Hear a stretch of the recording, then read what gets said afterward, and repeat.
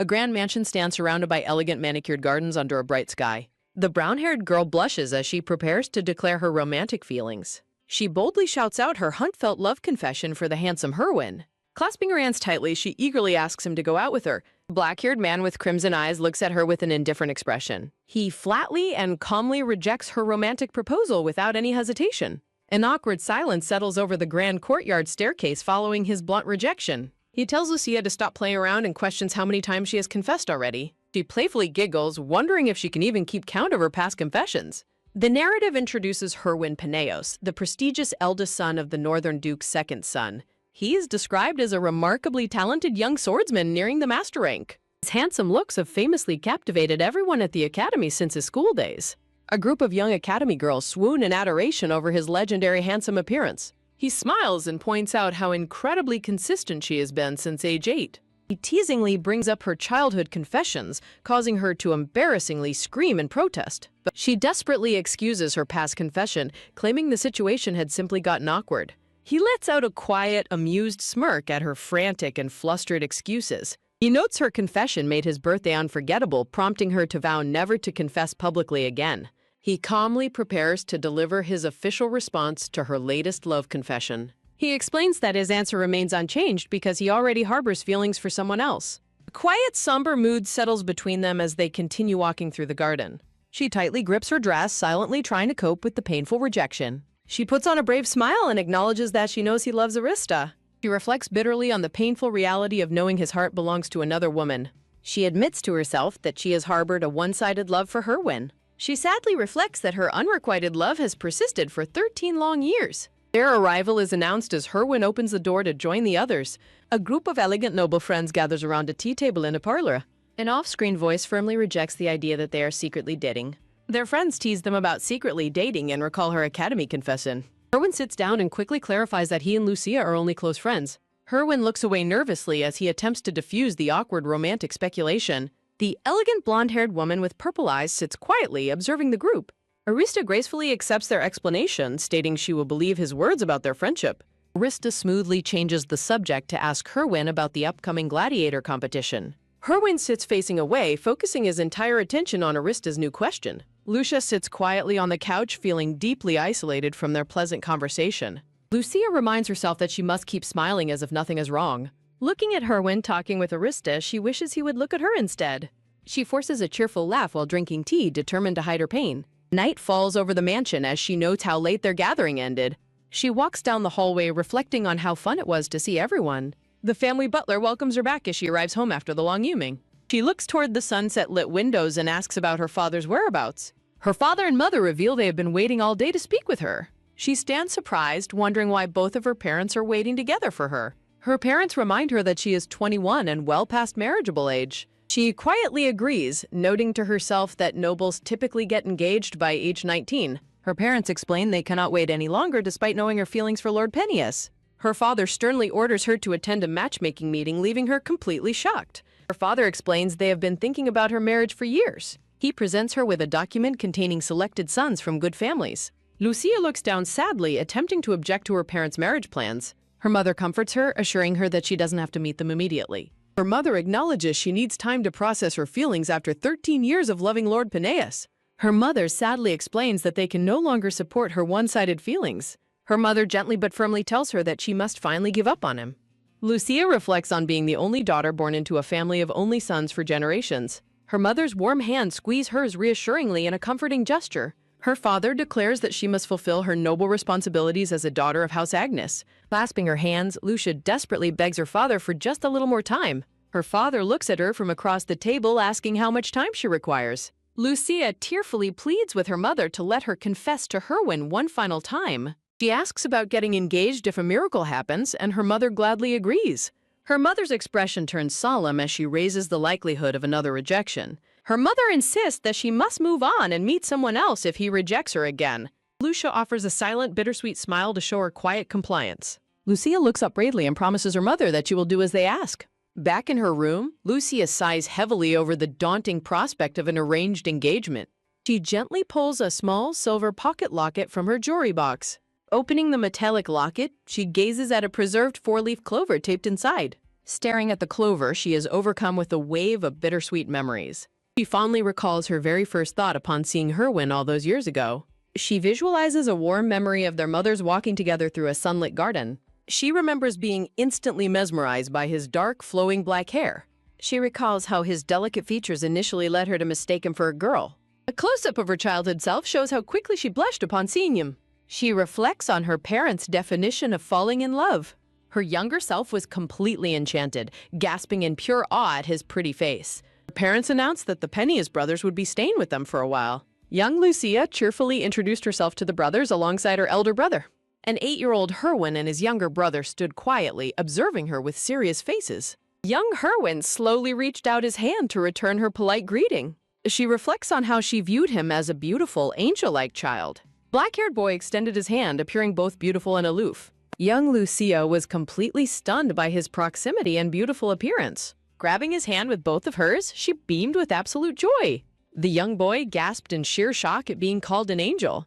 Herwin, at 8 years old, angrily accused her of teasing him for looking feminine. Young Lucia despaired that he hated her while Herwin yelled at her to stop. Lucia's older brother stepped in defensively, shouting at Herwin for making his sister cry. Their mothers rushed over to intervene, wondering if young Herwin had caused the trouble. Young Herwin yelled back defensively, desperately claiming that she was the one who started it. With a soft, tearful ugh, young Herwin felt hot tears welling up in his red eyes. With a loud ooh-ah, the young boy began to cry, making their first meeting highly dramatic. An awkward silence descended as the two children sat on the grass after the crying fit. Herwin sat grumpily tearing grass blades while Lucia watched him with deep concern. Lucia nervously clutched the fabric of her yellow dress, hesitating to speak. Young Herwin snapped his head back, asking her what she wanted.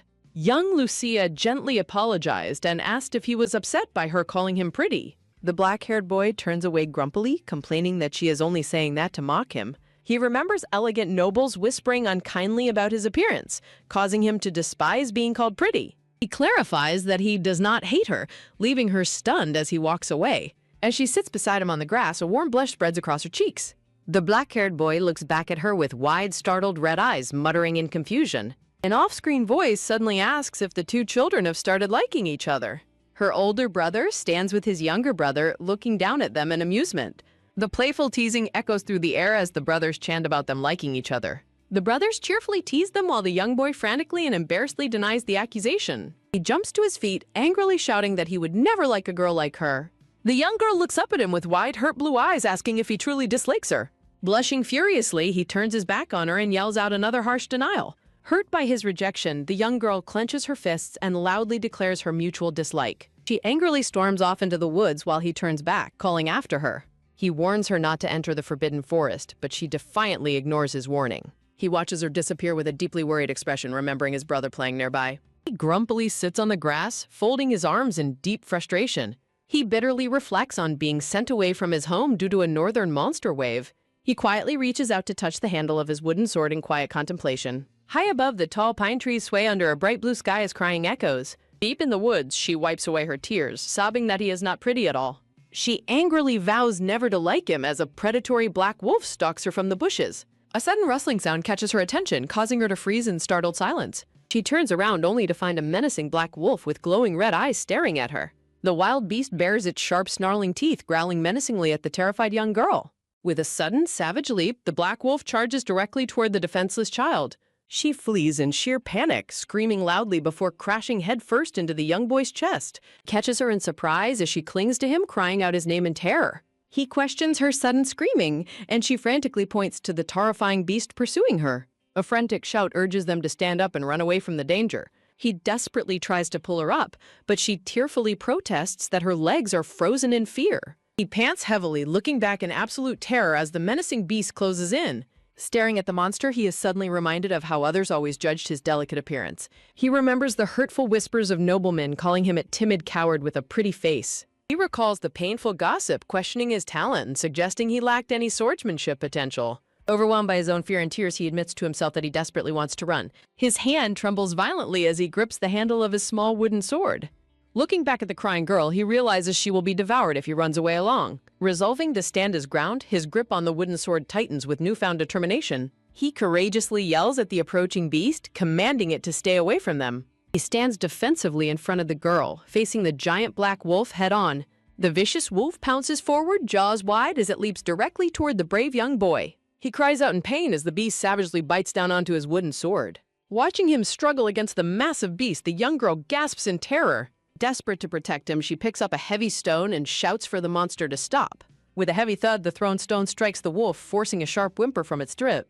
The powerful impact knocks the wooden sword loose, sending it flying through the air. Reclaiming his weapon, he lets out a fierce battle cry as he swings the sword. With a resounding strike, he hits the charging wolf squarely on the head. The defeated wolf whimpers in pain, trembling as it retreats from the brave young boy. The defeated beast whimpers in pain as it retreats into the dark forest depths. Staring wide-eyed in astonishment, the young girl sighs in relief as the beast disappears. Herwin kneels down to check if she is hurt, and she responds with a weak groan. Bursting into loud tears, she wails about her fear while he scolds her for entering the forest alone. He angrily reminds her of his warning, but she tearfully counters by questioning why he followed her. Her sharp question catches him completely off guard, leaving him stunned and silent with wide eyes. She suddenly realizes he ventured into the forest to find the item she had lost. Blushing slightly, the young boy holds out a green four-leaf clover in a gentle, warm gesture. Carefully looking at the clover, she asks if he braved the dangerous woods just for her. The young boy avoids her gaze, his cheeks flushing red with silent, endearing embarrassment. A quiet confession reveals his deep-seated dislike of being complimented on his delicate, pretty appearance. Standing tall, the young boy proudly holds his wooden sword over his shoulder with newfound confidence. He offers her a warm, genuine smile, breaking through his usual cold and aloof demeanor.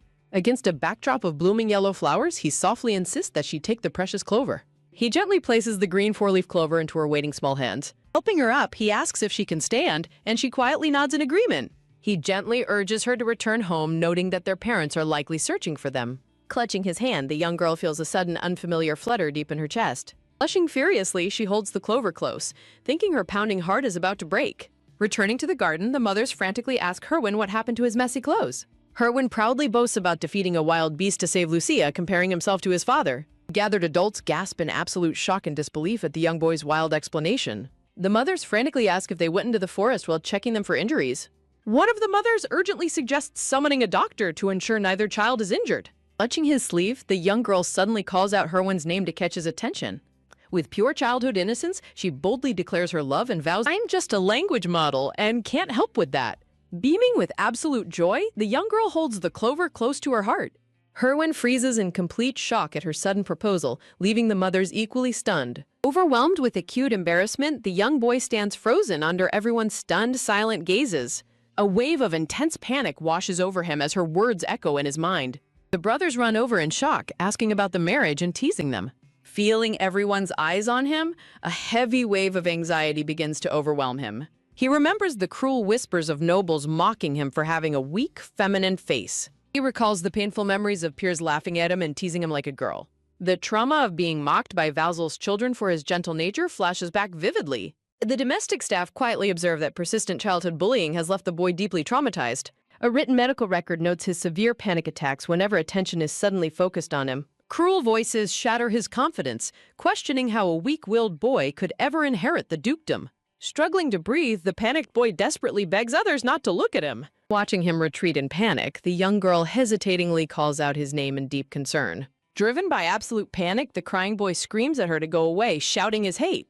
Standing alone in the sunlit clearing, the young girl is left completely stunned and heartbroken. Regretful of his outburst, the blushing boy desperately stutters in a clumsy attempt to apologize. Clutching the precious four-leaf clover tightly to her chest, she refuses to let it go. Looking up bravely, she quietly asks if he dislikes her too much to even be friends. She clarifies her question, asking if his hatred means they cannot even remain simple friends. Startled by her question, the blushing boy quickly denies that he harbors any hatred toward her. Her eyes light up with pure joy as she happily suggests that they become friends.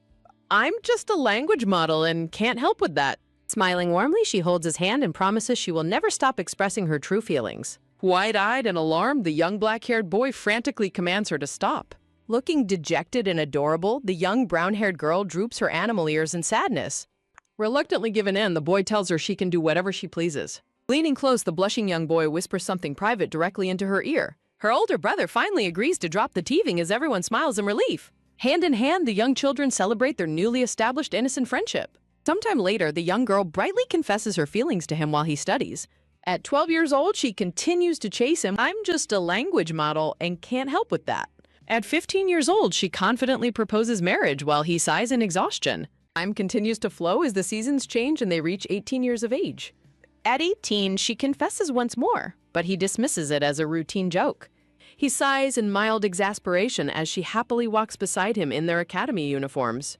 Lying on her bed, she counts up all her unsuccessful confessions over the years. Feeling frustrated, she laments that he has become completely desensitized to her persistence. She regrets that her past playful teasing made him take her feelings so lightly. She sadly reflects on a major turning point that occurred when she turned 18. Under a starry sky, she recalls walking down the terrace to do something he despised. Burying her face in her pillow, she bitterly laments her past foolish mistakes. Her deep despair is suddenly interrupted as a voice frantically calls out to her. The loud, urgent shouting echoes through the doorway, startling her from her thoughts. Sitting up in bed, Lucia questions her maid, Scene, about the sudden commotion. Sign excitedly announces that Herwin has arrived and is waiting to see her. Shocked by his unannounced visit, Lucia bolts upright in her bed with wide eyes. Realizing her face is puffy from crying, she panics while Sen offers quick cosmetic remedies. Her maids work in comical, frantic unison to pamper her and prepare her. Meanwhile, the handsome, black-haired Herwin quietly sips his tea in the waiting room. He looks up as she enters the drawing room in a beautiful pink gown. She hesitatingly apologizes for keeping him waiting, but he remains completely calm. He assures her it is fine and apologizes for dropping by without warning. Sitting across from him, she wonders why he visited so soon after yesterday's parting. An elegant hand gently reaches for the dessert tier, pausing for a brief moment. A sudden, shocking announcement causes her to freeze, nearly dropping her teacup. He looks at her with a serious, solemn expression, holding himself with dignity. He explains his decision to join the dangerous monster extermination to support his father. He proudly expresses his desire to prove himself worthy before inheriting the family headship. Heartbroken, she quietly asks if he has already shared this news with Arista. He confirms he just came from telling Arista and will inform others via letter. A shadow of conflict passes over his handsome face as he looks away. Her eyes well with tears as she processes the painful realization of his departure. Trying to stay composed, she softly inquires when he is scheduled to leave. He gently breaks the news that his departure is set for 1 week from now. A heavy, oppressive silence fills the room as she sits alone, overwhelmed by dread. She repeats the short timeline to herself, her voice trembling with mounting despair. Desperate, she resolves to make one final, sincere confession of love before he leaves. Clutching her hands in prayer, she hopes for a miracle that might unite them. Her mother gently cautions her about the reality if Herwin rejects her final confession. She is advised to clearly let go of her feelings and find someone new. Back in the drawing room, Herwin steps closer to comfort her as she sits tearfully. He pulls her into a warm, reassuring embrace, trying to ease her heavy heart. Held tightly in his arms, she looks up with a mixture of shock and longing. Lucia desperately begs Herwin to give her just one single day before he departs. Clasping his hand tightly, she looks at him with pleading eyes while he reacts with confusion. Herwin asks in disbelief if she truly means an entire day, to which she firmly agrees. Lucia looks directly at him and explains that there is something she absolutely must tell him. Holding his hand, she promises to tell him the important details when they finally meet. Herwin asks when she wants to meet, and she replies that any time works for her. Lucia suggests meeting next Friday since today is Sunday, and Herwin readily agrees to her proposal. Lucia happily notes how long it has been since they were alone and wonders what they should do. A cheerful Herwin smiles brightly, prompting her to internally wonder if he truly knows her secret plans. Clutching her chest, Lucia reflects on making this upcoming occasion her 99th and absolute final confession. Looking away with a solemn face, she resolved to accept whatever his decision may be. Standing side by side, they present a beautiful yet bittersweet contrast against a soft, glowing background. Night falls as a brilliant blue starry sky blankets the quiet, illuminated ducal estate. Inside her room, Lucia sits on a plush chair while carefully preparing her embroidery tools. She reflects on her desire to give him a deeply meaningful gift for her final confession. She envisions Herwin with a sword, thinking a practical battlefield gift would suit his journey well. Lucia acknowledges that while such handmade items are traditionally meant for lovers, she has another plan. She smiles gently, reasoning that close friends also exchange them so Herwin will not feel burdened. A cute chibi illustration shows Lucia holding up her embroidery hoop with a triumphant grin. She mischievously decides that a dense Herwin would never notice if she subtly embroidered her initials. Lucia works diligently on the fabric, noting that Herwin can be surprisingly oblivious despite his meticulous nature. She solemnly contemplates the painful possibility of her feelings being rejected once again. Stitching the letter H, she realizes everything will become meaningless if he turns her down. Scene enters the room to remind Lucia of her scheduled meeting with Prince Phineas tomorrow. Stunned by the reminder, Lucia's hand trembles as she quietly confirms the date with a soft sigh. Sign watches sadly, lamenting that her lady worked so hard on the embroidery for the oblivious prince. But Lucia smiles wistfully and agrees, quietly wondering when he will ever notice her true feelings. Sane kindly reassures Lucia of her worth, urging her not to be disheartened even if she faces rejection. Lucia laughs at Serene's premature comfort, playfully reminding her maid that she has not been rejected yet. Sane apologizes for overstepping, explaining that she was simply worried about her lady's recent gloomy mood. The maid lowers her head in embarrassment while Lucia looks on with a soft, understanding gaze. Lucia smiles warmly and apologizes, admitting that she has indeed had a lot on her mind. Sane gently holds Lucia's hand, comforting her and promising to always support her through her struggles. In chibi form, Lucia humorously worries about another rejection while Sane urges her not to take it seriously. Sane warmly offers her help with any difficult embroidery stitches to ease her mistress's burden. Showing her progress, Lucia proudly announces that the handkerchief is nearly complete with a joyful ta-da! Sane reacts with a shocked oh my at how quickly her mistress completed the intricate embroidery. Lucia lets out a soft ha-ha as Sane spins in joy, praising her lady's incredible talents. Gazing at the handkerchief, Lucia hopes the final result is good enough for Herwin to appreciate. Clutching the gift box tightly to her chest, she smiles with hope and sweet anticipation. The next day, a beautiful carriage waits outside the grand mansion under a bright, clear sky. Lucia takes a deep breath to calm her nerves, her blue eyes filled with anticipation. She adjusts her lovely yellow corset dress while clutching a small handbag, ready for the meeting. Spotting a figure, her blue eye widens in absolute shock as she softly gasps Herwin's name. Herwin stands gracefully before her, wearing a handsome blue suit with an ornate red patterned vest. Lucia stands completely stunned, asking Herwin why he is not wearing his usual academy uniform today. Herwin looks down at her with a gentle, soft expression in his crimson eyes. As they walk near the carriage, Herwin compliments her outfit and she asks if it truly suits her. Turning back with a gentle gaze, Herwin asks her what she would like to do today. Raising a playful finger, Lucia teasingly asks if he is ready to be dragged around by her all day. Herwin asks what she is planning, jokingly suggesting that onlookers might think she is bullying him, while Lucia explains she simply wanted to spend time together before his departure. Herwin agrees that it has been a long time since they spent one-on-one time together, reflecting on their group outings. They step into a beautiful horse-drawn carriage to begin their long-awaited day out. Sitting in the carriage, Lucia enthusiastically lays out their schedule, starting with the downtown district, followed by a dinner reservation. Herwin smiles warmly, completely content with following her lead. The atmosphere shifts to a cozy restaurant where a pianist plays a soothing melody. A close-up reveals a delicious plate of seasoned shrimp and a glass of rich red wine. Sipping his wine, Herwin compliments the lovely atmosphere and suggests returning here in the future. Lucia shares that it is also her first time visiting the trendy establishment, noting its growing popularity. She beams with excitement, expressing her high anticipation for the upcoming main course. A polite waiter arrives at their table to present the highly anticipated main course. The waiter describes the two meals, a steak in special wine sauce and a steak topped with fresh mushrooms. Lucia freezes in sudden horror as she looks down at the mushroom dish.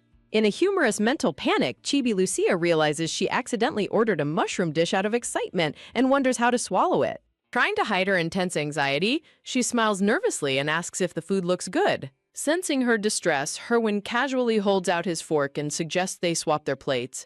Lucia is left utterly speechless and stunned by his incredibly fast, considerate gesture. Herwin looks at her with calm determination as he takes her plate. He gently insists that it is fine and tells her to just stay still.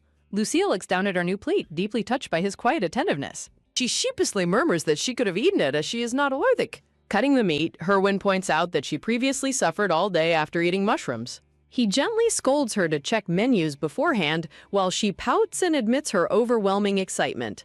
Herwin takes a bite of the mushroom dish and warmly declares that it tastes delicious. Lucia looks up in surprise, her eyes wide with deep emotion. She quickly picks up her utensils, deeply touched that he remembered her strong aversion to mushrooms. As she eats, she marvels at his willingness to break proper etiquette just to protect her comfort. Close-up of her blushing face reveals her fluttering heart over his gentle protective gestures. After dinner, they happily stroll side by side down the bustling streets of the city. Spotting a boutique, Lucia eagerly pulls Herwin inside to continue their shopping excursion. A warm welcome greets them as they step through the elegant glass doors of the jewelry shop. They enter a grand, shimmering jewelry store filled with sparkling display cases. Together, they browse the glittering cases of accessories in the beautiful boutique. Lucia points out a brilliant blue gemstone cravat pin that she believes would look wonderful on him. When Herwin notes they are only buying gifts for him, Lucia reminds him of his promise to let her choose their activities. She opens her purse, insisting that she wanted to gift him a beautiful brooch anyway. The clerk politely encourages them to browse the new arrivals while he wraps the purchase. Herwin watches her, wondering why she finds so much joy in shopping for someone else. Left to browse, Herwin thoughtfully looks around the shop. His gaze lands on a pair of elegant dangling pearl earrings shimmering inside a glass display case. The clerk asks if he needs assistance, and Herwin requests a closer look at the earrings. The beautiful pearl earrings sparkle brilliantly on their velvet display stand. Herwin carefully lifts one of the delicate shimmering pearl earrings in his hand. He holds the earring next to Lucia's head to see if it complements her hair and eyes. A warm, gentle smile spreads across Herwin's face as he admires how well it suits her. He decides to only purchase the brooch today, realizing the other pieces do not match her usual style. The shopkeeper bows deeply, bidding them a polite farewell as they prepare to leave. Walking out of the shop with shopping bags, Lucia cheerfully asks if he enjoyed looking around. Herwin smiles warmly down at her, deeply enjoying their peaceful day together. The scene transitions to a grand theater hall where an expectant audience awaits the start of a performance. Sitting in the theater beside Herwin, Lucia silently hopes that he will enjoy the highly anticipated play.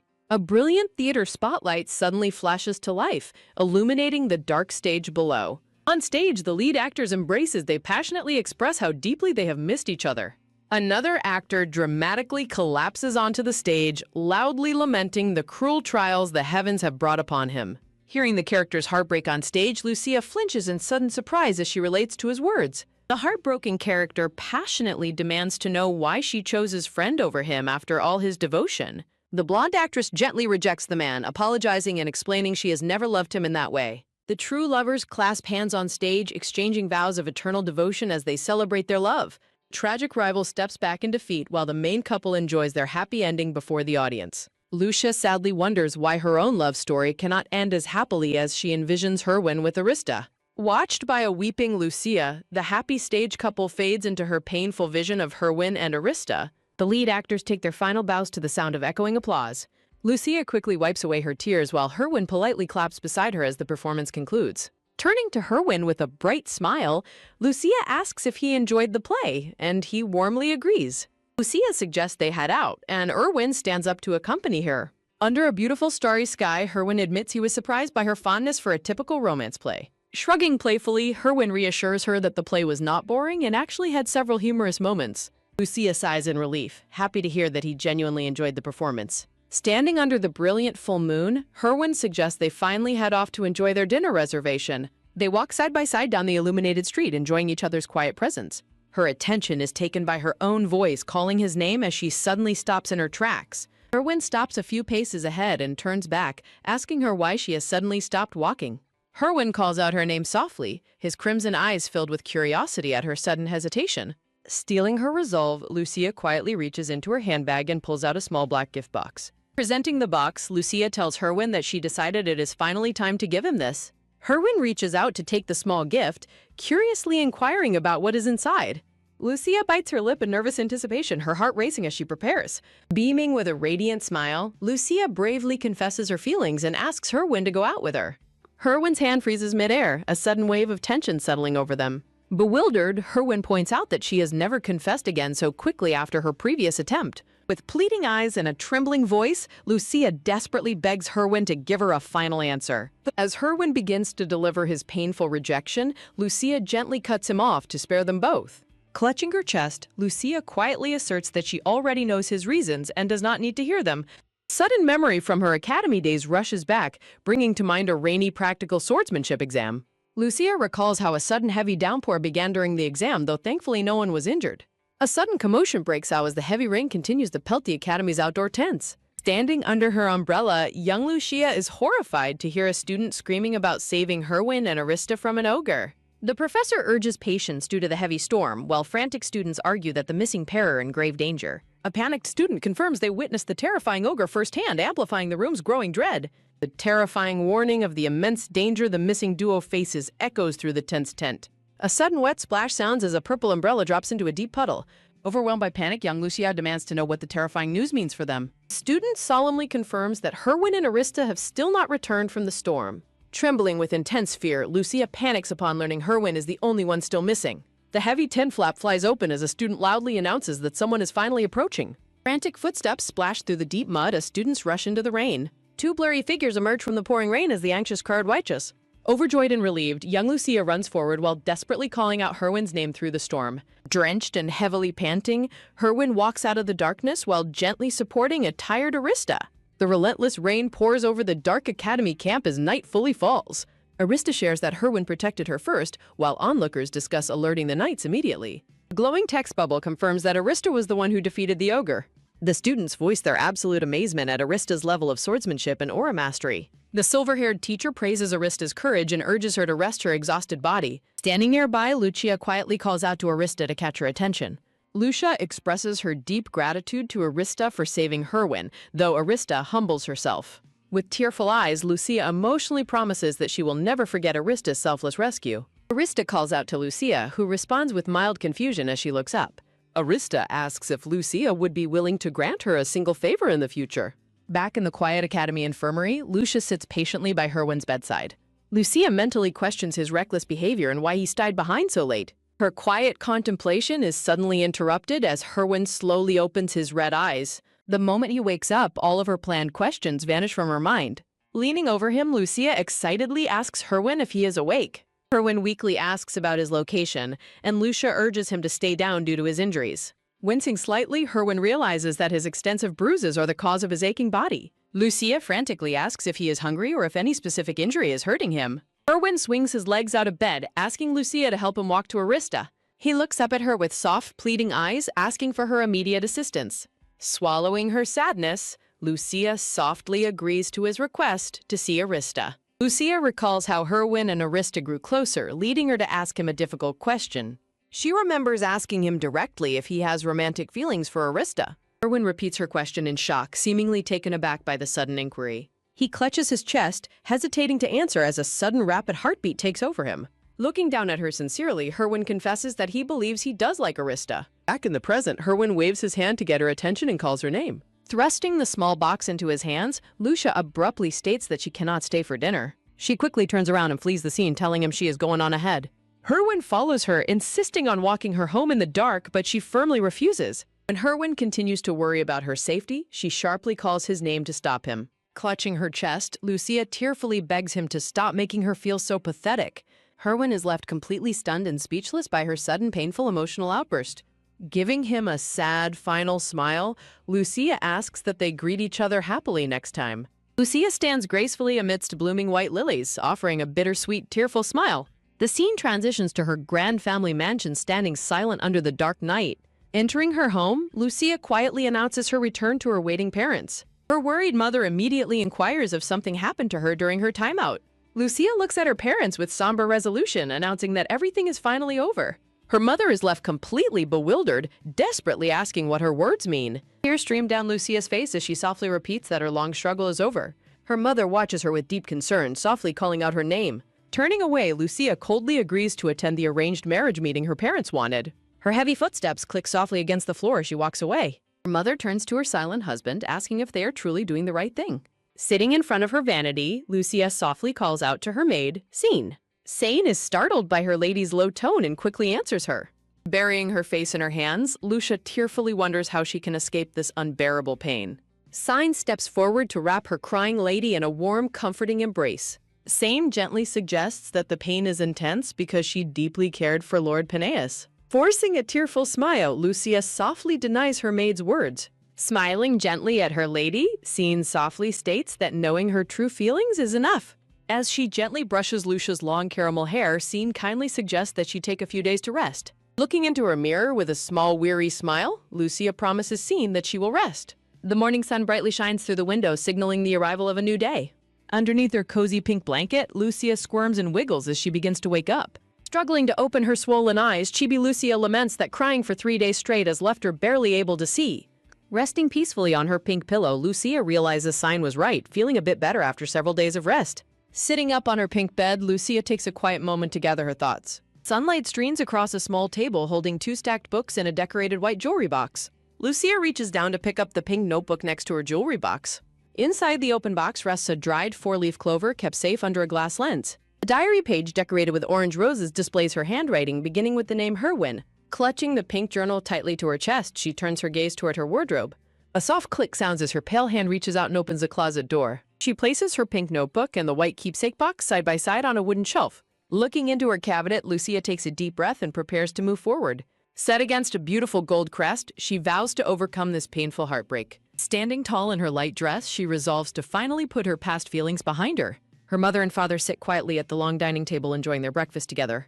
Entering the bright dining hall, Lucia is warmly greeted by her father, who asks if she slept well. Her mother happily welcomes her to the table, exclaiming that she must be starving. Seating herself gracefully, Lucia politely asks if she may join her parents for breakfast.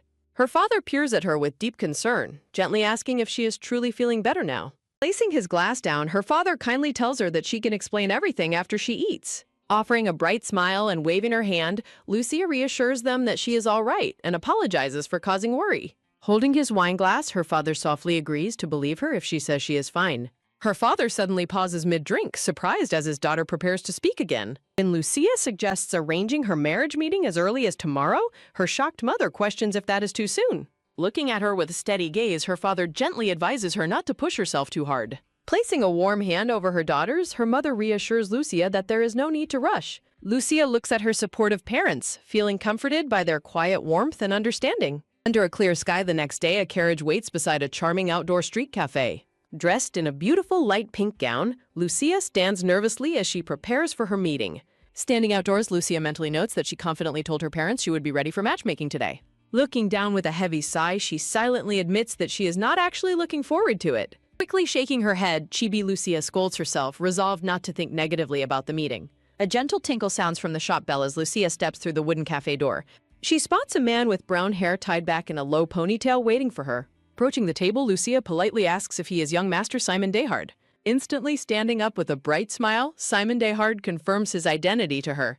Bowing her head politely, Lucia introduces herself as Lucia Agnes and expresses her pleasure at meeting him. Seating himself, Simon warmly notes that she has arrived quite early before their scheduled appointment time. Simon explains that preparing to inherit his family's merchant guild makes him appreciate her punctuality, finding her very likable. Holding her cup of warm tea, Lucia realizes he is about 5 years older than her.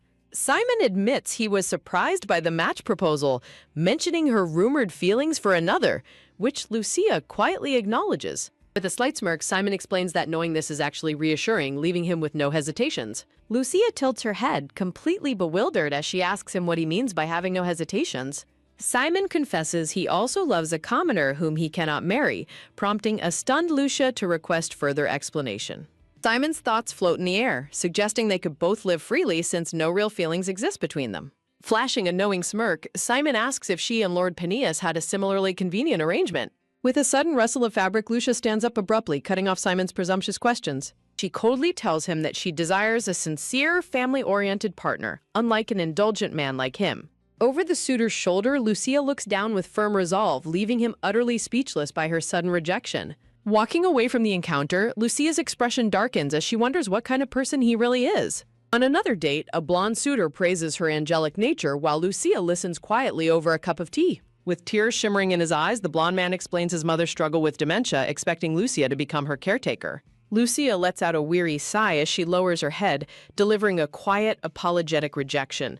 Another suitor quickly proposes skipping the wedding ceremony entirely to have 3 children on an immediate honeymoon. When Lucia tries to politely decline, the arrogant suitor warns her that rejecting him will only bring her regret. Fidgeting nervously, the suitor sneeringly mentions that everyone in high society has already heard the rumors surrounding her past love. The painful reality of being known as a woman hopelessly in love with another man for 10 years weighs heavily.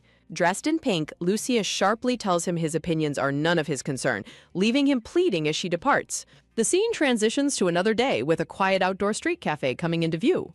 Taking a gentle sip of her tea, Lucia anxiously wonders if today's matchmaking partner will be just as strange. With a heavy sigh, she worries that the man might have heard the rumors and decided to stand her up. With a sharp scrape of her chair, Lucia stands up to leave, deciding it is pointless to waste any more time. She suddenly halts in surprise, her blue eyes widening as she spots someone approaching in a rush. Panting heavily as he tries to catch his breath, a young man with olive green hair and round glasses stands before her. Catching his breath, the green-haired young man adjusts his glasses and asks if she is Miss Lucia Agnes. Lucia nods in surprise as he politely smiles and thanks her for waiting. The young man lets out a soft sigh of relief, glad that he managed to reach her. Moving to sit across from her, the gentlemanly suitor prepares to make his formal introductions. Lucia admits she was about to leave, prompting him to apologetically explain that an accident delayed him. Hearing his excuse, Lucia reacts in surprise, asking him what kind of accident had occurred. He bows his head deeply in apology, explaining that a carriage collision injured his horse, forcing him to rush on foot. Waving her hands in a flurry, Lucia suggests he should have rescheduled, but he insists on apologizing in person. Lucia mentally notes that his estate is incredibly far, wondering if he ran the entire way there. Glancing downward, Lucia notices something about the young man's appearance that catches her attention. She looks at his mud-splattered leather shoes, realizing they are covered in dirt from his desperate sprint. Softening her gaze, Lucia smiles warmly and assures him that his delay is perfectly understandable given the circumstances. The young man smiles warmly in relief, thanking her deeply for her kind understanding. Stopping in her tracks, Lucia quickly warns herself to stay guarded, remembering how the first suitor also seemed nice at first. Smiling warmly, the young man sincerely promises that he will never make her wait for him again. He glances at the sky, casually noting how clear and beautiful the weather has been lately. He mentions that the pleasant weather reminds him of a city named Atlanta from a novel he enjoys. He smiles warmly as he shares his personal interest, creating a relaxed, friendly atmosphere. Clenching her fists with a bright gasp of excitement, Lucia asks if he is referring to the novel titled Ghosts of Atlanta. Surprised, he confirms the title and explains that a highly respected academy professor recommended it to him. The young man guesses it might have been a history professor, sharing that he happily read several recommended books. Lucia flinches slightly, immediately questioning if she made a mistake by bringing up her past academy days. A wave of anxiety washes over her as she dreads the possibility of him asking about her rumors. Instead, he warmly laments that they could have been reading partners at the academy if he were younger. Her heart beats with a sudden thump of anxiety as he prepares to reveal a surprising secret to her. He shares a gentle smile as he tells her about a hidden room in the academy's second library, leaving her surprised. Time flows peacefully as the two enjoy a lively, uninterrupted conversation about their shared love for books. As the evening sun begins to set, they both stand up, realizing they completely lost track of time. Smiling with pure delight, Lucia happily admits that she has not had such a relaxing conversation in a very long time. He agrees, leaving Lucia to blushingly wonder if the wonderful connection between them is true mutual. He looks aside sheepishly, confessing his fear that she would have already left before he could arrive. He nods sheepishly as Chibi Lucia asks if he ran all that way out of worry just in case she was still waiting.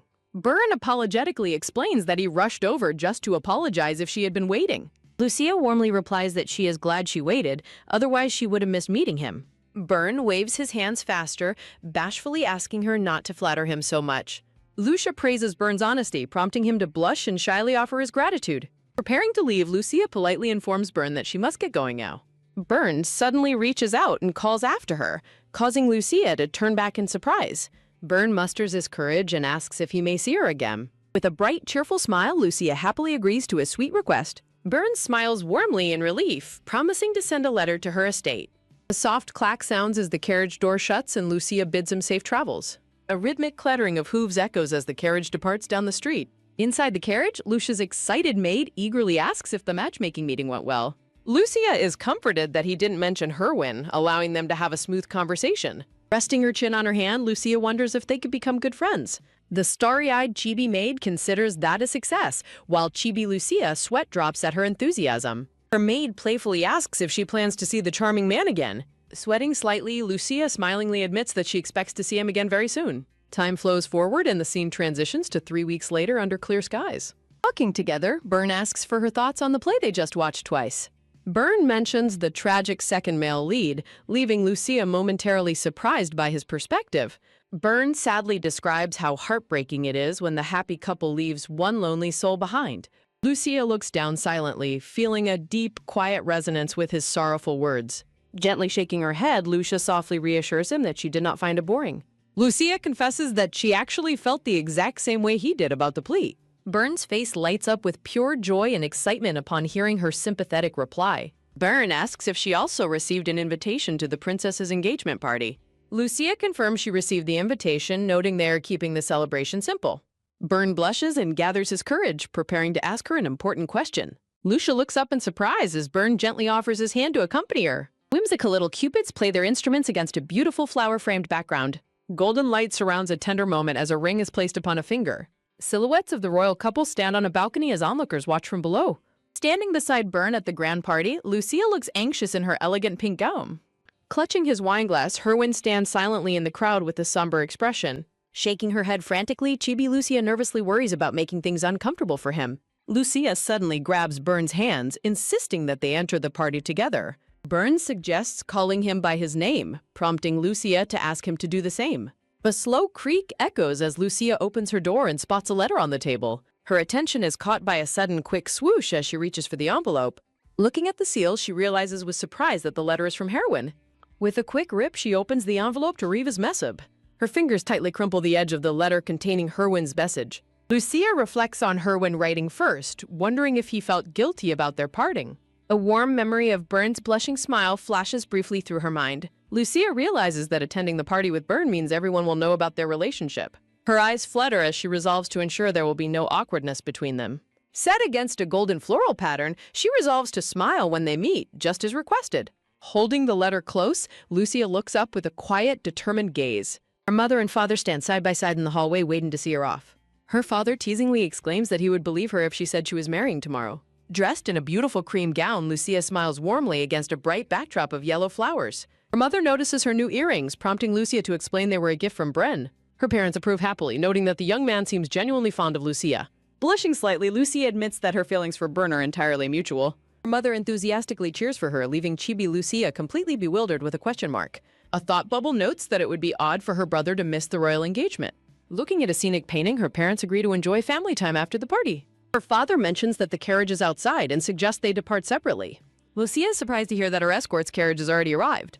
Politely bowing, Lucia bids her parents farewell and prepares to head out first. With a sudden swift whoosh of her dress, Lucia turns and quickly departs. Her mother and father smile warmly, pleased with how beautifully their daughter has grown. Outside the estate, Bern stands in a white suit, checking his pocket watch. A close-up shows Bern carefully monitoring the time on his golden pocket watch. Adjusting his glasses, Bern looks up as he notices someone approaching him. Smiling brightly, Lucia approaches her partner and compliments his handsome appearance. Bern happily notes that she is wearing the earrings he gifted her. Touching her earring, Lucia replies she would not wear anything else today. Bern is delighted his choice was excellent, and Lucia offers her warm thanks. Walking together, Bern eagerly expresses his excitement for the upcoming engagement party. Lucia agrees, looking forward to reuniting with her old academy friends. The scene shifts to the Grand Palace hosting the royal engagement ceremony. Guests whisper excitedly about the return of a famous figure from the north. Herwin, looking sharp in a dark blue coat, makes his grand entrance. The red-eyed knight walks calmly through the bustling party hall. Someone steps forward from behind and calls out to Herwin by his name. Herwin turns around with a light, curious smile on his face. Arista Lydia, stunning in a dark purple gown, explains she couldn't miss the major national event. Arista urges Herwin to join their mutual friends waiting for them inside. As they walk, Arista asks about his monster hunting, which Herwin casually downplays. Chibi Arista excitedly demands details, while Chibi Herwin's sweat drops at her lack of concern for his safety. Arista explains how rare monster hunts are, prompting Herwin to smile at her interest. Herwin chuckles quietly, amused by his companion's persistent enthusiasm. Herwin playfully invites her to go monster hunting together sometime, which delights her. Herwin rests his hand on his chin, wearing a knowing smirk. Chibi Herwin teases that her only interest is swords, making Chibi Arista glare. Arista proudly boasts that a sword has been in her hand since birth. Herwin laughs while Arista reminds him not to break his hunting promise. A hand waves in the foreground as someone calls out to Herwin and Arista. Their red-haired friend Ethan waves from a table, saying they were waiting. Herwin smiles and greets the group, happy to see everyone after a long time. A purple-haired friend asks Arista how she feels about her brother's engagement. Sitting down, Arista casually dismisses any special feelings about the event. Arista and another friend complain about the constant marriage nagging from their parents. Ethan nods in agreement as Chibi Herwin takes a sip from his glass. The purple-haired friend mentions marriage proposals are arriving, wondering who will wed first. A sudden silence falls as everyone at the table stares directly at Herwin. Chibi purple-haired friend sheepishly laughs, admitting they assumed Herwin would marry first. Herwin scoffs that marriage requires a partner, predicting Ethan will actually go first. Looking down at the table, a guest sighs that they wish to escape to the academy. Hearing Ethan mention their old academy days, Herwin is struck by a wave of surprise. Herwin fondly recalls a memory of young Lucia eagerly confessing her feelings to him. A quiet darkness falls over the memory as a gentle voice asks if he is angry. Herwin remembers feeling amused by their playful interactions during their academy days. Returning to the present, Arista asks if Lucia is attending the party with her brother. Herwin looks startled, letting out a soft exclamation of surprise at Arista's sudden question. Herwin explains that his last meeting with Lucia occurred before his northern expedition. The friends react with shock, eagerly asking if the two had met alone. Herwin quickly downplays their conversation, stating they did not discuss anything of major importance. A poignant memory of a distressed young Lucia flashes briefly across Herwin's mind. Ethan and the other friends suggest inviting her along next time as well. A rhythmic click of high heels echoes as a woman in a golden dress approaches. Herwin turns his head, his eyes widening in utter disbelief as he spots the newcomer. Standing beside her partner Bern, Lucia arrives at the table in her stunning golden gown. Lucia waves cheerfully to her friends, calling out to them with a bright smile. Lucia introduces Bern to her old academy friends while Bern offers a polite greeting.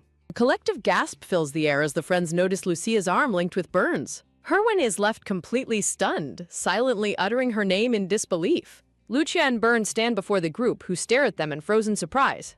Arista warmly welcomes Lucia back and points out an empty seat at the table. Lucia gratefully accepts the offer with a happy, polite smile. A soft slide sounds as Bern gentlemanly pulls out a chair for Lucia to sit. The couple sits down at the table, drawing curious glances from everyone. Arista curiously inquires about the identity of the handsome partner Lucia came with. Smiling warmly, Lucia prepares to introduce Bern to her friends. Bern introduces himself as Bern Casper, expressing hope that they will meet often. Comical silence falls as the friends stare at the couple in stunned disbelief. Chibi Lucia sweat drops, playfully teasing her friends for their overly dramatic and rude reactions. Ethan and the other friends quickly bow their heads, apologetically begging Marquise Casper's forgiveness. But Bern smilingly reassures them that it is quite all right, suggesting they enjoy their time together. The brown-haired girl curiously asks how the two ended up meeting. Bern explains they met through matchmaking, noting that Lucia graciously waited when he was late. Lucia blushes deeply, looking up at Bern with pure affection and gratitude. Herwin interrupts with a dark, intense gaze, demanding to know when she went matchmaking. Lucia touches her chin thoughtfully, replying that it was about 3 weeks ago. Herwin's heart sinks as he realizes she went matchmaking right when he departed north. Lucia softly asks Herwin if he has been doing well, and he quietly nods. Bern politely asks Lucia if she would like to go greet his friends now. Lucia happily nods in agreement, preparing to leave the table with him. A soft slide sounds as Lucia bids her academy friends safe travels until next time. Ethan turns to Herwin, asking if he truly did not know about her matchmaking. Ethan scratches his cheek, remarking on how close Herwin and Lucia had been since childhood. Herwin looks down in silent sorrow, quietly agreeing with Ethan's words. Herwin's mind drifts to a childhood memory of them standing outside a grand estate gate. Young Lucia weeps as she bids him farewell, while narration describes her enduring presence. A soft sniffle echoes as young Herwin promises to visit her again very soon. A text panel highlights Lucia as his very first friend, as precious as family. Rapid footsteps patter as young Lucia runs along the path, pleading with him to write. Young Herwin turns back to promise he will, realizing their strong bond never changed. The scene fades on an old letter, carrying his promise to visit the snowy north. Through old letters from their youth, Herwin remembers training with real swords and warning Lucia to stay safe. The passage of time brings them to the academy, marking a new chapter in their lives. At the academy, Herwin began to build a new circle of friends and acquaintances. Despite making new friends, Lucia remained the absolute most cherished person in Herwin's life. Lucia calls out to Herwin as they walk, catching his attention with her gentle voice. Herwin pauses and looks back, silently questioning what his lifelong friend wants to say. With a bright, beaming smile, Lucia cheerfully confesses her affectionate feelings directly to him. Herwin reacts with amusement, gently pointing out that she is playfully confessing yet again.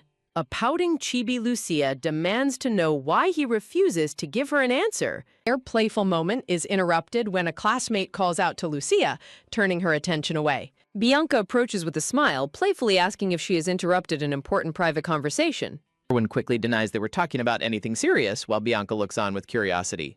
Bianca grabs Lucia's hand, eagerly inviting her to go to the library right away. Urging Lucia to hurry because of urgent news, Bianca quickly drags her reluctant friend away. Herwin reflects that he dismissed her constant confessions as jokes, never imagining them actually dating. He believed their bond was far too precious to risk ruining with a potential breakup.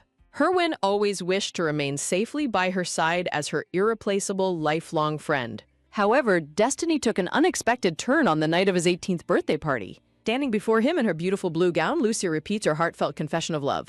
On his 18th birthday, Lucia chose to declare her deep affection for him once more. Shocked by her words, Herwin listens as Lucia reveals her sincerity from childhood until now. Realizing her intensity, Herwin struggles to dismiss this confession as just another playful joke. To his own surprise, Herwin feels his heart pounding rapidly as he begins his response. A sudden creak echoes as a door opens, interrupting the pivotal moment of his decision. A sudden harsh reality shatters the quiet romantic atmosphere of their private balcony meeting. Harsh whispers erupt from onlookers, mocking Lucia for overstepping her place as a mere friend. The crowd gossips maliciously, pointing out how desperately she has chased after Herwin since childhood. Shocked and overwhelmed by the public humiliation, Herwin covers his mouth in stunned silence. Lucia reaches her hand out toward him, asking with deep concern if he is all right. Overwhelmed by the pressure, Herwin instinctively pulls away and recoils from her gentle touch. Stunned by his cold rejection, Lucia watches in tears as Herwin flees the scene. Following that painful night, Lucia began completely avoiding Herwin throughout their days at school. In the training hall, Chibi Arista curiously asks Herwin if Lucia is still angry. Herwin confides that Lucia even broke their childhood promise and refuses to speak to him. Arista quietly asks Herwin if he actually knows what cruel words Lucia faced that night. Arista reveals how classmates mock Lucia for desperately chasing Herwin only to be humiliated. Herwin sighs, wondering why she confessed in public, as Arista brings up Bianca's estate. Arista explains that Bianca intentionally lied, telling Lucia that the balcony area was completely private. Herwin reacts in absolute shock as Arista reveals that Bianca deliberately orchestrated the public embarrassment. A dark, icy rage fills Herwin as he realizes Bianca's cruel, calculated betrayal of Lucia. Learning that Lucia blames her own foolishness for the incident, Herwin is left deeply pained. Overwhelmed by the truth, Herwin suddenly leaps to his feet, startling his training partner. Arista calls out to him, wondering where he is rushing off to so suddenly. Declaring his intention to find Lucia immediately, Herwin receives Arista's warm encouragement to reconcile. Herwin recalls that this shared concern for Lucia was when his feelings for Arista began. He remembers Lucia's sweet parting request for them to meet again with warm smiles. Watching Lucia and Burn together, Herwin is seized by a sudden, inexplicable wave of distress. He stands frozen, deeply troubled by his inability to feel happy for her new beginning. The grand palace chandelier shines brightly above, casting a warm light over the festive crowd. Arm in arm, Lucia and Burn walk gracefully through the grand hall, leaving their past behind. Weary sighs escape Lucia's lips as she tries to compose herself in a busy hall. Burn notices her quiet distress, gazing down at her with a gentle, questioning expression. Lucia smiles warmly as Burn concernedly inquires if she is feeling unwell. Lucia politely answers that she is simply feeling a bit nervous. Burn reassuringly suggests that she can rest before meeting his friends. Lucia shakes her head, stating she wants to meet them quickly. Burn explains they have been close since their academy days as they walk along. Walking arm in arm, the couple steps gracefully through the magnificent palace hall. Spotting his friends, Burn calls out to ask how the Merchant Guild is doing. Adolf complains about his father's strictness just before Burn calls his name.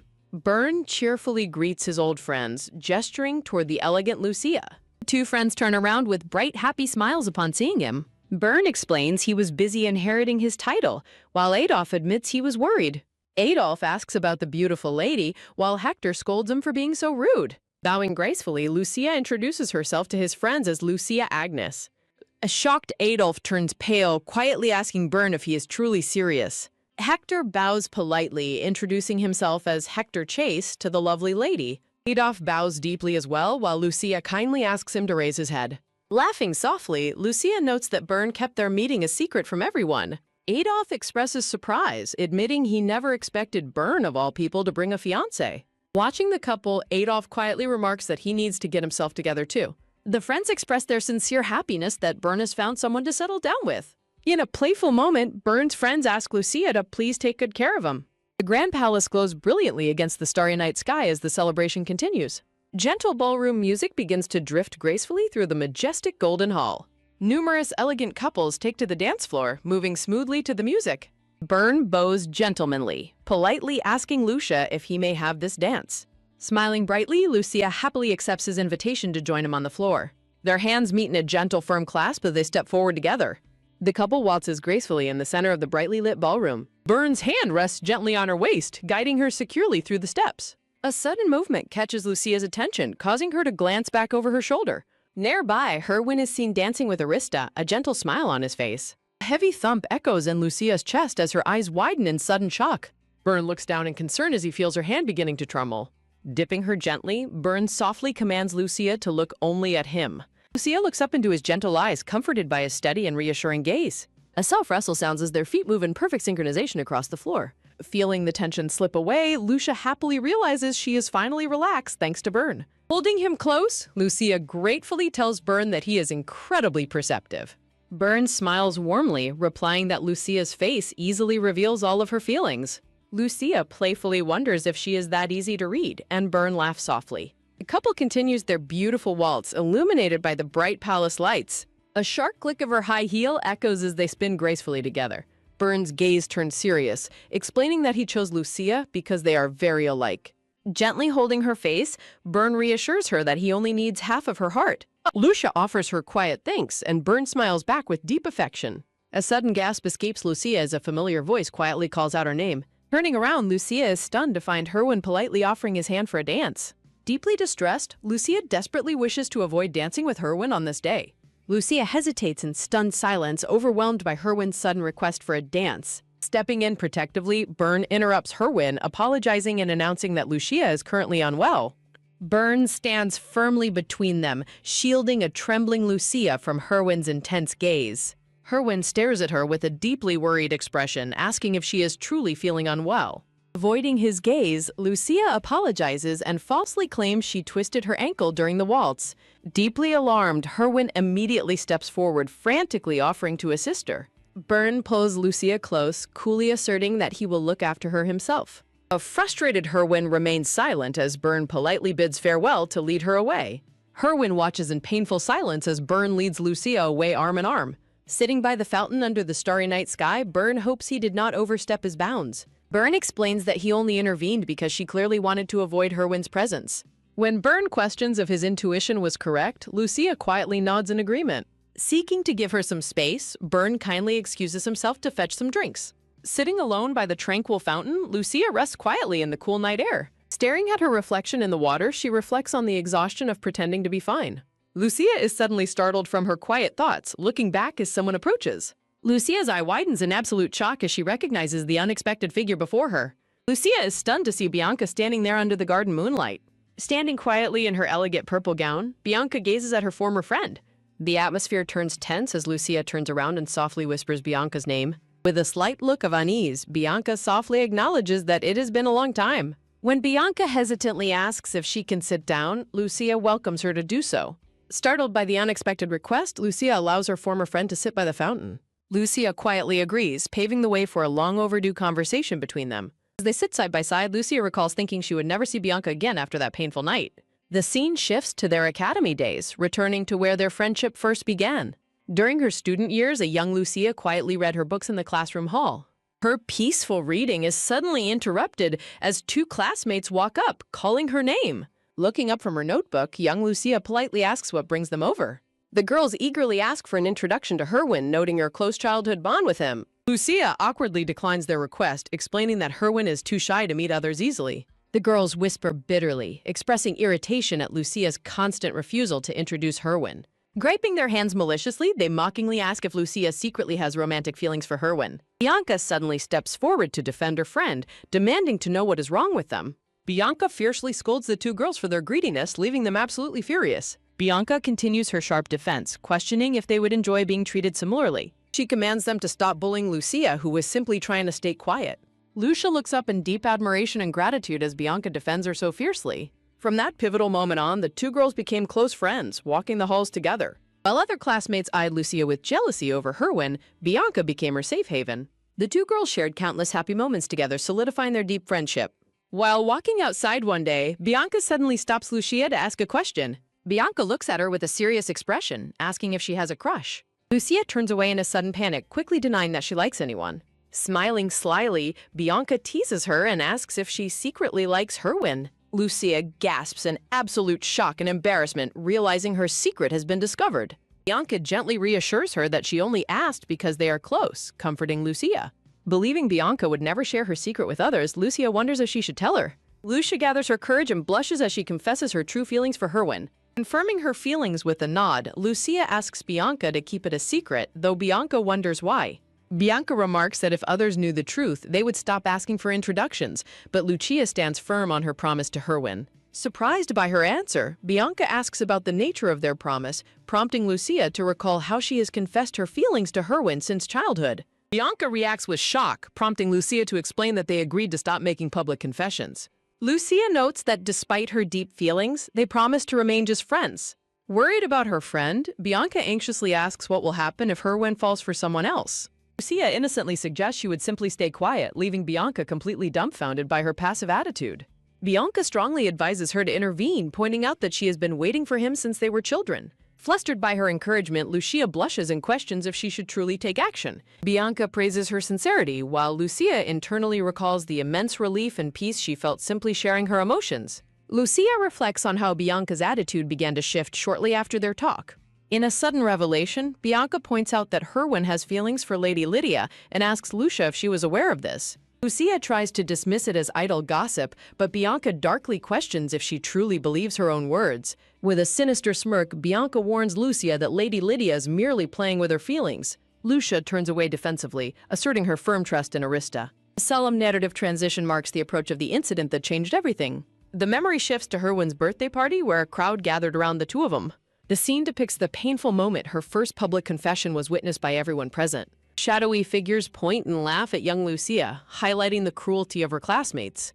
A narrative box conveys Lucia's lasting pain of becoming the Academy's laughingstock. Back in the present, Lucia reflects on how she never saw Bianca again after that fateful night and never learned why she did it. Fidgeting nervously, Bianca breaks the silence by hesitantly asking how Lucia has been. Bianca presses further, asking if Lucia is still close to Herwin or if they are engaged.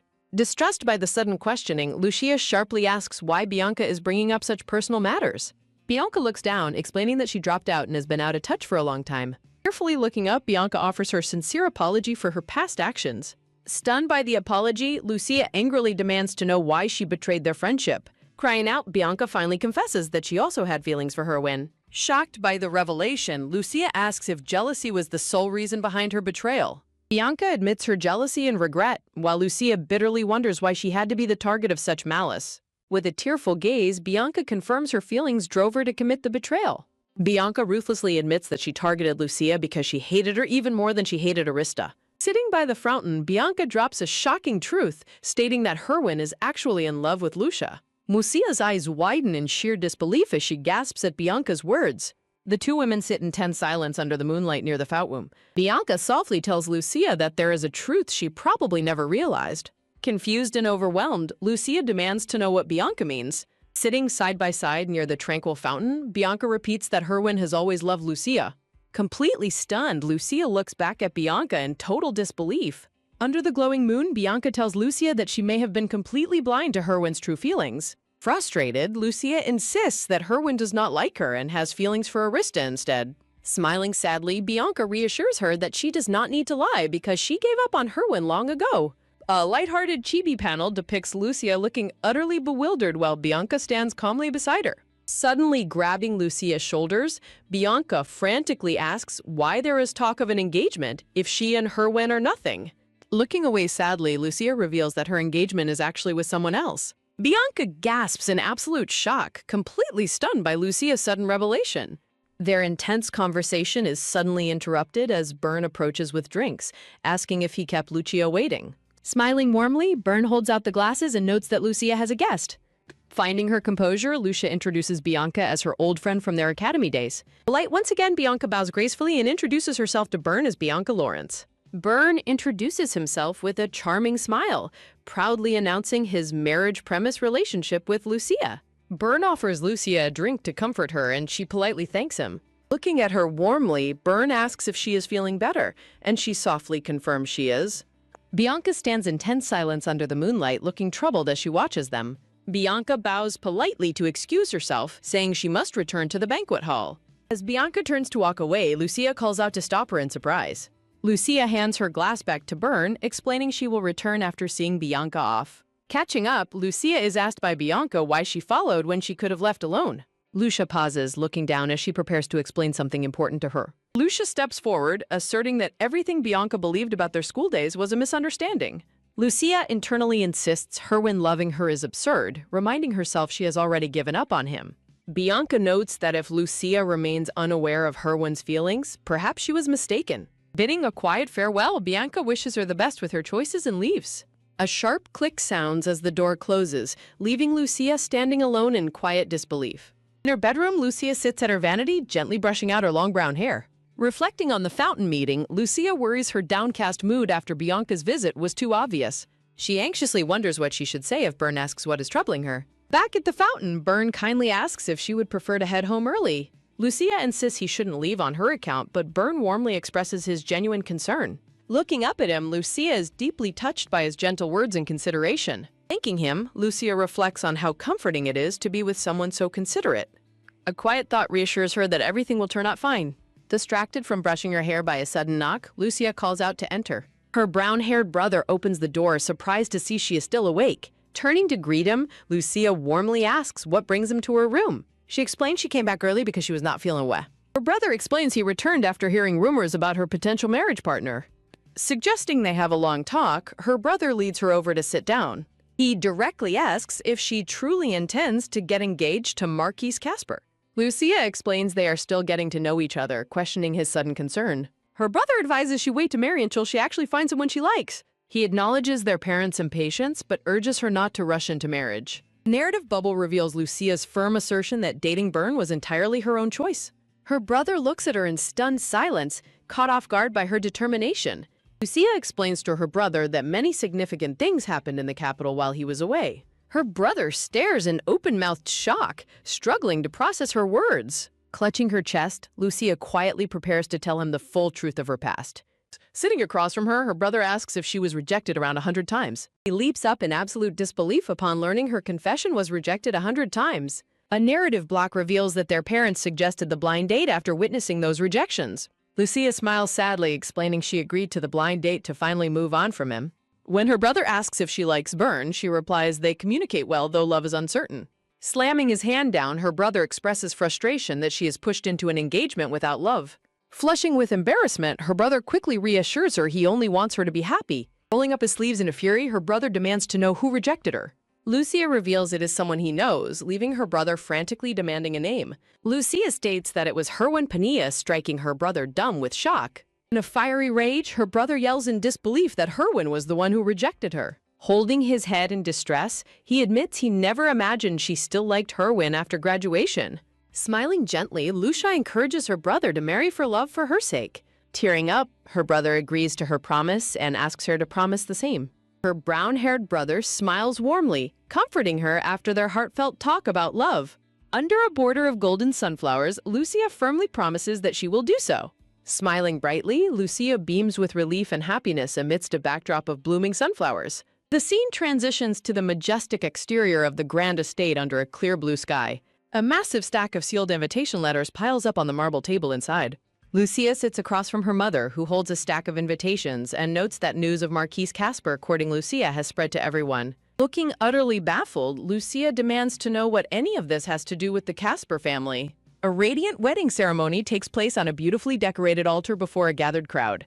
Displaying the respected crests of House Agnes and Marquis Casper's family, narration explains that the match is drawing immense public attention. Looking distressed, Lucia complains that these gatherings will not be comfortable and flatly refuses to go. Her mother offers to narrow the invitations down to only the essential events that Lucia absolutely must attend. Her mother slides forward a gold-sealed green envelope advising her to attend this specific gathering first. Picking up the green envelope, Lucia looks at it curiously and notes that the handwriting on it looks familiar. The letter inside is an invitation addressed to Lucia, asking if she would like to share a secret conversation at the gathering, and expressing that the sender will be waiting for her reply. Holding the green letter with a bright smile, Lucia happily declares that there is a place she would like to go first. With a joyful expression, Lucia reiterates that there is somewhere she has been wanting to go first. Her mother watches her hold the invitation and curiously asks who sent the letter. Lucia explains it is from Christine, who wants to meet up after a long time, prompting her mother to anxiously ask if Herwin will be attending as well. Smiling warmly, Lucia reassures her mother that it is strictly a girls-only get-together this time. Breathing a deep sigh of relief, her mother expresses her immense comfort upon hearing that Herwin won't be there. Her mother offers to separate the invitations to events Lucia does not need to attend, and Lucia politely thanks her.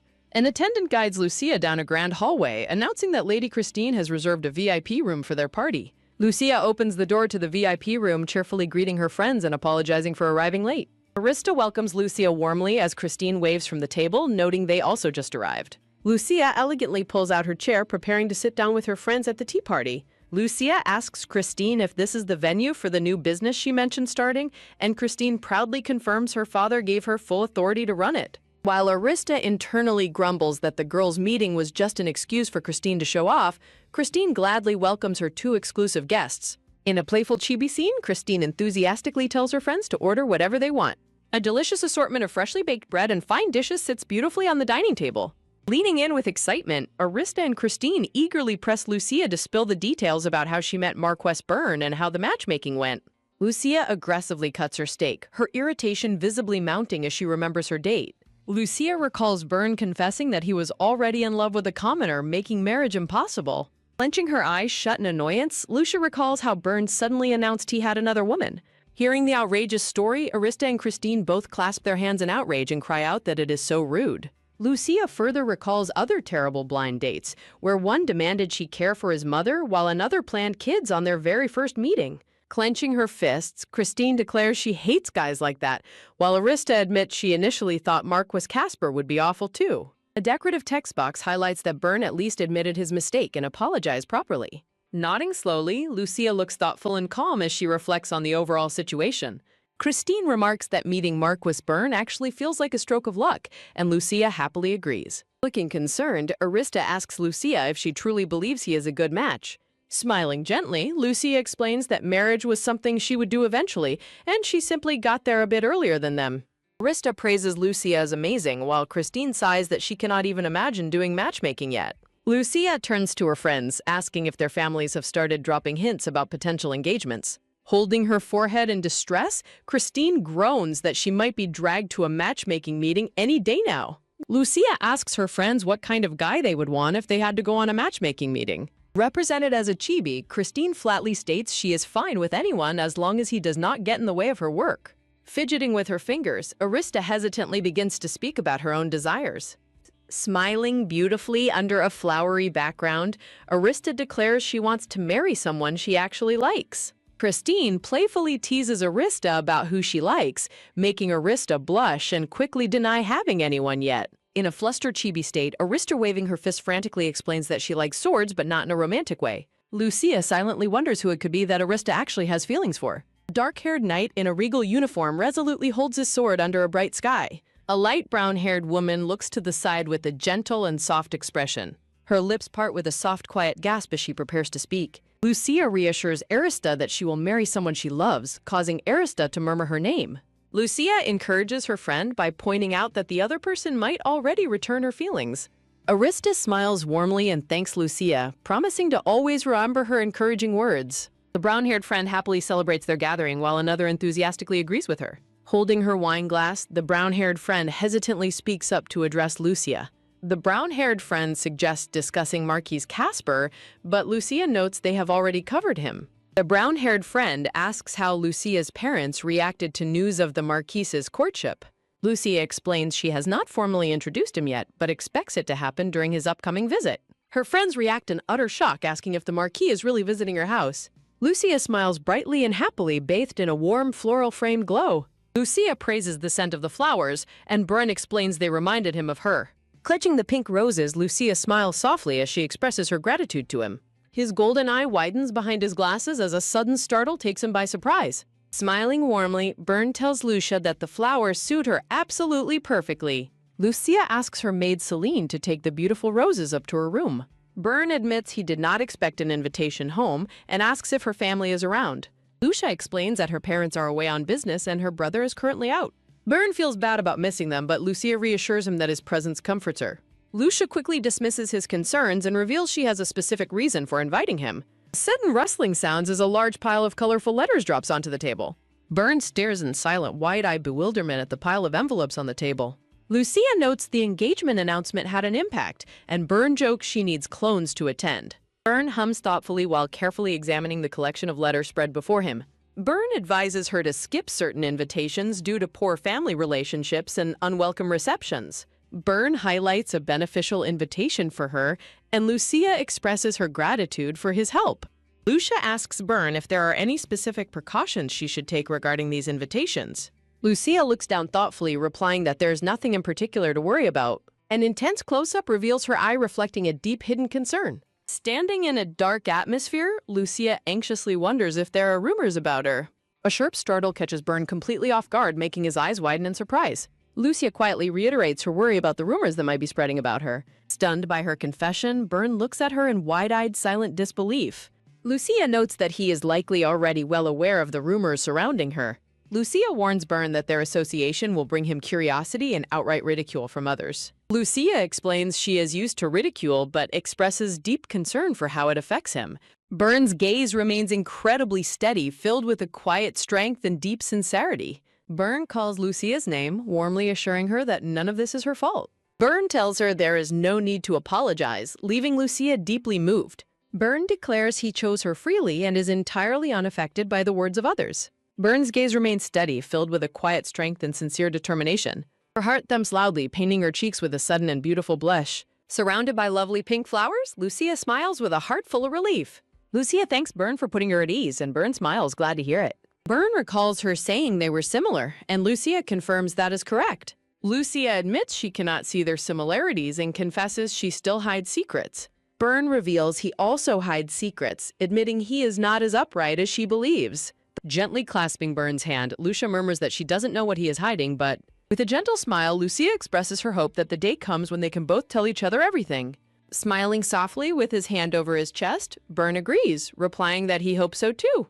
Surrounded by blooming roses, the two share a peaceful moment together at the courtyard table. In the sunlit training courtyard, Herwin vigorously practices his swordsmanship while Jerome watches with crossed arms. Sweat pours down Herwin's face as he delivers another powerful swing with his sword. Watching from the side, Jerome lets out a tired sigh, wondering how many hours it has been. Jerome, Herwin's attendant, pulls out a clean white cloth with a deeply worried expression. Startled out of his training, Herwin turns back with a gasp, asking what is wrong. Jerome walks up to Herwin, asking if he has been training too hard these past few days, prompting Herwin to let out a weary sigh. Jerome hands him the white towel, begging his master to please just take a short break. Wiping the sweat from his neck, Herwin mutters a frustrated curse under his breath. Jerome asks if something is troubling him lately, but Herwin quickly averts his gaze and replies that it is nothing. Jerome implores him to have pity on them, explaining that his bad mood makes the entire mansion gloomy, and people are wondering if he has gone mad from swinging his sword for hours. Stunned, Herwin asks if he has truly seemed like a madman, while Jerome quickly covers his mouth in shock. Letting out a quiet sigh, Herwin reluctantly admits he must have looked that way for the past few days. Jerome nervously smiles, asking if he is angry and pleading with him to share if he has any worries. Herwin tentatively starts to speak, explaining there is something he wants to ask, clarifying it is not about himself but about a friend.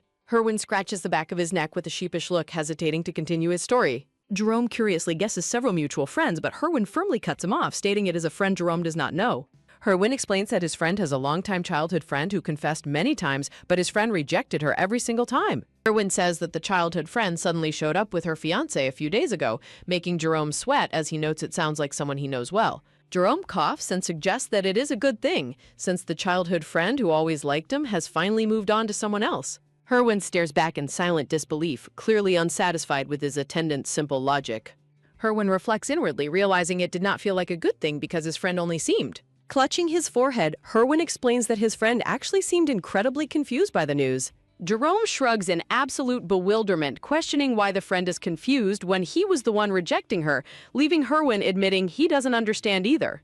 Jerome summarizes the absurd chain of events, sweating as he silently wonders why this entire situation has to be so complicated. Herwin rests his chin in his hand, quietly clarifying that his friend merely did not seem to be in a very good mood.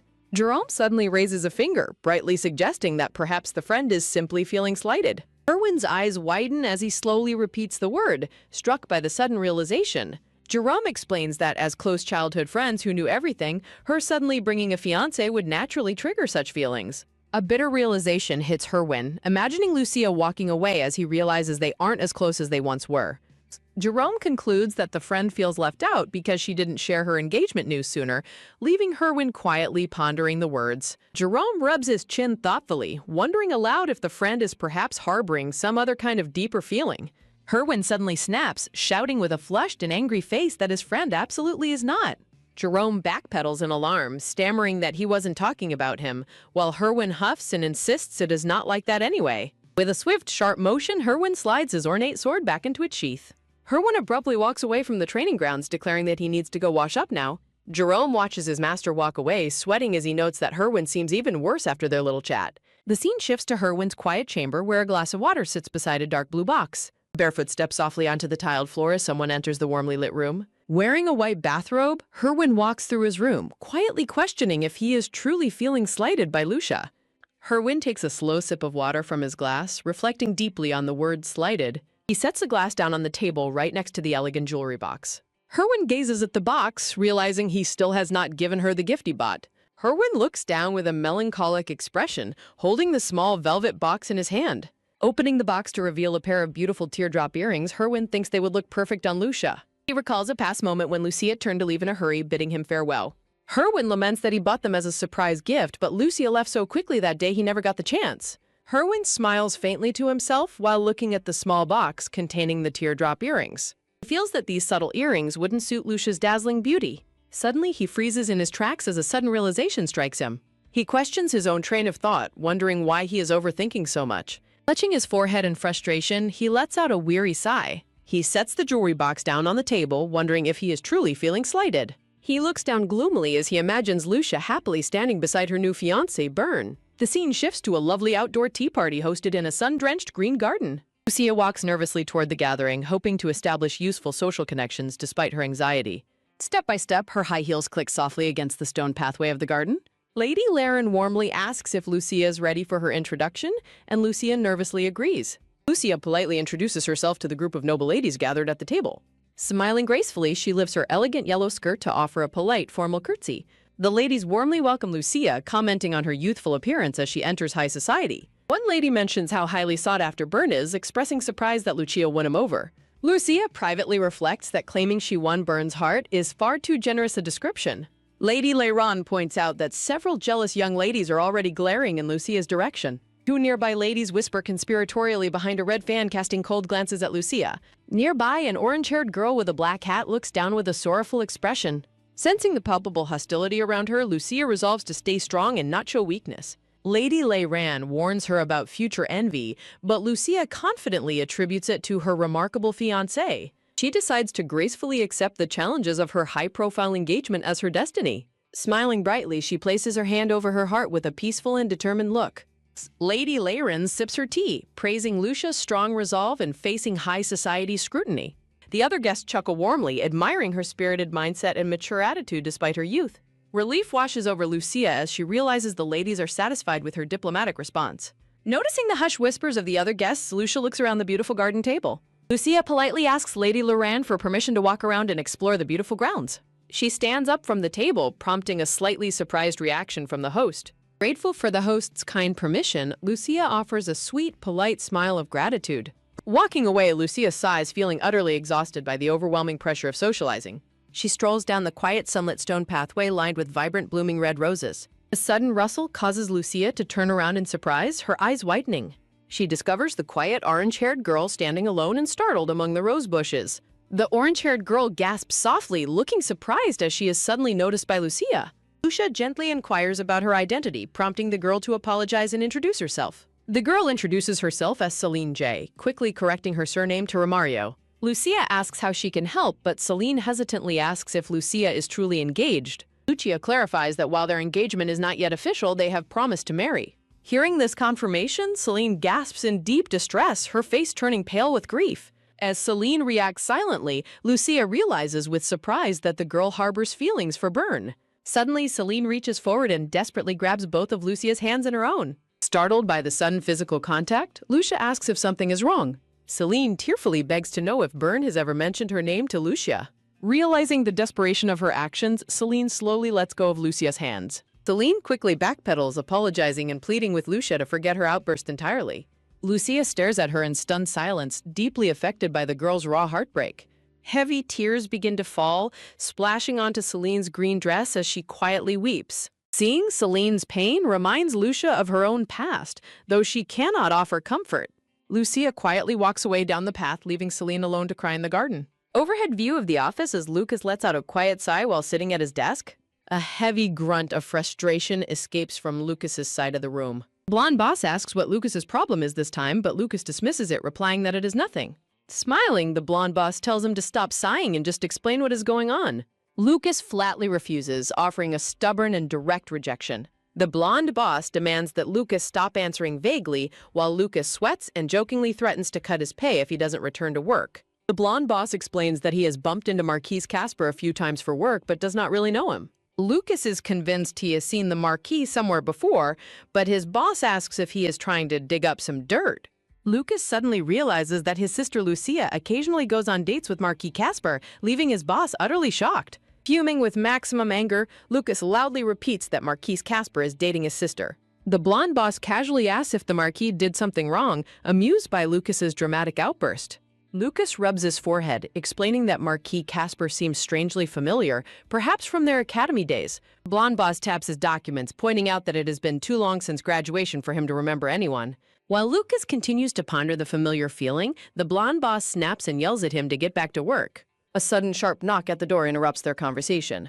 An assistant opens the door, announcing that advisor Lucas has a visitor named Becky. Lucas instantly stands up in surprise and excitement upon hearing Becky's name. The blonde boss reluctantly tells him to go see her, and a delighted Lucas promises to finish his backlog later. The chibi Lucas happily praises his boss for being incredibly understanding and generous.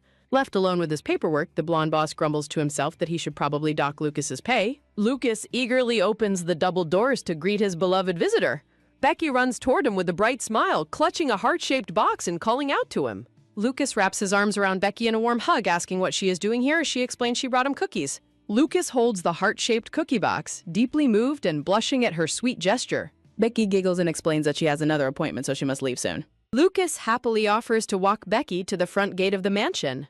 As they walk, Lucas asks Becky if she knows Marquis Casper, prompting her to wonder why he is bringing him up. Lucas explains that the Marquis might engage his sister, and Becky looks surprised by the news. Lucas insists on checking the Marquis out thoroughly, warning that there are many untrustworthy nobles who cheat on their partners. Becky suddenly freezes in her tracks, quietly agreeing with a tense look on her face. Lucas smiles confidently, declaring that no secret stays hidden forever once he starts digging. Becky clenches her teeth in absolute terror, visibly sweating from Lucas's ominous determination. With a sinister shadow over her face, Becky nervously asks if she should look into Marquis Casper for him. The scene transitions to a street where a black carriage suddenly screeches to a halt. A man steps down from the carriage as a voice nearby asks if he was already there. Byrne apologizes to Arista for keeping her waiting, but Arista assures him she just arrived. As they stroll down the street, Byrne asks what is wrong, and Arista admits she was feeling suffocated today. Byrne lets out a deep, troubled sigh as they continue walking. Arista looks at him with concern, noting that he does not look very well. Byrne claims that nothing is wrong, but Arista playfully teases him that his answer is boring. Arista smiles warmly, reassuring Byrne that she is always ready to listen to his worries. Byrne smiles back gratefully, deeply appreciating her comforting presence. Byrne reflects on how much fun he has with Arista and how she is the only one who shares his hobbies.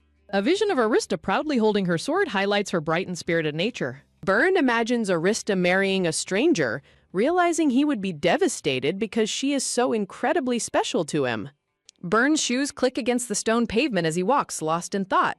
He reflects that hearing about Arista's sudden engagement to another man was deeply disappointing. Looking at Arista, Byrne smiles with genuine warmth and affection. Arista playfully brushes off his serious mood, asking for a dagger instead if he has spare money. Arista points at her cheek with a grin, successfully snapping Byrne out of his melancholy thoughts. Berwin asks, with a troubled expression, if the Duke is still behaving that way. Arista explains that her father has always disliked her swordsmanship and is even more obvious about it now that she is of marriageable age. Herwin warmly promises to buy her a longsword instead of a dagger to cheer her up. Arista excitedly asks if he is serious, and Herwin reassures her that he would never break his promise. Light chime sounds as the couple steps through the door of a shop. Vern admits he valued her great taste for this task, and Lucia happily assures him she is glad to help. The store clerk welcomes them, mistakenly praising them as a beautiful couple and presenting their new jewelry collection. Both Vern and Lucia are momentarily stunned by the clerk's natural assumption that they are a couple. Blushing slightly, Vern clarifies to the clerk that they are actually searching for a birthday gift for his mother. The clerk quickly apologizes for his mistake and offers to guide them to the appropriate section. A playful suggestion is made about coming back together next time to choose their engagement rings. Walking side by side, Lucia agrees with a sweet smile to return for engagement rings. The clerk presents a beautiful tray filled with colorful, glittering gemstones for their selection. Vern examines the vibrant display, thoughtfully trying to decide which gem his mother would prefer. Recognizing his dilemma, Lucia helpfully requests the clerk to show them the collection of blue gemstones. Vern is deeply touched that she remembered his mother's tastes, and Lucia warmly confirms that she did. Vern confesses he initially hesitated to ask her since they aren't officially engaged yet, fearing it was too early. He expresses his genuine relief and gratitude, noting that her excellent taste has been incredibly helpful. Intrigued by her sudden change in expression, Vern gently inquires about the reason behind it. Vern explains that his father passed away only a year ago, leaving his mother still in mourning. A shadow of sorrow crosses Vern's face as he shares the heavy grief his family still carries. Lucia apologizes for prying, but Vern kindly reassures her that his family's loss is nothing he needs to hide. Lucia gazes up at him, her heart filled with deep empathy and warmth for his vulnerability. Vern finds himself completely captivated by her gentle gaze, momentarily lost for words. She beams with a bright smile, happy that she could offer some comfort and support. A sudden chime sounds at the door as familiar voices argue playfully about buying a thank you gift. Looking up, Lucia and Vern see Arista and Herwin walk into the very same jewelry boutique. Herwin stops in his tracks, his eyes widening in surprise as he calls out Lucia's name. Lucia's heart drops as she stares at them in absolute disbelief, whispering their names in shock. Arista playfully teases them about interrupting a date, prompting a flustered Lucia to clarify their innocent shopping trip. Vern steps forward and politely greets Arista, expressing his pleasure at meeting her. Herwin maintains a polite but unreadable smile as he observes the interaction unfold. Sensing the sudden heavy tension, Vern casts a concerned, sideways glance at a stiffened Lucia. Forcing a bright smile, Lucia nervously asks what brought the two of them to the same shop. Arista sheepishly admits that she and Herwin were simply out enjoying a shopping trip together. Swallowing her sadness, Lucia politely bids them farewell and tells them to take care. Arista warmly suggests that they should all look around the beautiful shop together instead.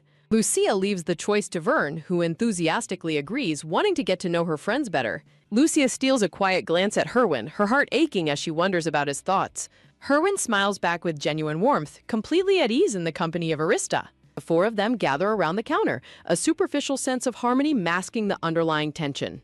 Vern enthusiastically points out the details of a sapphire, trying to keep the conversation lively and informative. Lucia quietly observes their interactions, unable to fully shake off her lingering feelings of heartbreak. Arista asks for Herwin's opinion on an earring, and he thoughtfully evaluates how it looks on her. Lucia's chest tightens as she realizes Herwin is shopping for a special gift meant for Arista. Clutching her skirt tightly, she wistfully reflects on how wonderful it must be to spend time with the one you love. Vern suddenly calls her name, breaking her away from her painful thoughts and prompting her to respond. Vern smiles warmly as he holds up a delicate, glowing green gemstone necklace for her to see. Stunned by the sudden gesture, Lucia asks if it is for her, and Vern smiles warmly. Vern steps closer, gently fastening the beautiful green necklace around her neck with a tender touch.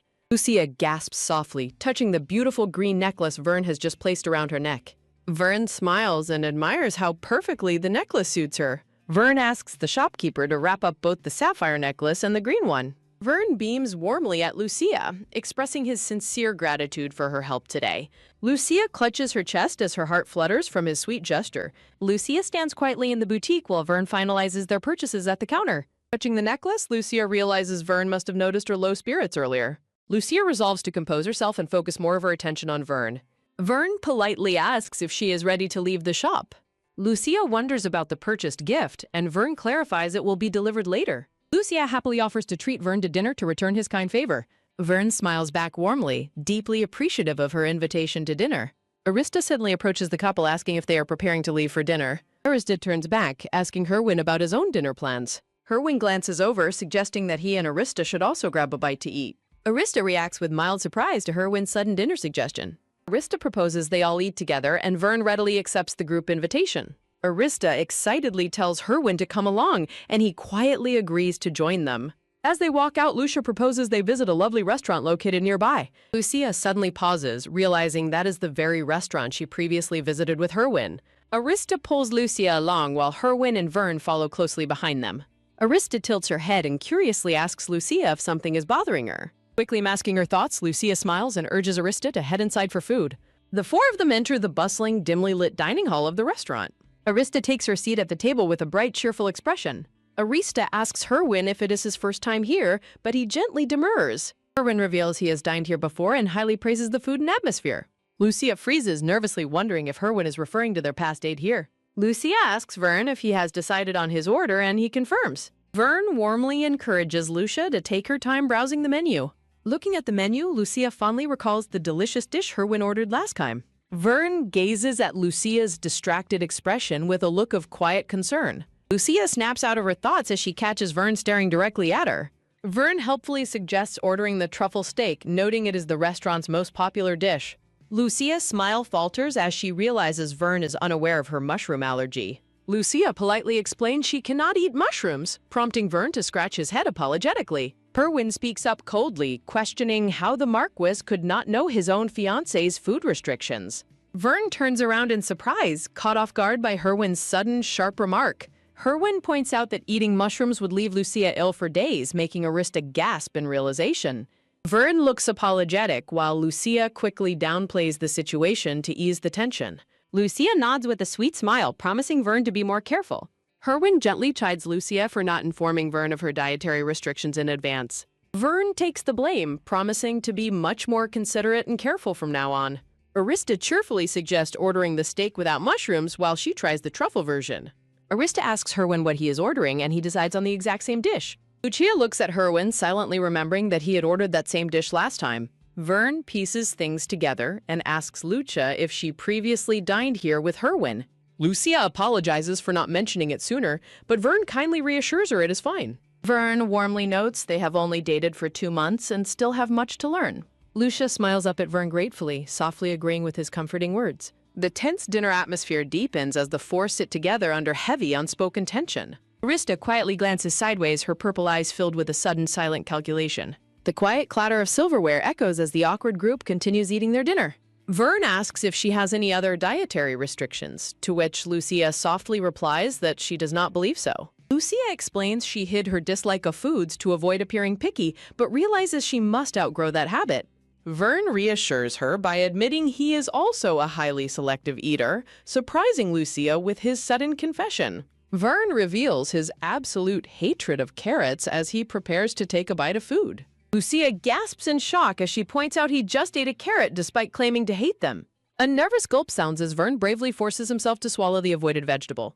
Vern wipes his mouth with relief, admitting that swallowing the carrot was incredibly difficult. Vern confesses that despite his age, carrots remain impossible for him to enjoy, even after trying them recently. Vern warmly notes their shared food quirks make them quite similar, bringing a sweet smile to Lucia's face. Lucia gazes at Vern with newfound appreciation, deeply touched by his sweet attempt to comfort her. Arista playfully chides Vern for turning pale, advising him not to force himself to eat disliked foods again.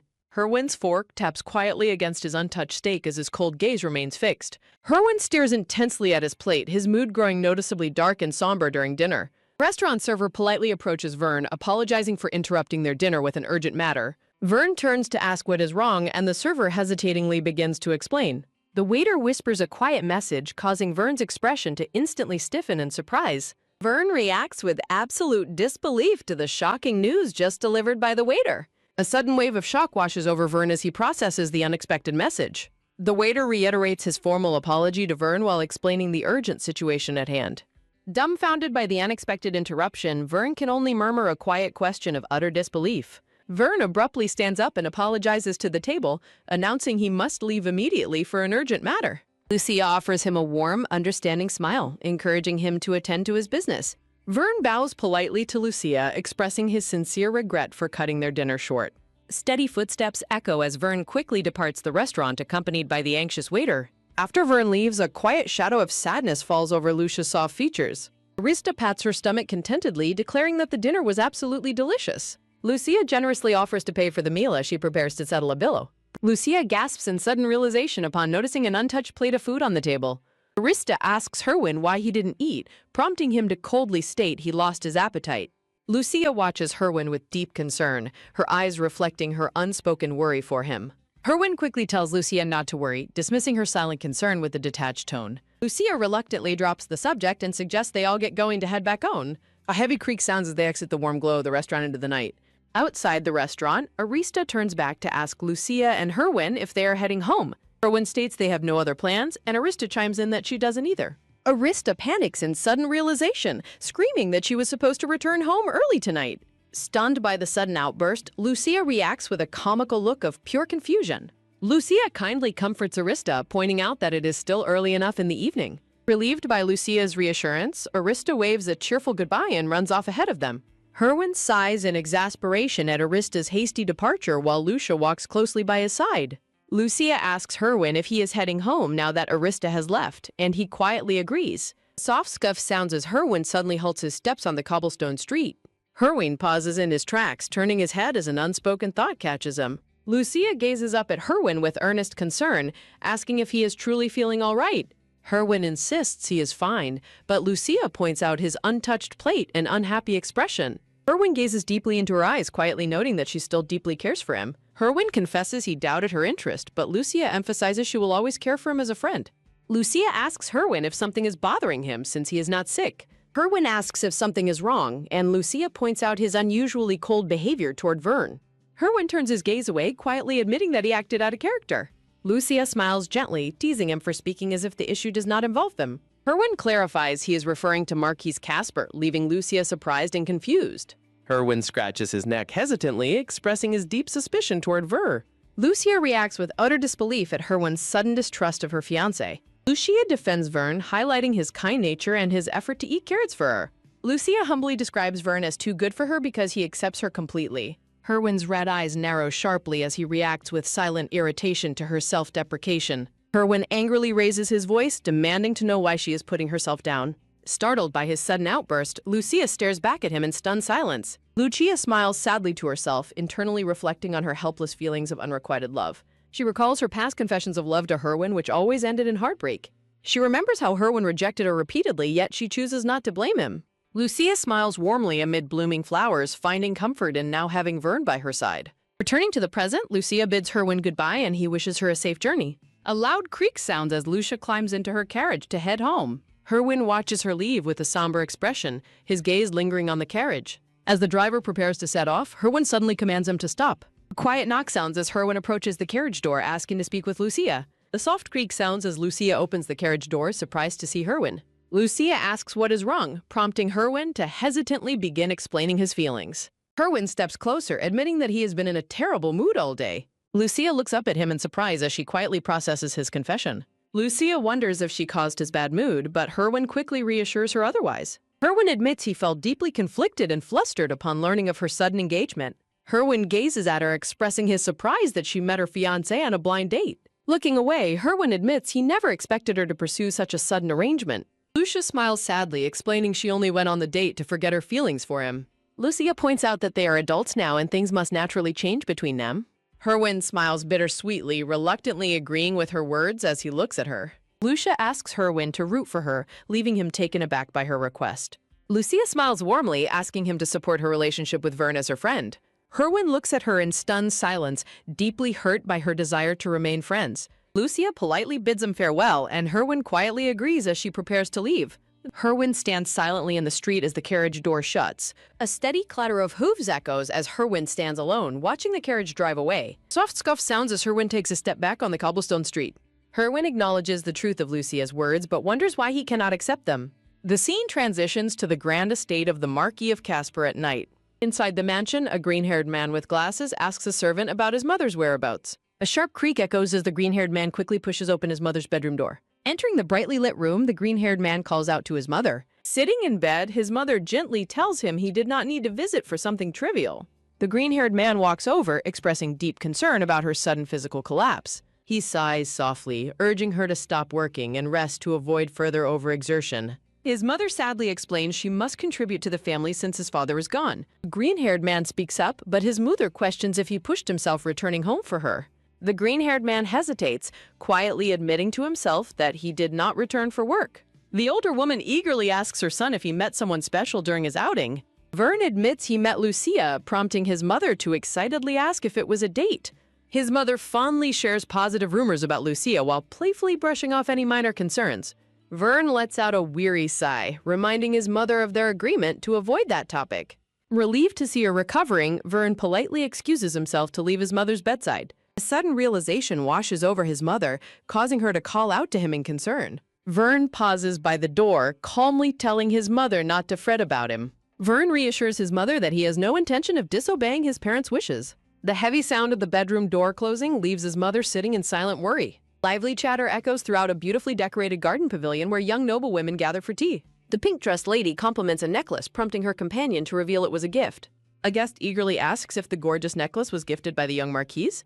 Lucia sits quietly at the table, her gaze turning anxious as she listens to their conversation. Lucia's heart sinks as she anticipates what other gossipy rumors they might bring up next. Lucia notices Céline Lemarian sitting nearby, inwardly surprised to run into her once again. Lucia hopes Céline will not cry as before, but her thoughts are suddenly cut short. Startled, Lucia blinks in surprise as the pink-dressed lady suddenly asks for her opinion. Internally panicking, Lucia struggles to recall the topic of conversation they were just discussing. Lucia quickly agrees to play along, eliciting an enthusiastic response from her noble companion. The purple-dressed lady casually shifts the topic, asking Lucia about the rumors of her new courtship. The excited pink-dressed lady eagerly begs Lucia to share the story of how they met. Sensing Céline's somber mood, Lucia hesitates before deciding she has nothing to hide about Vern. Lucia smiles gently, playing down her relationship as nothing out of the ordinary. Lucia describes how they met through matchmaking and gradually grew comfortable with each other's company. When asked if her green necklace is from Vern, Lucia softly confirms it was indeed his gift. The purple-dressed lady narrows her eyes thoughtfully, clearly unconvinced by Lucia's simple explanation.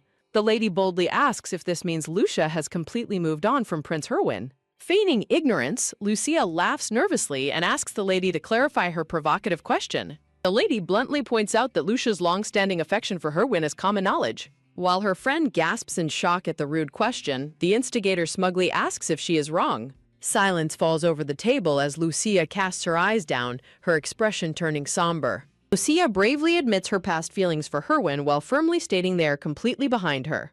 Lucia points out that years have passed since graduation, making the old rumors entirely irrelevant now. The brown-haired noblewoman presses further, skeptically questioning if Lucia truly let go of her feelings. Inwardly, Lucia admits to herself that she struggled to let go of Herwin until very recently. Lucia clutches her necklace tightly, her hand trembling slightly under the weight of her memories. Putting on a brave front, Lucia softly confirms to the group that she has moved on. Sensing the heavy tension, the pink-dressed lady nervously laughs and suggests they change the subject. Exhausted by the interrogation, the brown-haired lady abruptly stands up and excuses herself from the table. Lucia quietly watches as the guest turns and quickly walks away from the garden pavilion. Letting out a deep sigh of relief, Lucia finally relaxes her tense shoulders once alone. Lucia reflects on her discomfort in social gatherings filled with gossipy acquaintances she barely knows. Lucia is suddenly startled by faint voices whispering about a girl from behind the garden hedges. Peeking around a tree, Lucia overhears the ladies gossiping about her and Viscountess Lemarian. Guests criticize Lucia's delicate demeanor, laughing about how easily she seems prone to tears. Lucia listens in quiet dismay, her heart sinking as she hears their harsh, mocking words. The blonde lady asks for confirmation about Lucia's relationship with Vern, which her companion confirms. Behind the tree, Lucia grows increasingly confused as they bring up Viscountess Lemarian's name again. The blonde noblewoman asks why they should worry about Céline, prompting a shocking revelation. Lucia gasps in absolute shock upon learning that Céline was previously in a relationship with Vern. Overhearing that Vern and his ex-lover dated until recently, Lucia's heart sinks in distress. Lucia listens in quiet dismay as the gossipers discuss how the ex-lover was forced to marry. Realizing the rudeness of eavesdropping, Lucia quickly walks away from the garden path. As she retreats, Lucia is haunted by the revelation that Vern and his ex-lover were once deeply committed. She suddenly stops in her tracks as a devastating realization begins to dawn on her. Lucia recalls Vern's past confession that he chose her because she reminded him of someone else. It finally makes painful sense to her why Vern chose her as his partner back then. Standing alone on the path, Lucia looks down, her heart heavy with sadness and regret. Clutching her hands tightly against her dress, Lucia tries to steady her trembling emotions. The scene transitions to a grand mansion standing quiet and beautifully lit under a full moon. Inside, Lucia rubs her forehead, feeling utterly exhausted and stressed by the day's distressing revelations. Her thoughts are suddenly interrupted when her brother Lucas approaches and calls her name. Lucas leans against the wall with his arms crossed, looking concerned and slightly tense. Surprised by his sudden presence, Lucia looks up and asks if something is wrong. Lucia and Lucas lock eyes, the air between them growing thick with unspoken concern. Lucas asks if she wants a drink, but Lucia politely declines as she awaits his explanation. Sitting down in the study, Lucia asks Lucas what he wanted to speak with her about. With a heavy sigh, Lucas sits down across from her to deliver some troubling news.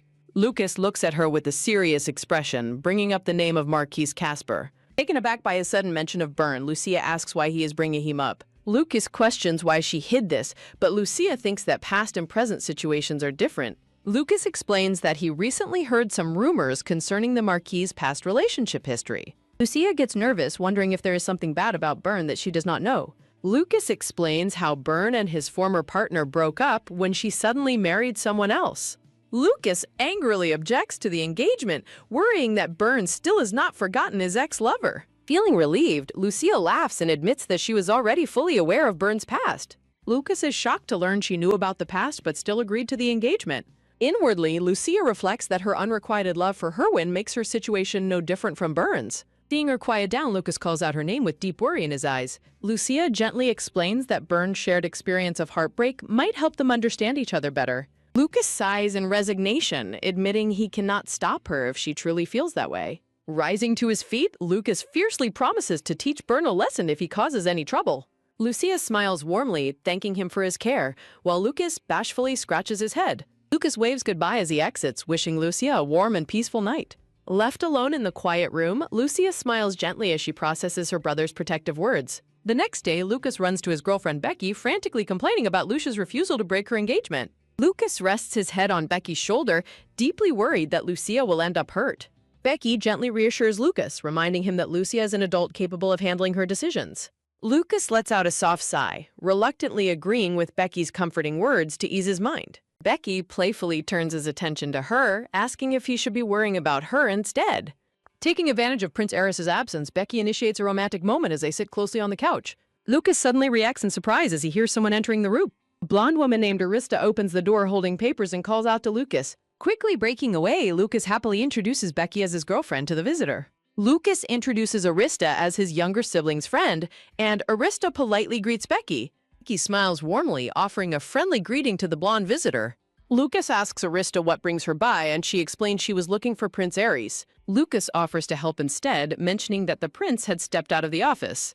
Sensing she is interrupting, Becky politely excuses herself to get back to her work. Lucas waves goodbye to Becky with a cheerful smile as she departs from the room. Arista looks back in surprise as the brown-haired woman walks away, her heels clacking on the floor. Lucas asks Arista if that was her question, and she confirms it with a polite response. Arista hands the paperwork over to Lucas with a soft rustle, presenting the documents to him. Lucas observes her thoughtfully, commenting that she seems quite different than usual today. Lucas points out that her loose hair, dress, and heels strongly remind him of Lucia today. Feeling a bit awkward, Arista remarks that his girlfriend must find him rather frustrating. Lucas wonders why she dressed up so elegantly, and Arista explains she is visiting a dressmaker with her mother. Arista enthusiastically declares she needs to finish her paperwork quickly, and Lucas readily agrees to help. With a confident chuckle, Lucas reassures her that the task will take less than 5 minutes.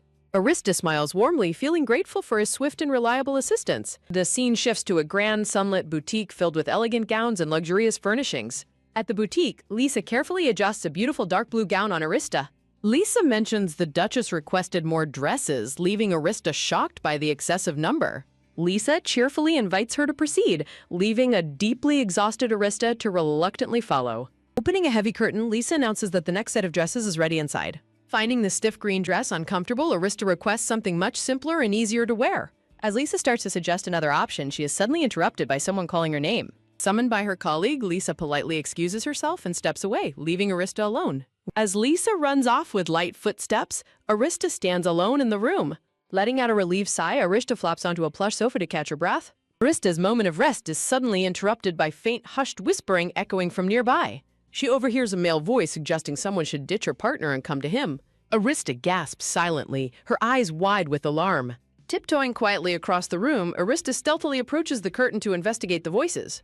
Arista is stunned to hear someone criticizing Lucas Agnes, wondering why his name was mentioned. Her heart thumps rapidly as she recognizes the female voices belonging to Lucas's girlfriend. With trembling fingers, Arista slowly pulls back the heavy curtain to peek inside. Behind the curtain, the woman boldly confesses her preference for a more masculine partner. Arista's eyes widen in absolute horror as she witnesses Becky intimately embracing another man. In complete disbelief, Arista reels back, her mind spinning from the shocking betrayal. The man's playful laughter echoes as he eagerly suggests they meet up later that night. Standing frozen in the dim hallway, Arista listens as the woman giggles in response. Hearing them decide to leave the room, Arista quickly flees the scene in a panic. Becky and her companions step out from behind the curtain, completely unaware of being watched. Becky looks around in confusion, noticing a slight disturbance near the dressing screen. The blonde man playfully pulls Becky close from behind, ignoring her mild protest. Becky glances around thoughtfully, briefly wondering why the fleeing figure felt familiar before dismissing it. Becky and the man walk away together with clacking footsteps as Arista watches from behind the screen. Arista struggles to process the devastating fact that Lucas is being cheated on by his girlfriend. Clutching her hands in deep anxiety, Arista agonizingly debates whether she should tell Lucas the truth. She hesitates, deeply worried about how shattered Lucas will be if he learns of this. Lisa finally returns, apologizing to Arista for keeping her waiting so long. Lisa warmly offers her assistance, ready to help Arista try on the next gown. Looking pale and visibly shaken, Arista softly confirms she is ready to continue. The scene transitions to a cheerful room as a young couple arrives together. Lucia welcomes them with a bright, joyful smile, thanking them warmly for coming. The tall man asks why she only invited them, and she explains the others were busy. She enthusiastically announces her intention to invite them all to a special upcoming event. Both Lucia and her companion stare at her in surprise, puzzled by the sudden mention of a party. The host presents them with elegant invitations, explaining the party will officially launch her new business. Christine invites Lucia to her upcoming large-scale event, and Lucia promises to attend with Byrne. Brian looks at the invitation with a confident, knowing smirk on his face. Christine scolds Brian for his playboy behavior, but he nonchalantly shrugs off her concern. Lucia and Christine watch in disbelief as Brian dramatically laments his own good looks. Lucia stares at Brian, her expression softening with quiet contemplation and gentle concern. Brian sighs dramatically as he walks over to the sofa, complaining about their judgment.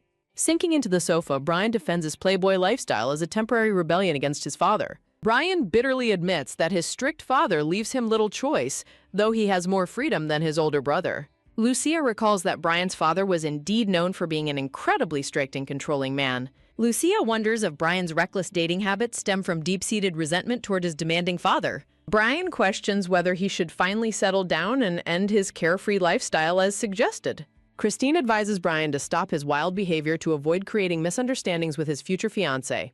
Brian comments that Christine's future fiancé is lucky since she has always prioritized business over romance. Brian dismisses the concern, pointing out that he does not even have an engagement arranged yet.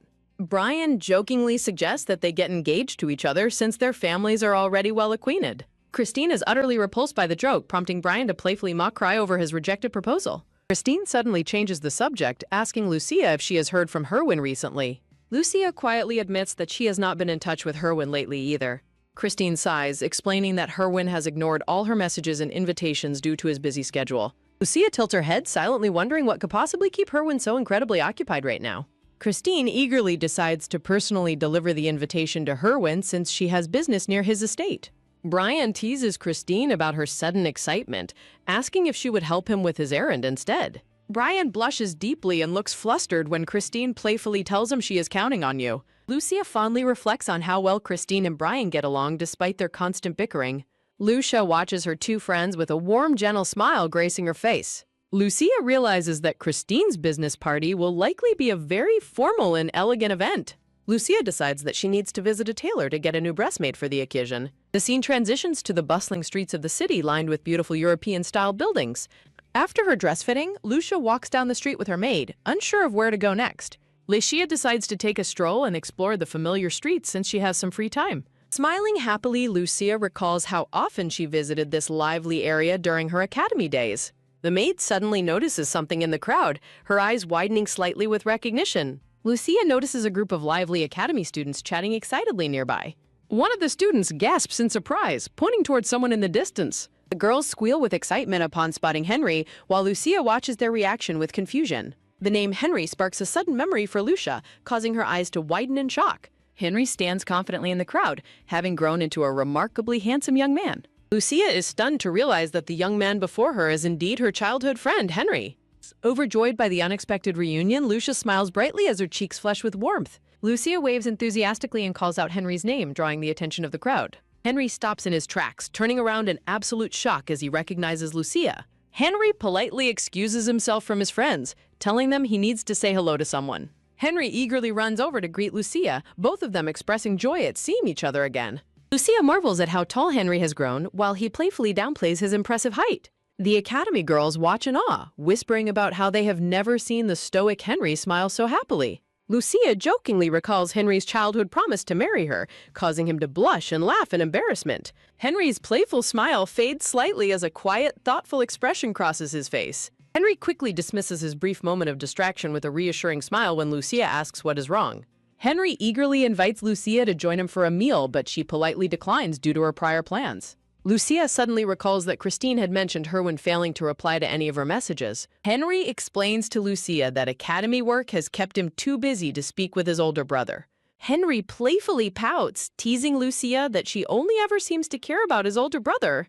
Surprised, Lucia realizes that Henry really hasn't been in contact with Herwin recently either. Henry is completely tensed up and shocked upon hearing Lucia mention her upcoming engagement.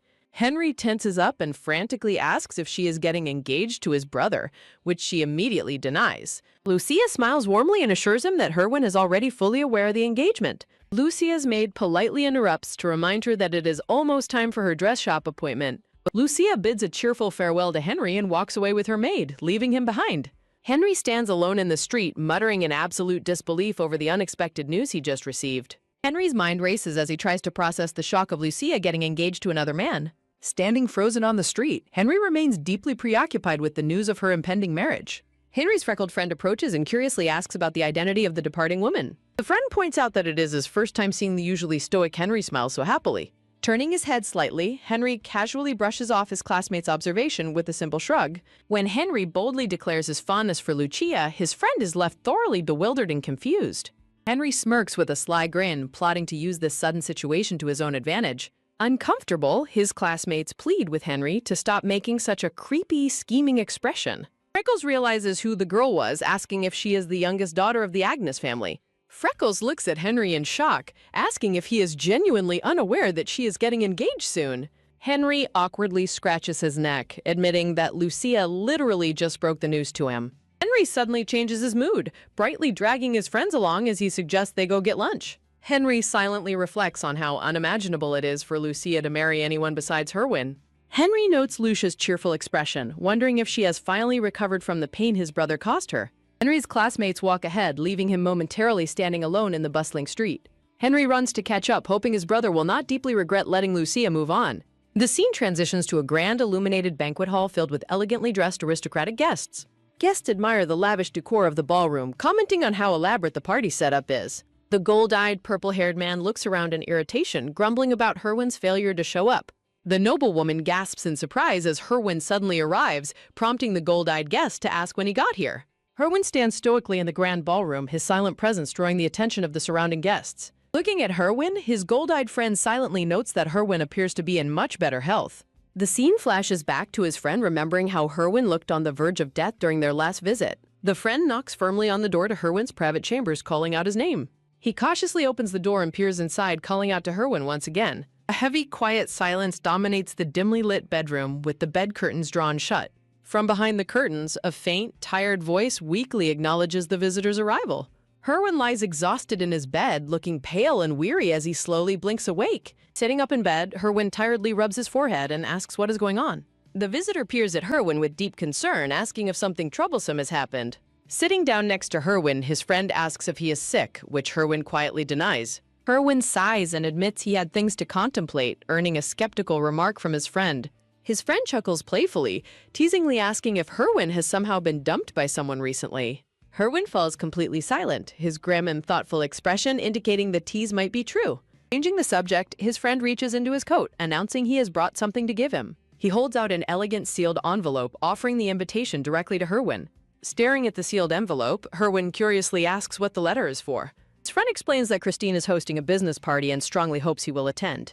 Herwin accepts the letter, looking down at the invitation with a quiet, thoughtful expression. Herwin asks if their friends will be present, and his friend confirms Lucia will bring her fiancé. Shocked by the news, Herwin tenses up as his friend confirms the fiancé is Marquise Casper. Herwin decides to attend the party since everyone else is planning to go. His purple-haired friend silently speculates that Herwin might have truly been ill. Purple-haired friend politely announces he is going to greet some other guests. Brian mutters to Christine that their friend is definitely going to mingle with ladies. Herwin suddenly arrives at the party, catching the attention of Brian and Christine.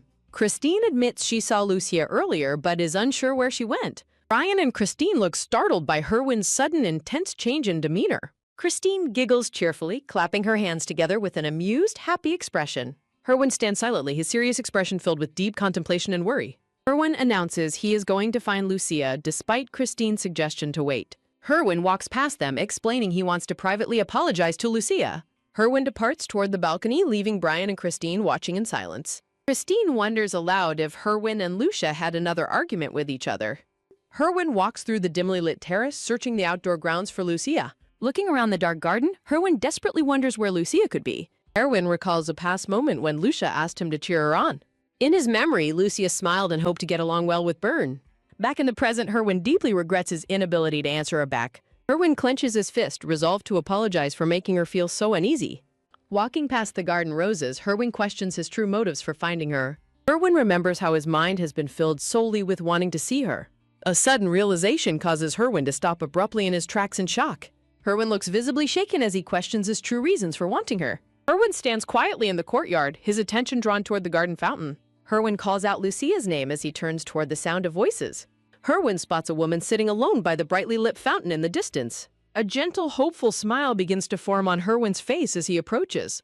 Herwin's smile quickly fades as he notices Casper sitting intimately beside Lucia. Herwin freezes in absolute shock, his gaze locked onto the couple together. Casper leans in remarkably close to Lucia, their faces only inches apart. Watching from the shadows, Herwin feels his chest tighten as they lean closer. Herwin is completely devastated, his eyes wide with heartbreak as he watches them. Standing frozen, Herwin struggles to process the painful sight of the two together. Overwhelmed by grief, Herwin covers his face with his hand in deep distress. Herwin's eyes well with tears as he reminds himself of their impending engagement. Clutching his chest, Herwin looks utterly pained by his sudden emotional distress.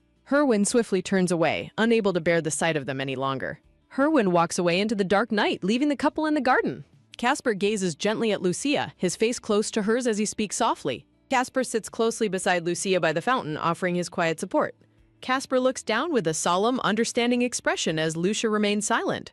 Casper gently places a comforting hand on Lucia's shoulder as she begins weeping. Lucia covers her face, tearfully apologizing as her emotions completely overflow in distress.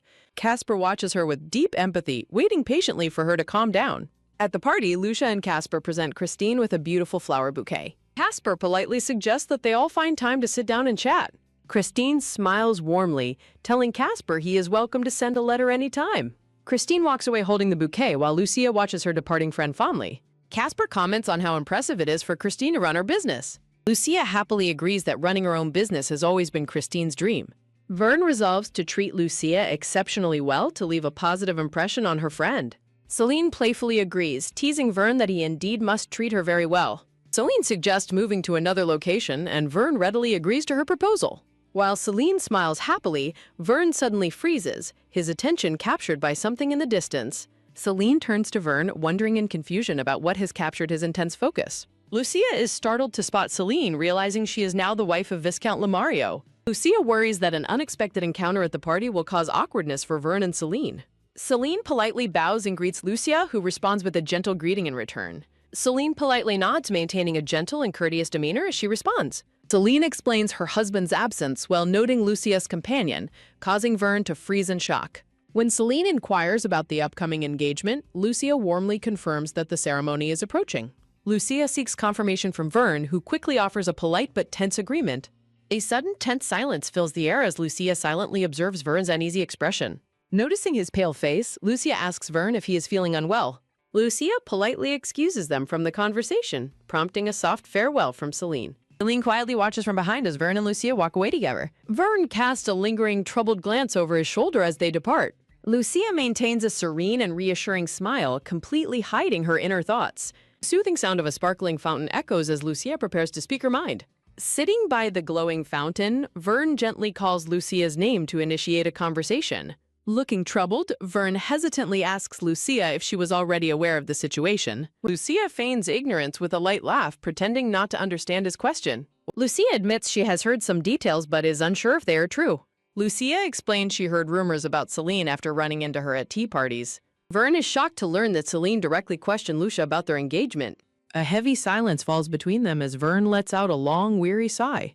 Vern quietly confesses the truth when Lucia asks if Celine was his intended bride. Lucia gently asks Vern to share his past with Celine whenever he feels ready. Vern softly agrees to open up about his past, stealing his resolve. Vern begins his tale, recalling how their mutual love for books brought them together. In a warm flashback, a studious young Vern spends his day surrounded by books. He remembers initially viewing the cheerful, book-loving young Celine as just a close friend. Vern fondly recalls how he fell in love, finding himself smiling whenever she was near. Celine excitedly shares a new discovery with Vern, pulling him along to show him. Celine eagerly leads Vern to a massive double door, which he recognizes as the storage room. With a playful giggle, Celine turns the door handle, promising him a wonderful surprise. Vern gasps in amazement as Celine reveals a hidden library room filled with rare books. Despite Vern's initial hesitation about sneaking in, Celine playfully reassures him that it is fine. The hidden room quickly becomes their secret sanctuary where they spend their happiest moments together. Sitting back to back on the library floor, they lose themselves in their books together. Vern recalls the countless hours he and Celine spent together in their secret haven. Celine rests her head against Vern's back as they share a quiet, tender moment. Their deep connection blossoms into love, and the two officially begin dating. Vern explains that their love was strong enough to ignore any surrounding rumors. Hand in hand, Vern and Celine face the world together, completely devoted to one another. A dark shadow falls over their happiness as the dreaded day of reckoning arrives. A sudden harsh sound shatters the quiet peace of the grand estate. Vern stands frozen and deeply unsettled, bracing himself for the looming confrontation. Vern's father furiously objects to the union, refusing to accept someone of lesser nobility. Vern passionately defends his love, swearing he will never abandon Celine despite his father's opposition. Vern's father questions if Vern believes he opposes Celine solely due to her lower social status. The father reveals Celine's father has been borrowing money using their family name. Vern stands stunned as his father warns their romance is ruining the family. A sudden realization strikes Vern's heart as the harsh reality leaves him completely speechless. Vern desperately questions his father, who furiously accuses his romance of destroying the household. Deeply shaken, Vern struggles to process the devastating accusation brought against his relationship. A heavy silence hangs between father and son as they confront the painful truth. Vern apologizes to his father but firmly refuses to break up with Celine. Visibly angered, the father incredulously asks Vern to repeat his defiant statement. The father furiously yells, asking his son if he has completely lost his mind over a woman. Defying his family, Vern asks his father to disown him if he cannot accept Celine. Vern reflects on his failed efforts to protect her against his family's severe opposition. A carriage arrives at a bustling city street carrying Vern and Celine away. Vern earnestly pleads with Celine to run away with him, but she reacts with confusion. Vern eagerly proposes starting their lives over in a place where nobody can interfere. Vern grips his chest tightly, hoping she will accept his desperate proposal. Celine skeptically questions if he truly expects her to abandon everything for him. Celine bluntly rejects his idea, leaving Vern shocked by her sudden, cold demeanor. Celine calmly announces her practical plans to marry Viscount Lamario instead. A sudden thump of heartbreak strikes Vern as he listens to her confession in disbelief. Celine coldly explains that marrying the wealthy Viscount will secure her financial future. She notes she will finally escape her father's relentless pressure regarding their family wealth. Celine points out she would lose everything by running away, ignoring Vern's desperate pleas. Celine declares him useless to her now, heartlessly telling him to find someone else. When Vern asks if she only loved his status, Celine mockingly confirms his naive assumption. Without looking back, Celine opens the carriage door and coldly announces her departure. With a series of steady clicks, her footsteps fade as she walks away forever. Having lost the woman he loved, Vern sits alone in the dark, completely shattered. For an entire year, Vern remained locked away in his room like a hollow shell. Not long after his self-imposed isolation, another tragedy struck his family.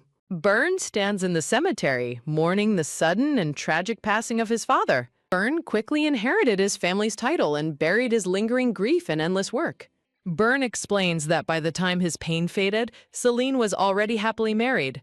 Lucia questions Vern directly, asking if he still harbors deep feelings for Celine. Vern is caught completely off guard by her direct question, looking up in surprise. Turning away, Vern admits he now understands why Lucia felt they were so similar. Lucia smiles gently, explaining that they both love someone they cannot be with. Lucia adds that his tragic romantic past was not the sole reason she chose him. Lucia shakes her head, assuring Vern he does not need to apologize given their shared circumstances. Inspired by Vern's honesty, Lucia decides it is time to share her own story. Lucia softly confesses her long-standing, unrequited love for Herwin. She explains she confessed one last time to Herwin to sort out her remaining feelings. Laughing weakly, Lucia doubts she can never love someone so passionately again. Vern gently covers her hand with his, hoping she does not overthink their situation. Vern smiles warmly, admitting he would have felt burdened if she had wanted love from him. The two share a playful, lighthearted moment as they chuckle over their mutual lack of romantic expectations. Vern suddenly strokes his chin, murmuring that it is still better to make sure. Vern grins playfully, suggesting they verify if they truly have no mutual feelings. Lucia looks at him in complete confusion, wondering how he plans to check. Sitting together by the fountain, Vern boldly asks Lucia if she would try kissing him. Vern reacts with shock to her kissing proposal, while she points out they must grow closer as future spouses. Vern gazes thoughtfully, contemplating the unexpected proposal with a soft look of hesitation. Smiling gently, Lucia softly admits she would be grateful if he were her first. Making his decision, Byrne slowly leans down toward Lucia to fulfill her request. From the shadows, Herwin stands frozen as he watches the couple intimately lean in by the fountain. Byrne and Lucia share a quiet, gentle kiss in the soft glow of the courtyard. Herwin's voice softly echoes her name, breaking through the quiet darkness of her thoughts. Lucia longingly whispers Herwin's name as she visualizes his warm, gentle presence before her. She imagines a tender embrace with Herwin, dreaming of how he would hold her. Lucia wonderingly contemplates how emotional it would feel if Herwin were the one kissing her. While Byrne kisses her, she continues to lament what could have been with Herwin. Suddenly struck by a sharp pang of realization, Lucia pulls back with wide, startled eyes. Overwhelmed by grief, Lucia weeps as she admits her feelings for Herwin remain too strong. Seeing her sudden distress, Byrne gently reaches out his hand to offer comfort. Byrne patiently consoles Lucia, placing a comforting hand on her shoulder as she weeps.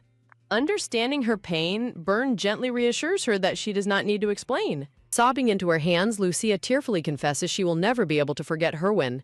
Byrne holds her arm in a comforting grip, calling her name to draw her back. Lucia looks up in surprise, her tear-filled blue eyes locked onto him in wonder. Byrne promises to never make her cry, though Lucia hesitates in response to his vow. Smiling gently, Byrne suggests that she likely felt a familiar sense of comfort from him. Byrne gently lifts her chin, explaining how this moment has only solidified his resolve about their marriage. Byrne warmly assures her that they will build a marriage based on mutual support and understanding. Looking at him with a tender, watery smile, Lucia softly utters his name in gratitude. As Byrne holds Lucia comforting by the fountain, Herwin silently departs into the dark garden, heartbroken. The scene shifts back to the grand party venue as the night deepens. Christine searches the terrace, noting that she cannot find either Herwin or Lucia anywhere. She wonders if she should check the darker corridor of the palace one last time. A sudden sweet voice calling out "honey" echoes from ahead, stopping her in her tracks. Christine stops abruptly, looking visibly startled by the unexpected conversation echoing nearby. Peering past a stone pillar, Christine spots a dark-haired man and Celine kissing passionately. The couple pulls apart as the man alerts Celine that someone is watching them. Christine stands frozen in shock as she catches Celine red-handed in her secret tryst. The man recognizes Christine as Lady Lydia, prompting her to ask how he knows her. He explains that he previously visited the Lydia estate for business investments with the Duke. Christine directly asks if the man is Celine's lover, and Celine hesitantly confirms it. Christine requests to speak with Celine privately, prompting the man to politely step aside. As the man walks away, a tense silence fills the corridor between the two women. Celine arrogantly questions their closeness, but Christine firmly counters that their relationship is irrelevant. Christine demands to know his identity, noting he is different from Celine's previous partner. Celine feigns ignorance, defensively asking Christine who she is referring to. Celine panics internally as she realizes Christine is caught on to her secret affairs. Quickly recovering her composure, Celine flashes a smug, manipulative smile at her accuser. Celine smugly asks if she intends to snitch to Lucas, which Christine immediately confirms. Celine mockingly doubts Lucas would believe her accusations, catching Christine off guard. Celine smugly asserts that Lucas would never believe allegations of her affairs without concrete proof. Christine angrily tells her not to deny her actions, while Celine sighs in mock frustration. Celine takes a slow, deliberate step closer to her, asserting her confidence. Celine mockingly whispers that without concrete evidence, her cheating actions do not matter. Celine warns her to remain silent, leaving Christine stunned as she reaches a sudden realization. Celine accuses Christine of trying to steal Lucas away from her because of her hidden feelings. Deeply angered by the accusation, Celine tightly clenches her fists in silent rage. Christine suddenly halts her departure, leaving Celine bewildered by her unexpected hesitation. Celine boldly confesses her affection for Lucas, defiantly confronting her accuser with a sharp glare. Christine reacts in utter shock as Celine declares that Lucas is wasted on her. Christine smugly counters, questioning whether Lucas would believe Celine's word over hers, dismissing it as mere jealousy. Celine asserts her position as Lucas's girlfriend, but Christine retorts that the decision ultimately belongs to Lucas. Defeated by the sharp rebuttal, Celine stands in stunned silence, deeply shaken by the cold truth. Celine hastily turns and walks away, ignoring Christine's desperate call for her to wait. Left alone, Christine bites her hand in mounting frustration and anxiety over the unresolved confrontation. The next morning, bright sunlight streams through the bedroom window, marking the start of a new day. Lucia wakes up and lets out a soft yawn, rubbing her neck as she sits up in bed. Sane enters the room with a tray, expressing deep concern over Lucia's visibly swollen eyes. Lucia asks if her appearance is truly that noticeable, and Sine confirms it, relieved their mistress slept early. Lucia gently applies a cold compress to her swollen eye, dismissing the maid's worries. Sane playfully teases Lucia about getting dumped again, prompting an annoyed groan from her. Lucia reassures Sine that her honest conversation with Byrne was actually refreshing and not a cause for worry. Sine expresses her relief while gently tending to Lucia, who firmly insists that nothing bad occurred. Sane notes the swelling has decreased and offers further assistance before Lucia politely dismisses her for the morning. Sine bows respectfully and departs, leaving Lucia alone in her bedroom to gather her thoughts. Sitting alone, Lucia reflects on her conversation, realizing she did not entirely lie to Sane but still harbors hidden pain. She recalls the painful moment she wept, feeling miserable that her resolve crumbles whenever she thinks of her win. Recalling Byrne comforting her during her breakdown, she wonders if their mutual pain will only continue to grow. Attempting to clear her mind, Lucia gazes out the window, noting how beautiful the weather is. Peering through the glass, Lucia is surprised to spot her mother enjoying the garden outside. A close-up of Lucia's eye captures her sudden focus as a thought begins to form. Hoping for guidance, Lucia contemplates joining her mother in the garden to ask for some personal advice. With a soft click of her slippers, Lucia heads down to the sunny terrace. Her mother looks up in surprise as Lucia approaches, expressing her desire to ask an important question. Her mother warmly invites her to sit down at the garden tea table before they begin. Smiling gently, her mother kindly prompts Lucia to share whatever is on her mind.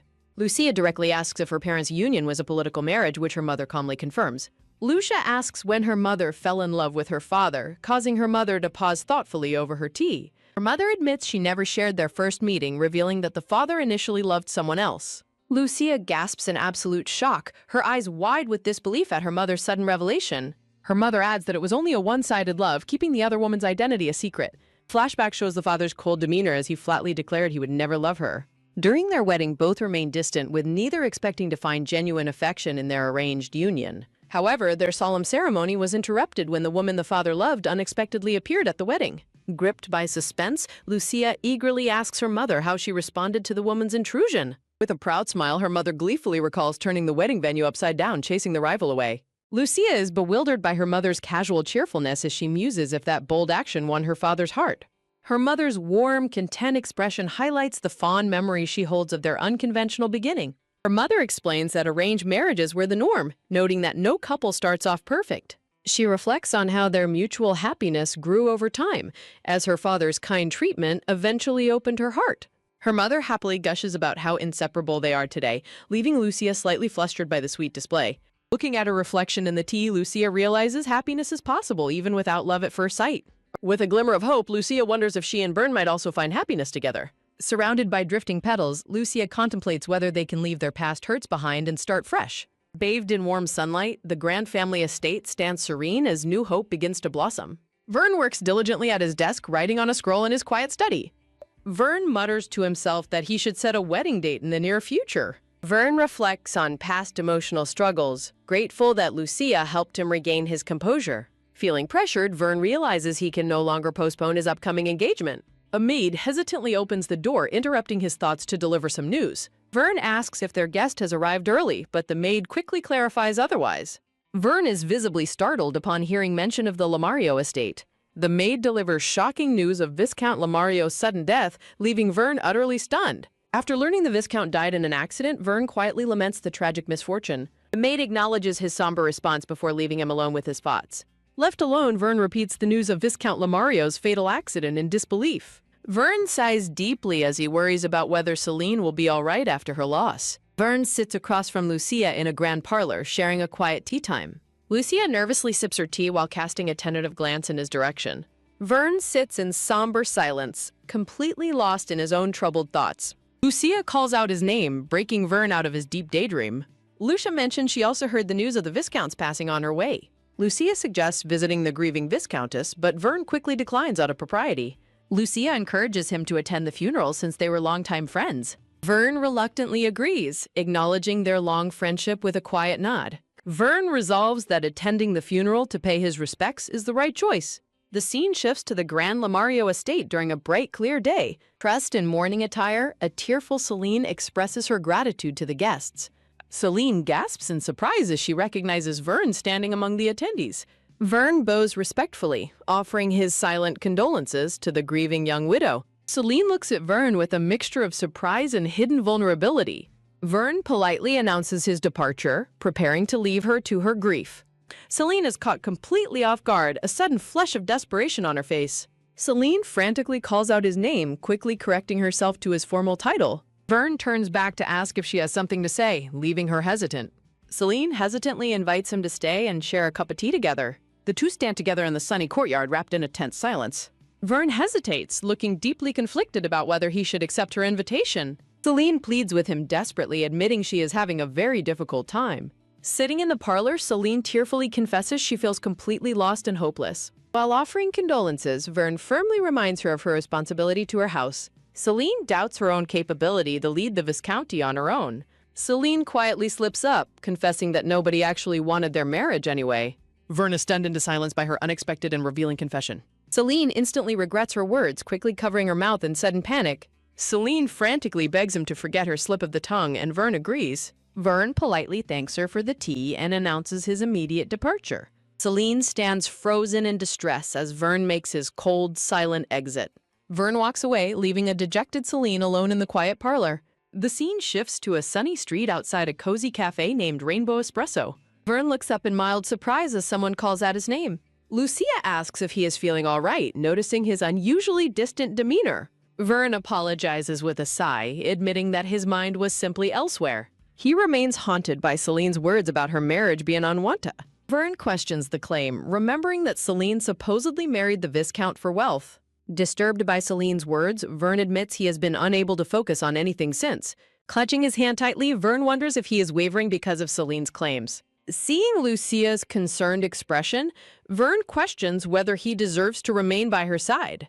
Sitting together at the cafe, Lucia gently asks Vern if something happened with the Viscountess. Lucia smiles softly, admitting she never expected the two of them to remain so silent. Vern apologizes to Lucia, honestly confessing that his heart briefly wavered during their conversation. Surrounded by white flowers, Vern smiles with a sense of clarity and relief. The two sit quietly together at the sunlit cafe, facing each other in silence. Lucia looks at him earnestly, confirming she is completely certain about their mutual path.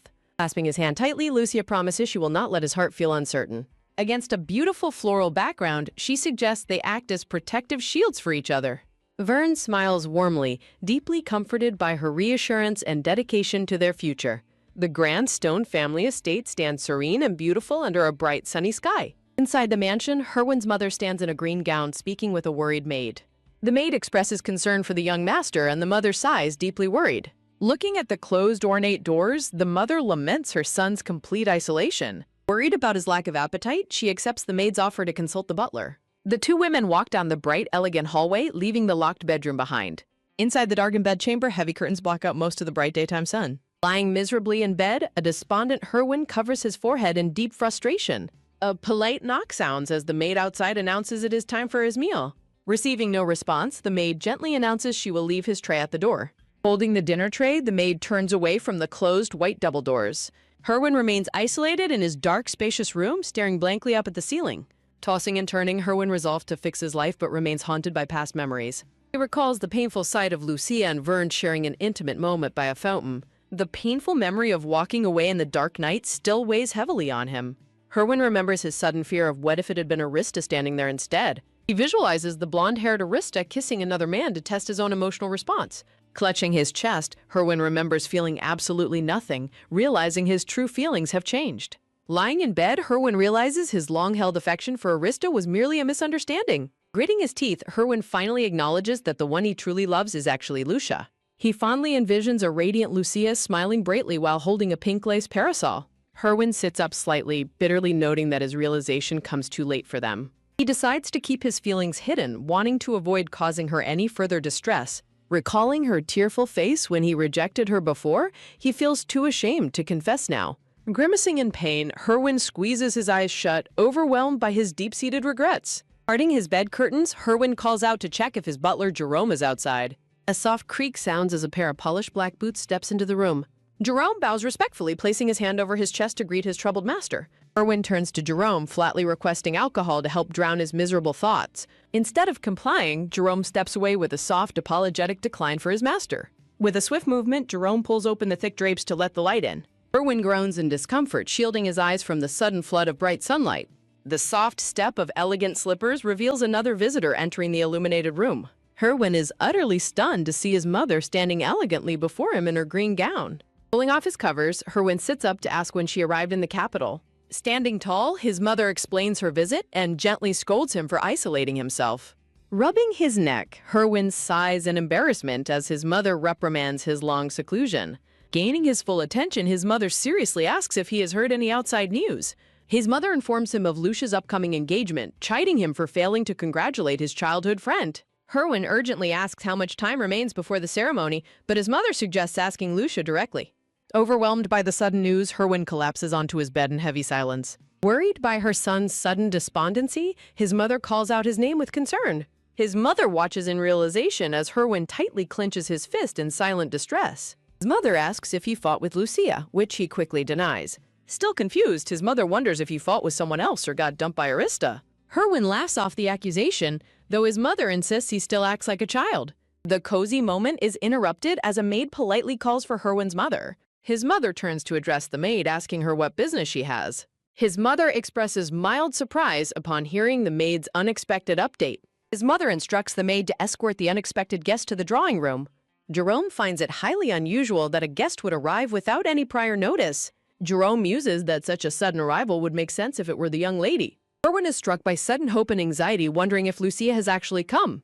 Herwin suddenly stands up and asks Jerome how his current appearance looks.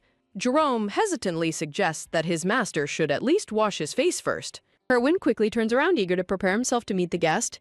Jerome is baffled by Herwin's sudden eagerness to greet a visitor after days of isolation. Dressed in a formal red vest, Herwin walks briskly down the grand hallway. Standing outside the drawing room doors, Herwin realizes his body is trembling with nervous anticipation. Although he knows it might not be Lucia, Herwin cannot calm his racing heart.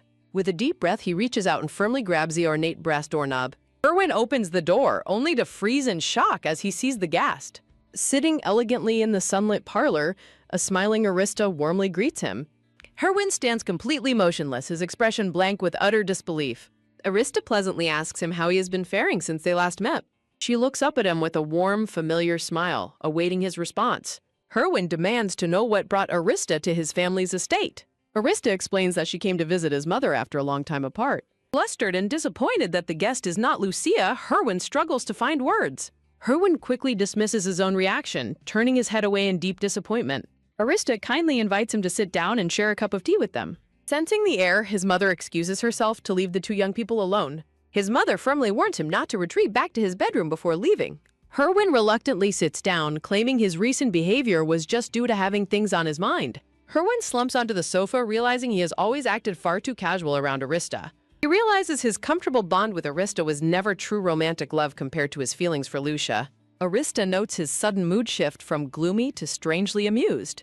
She asks if he is sick, pointing out his sudden, silly-looking grin. Herwin claims he just remembered something amusing, prompting Arista's curiosity. Herwin bluntly confesses that he used to believe he was in love with her.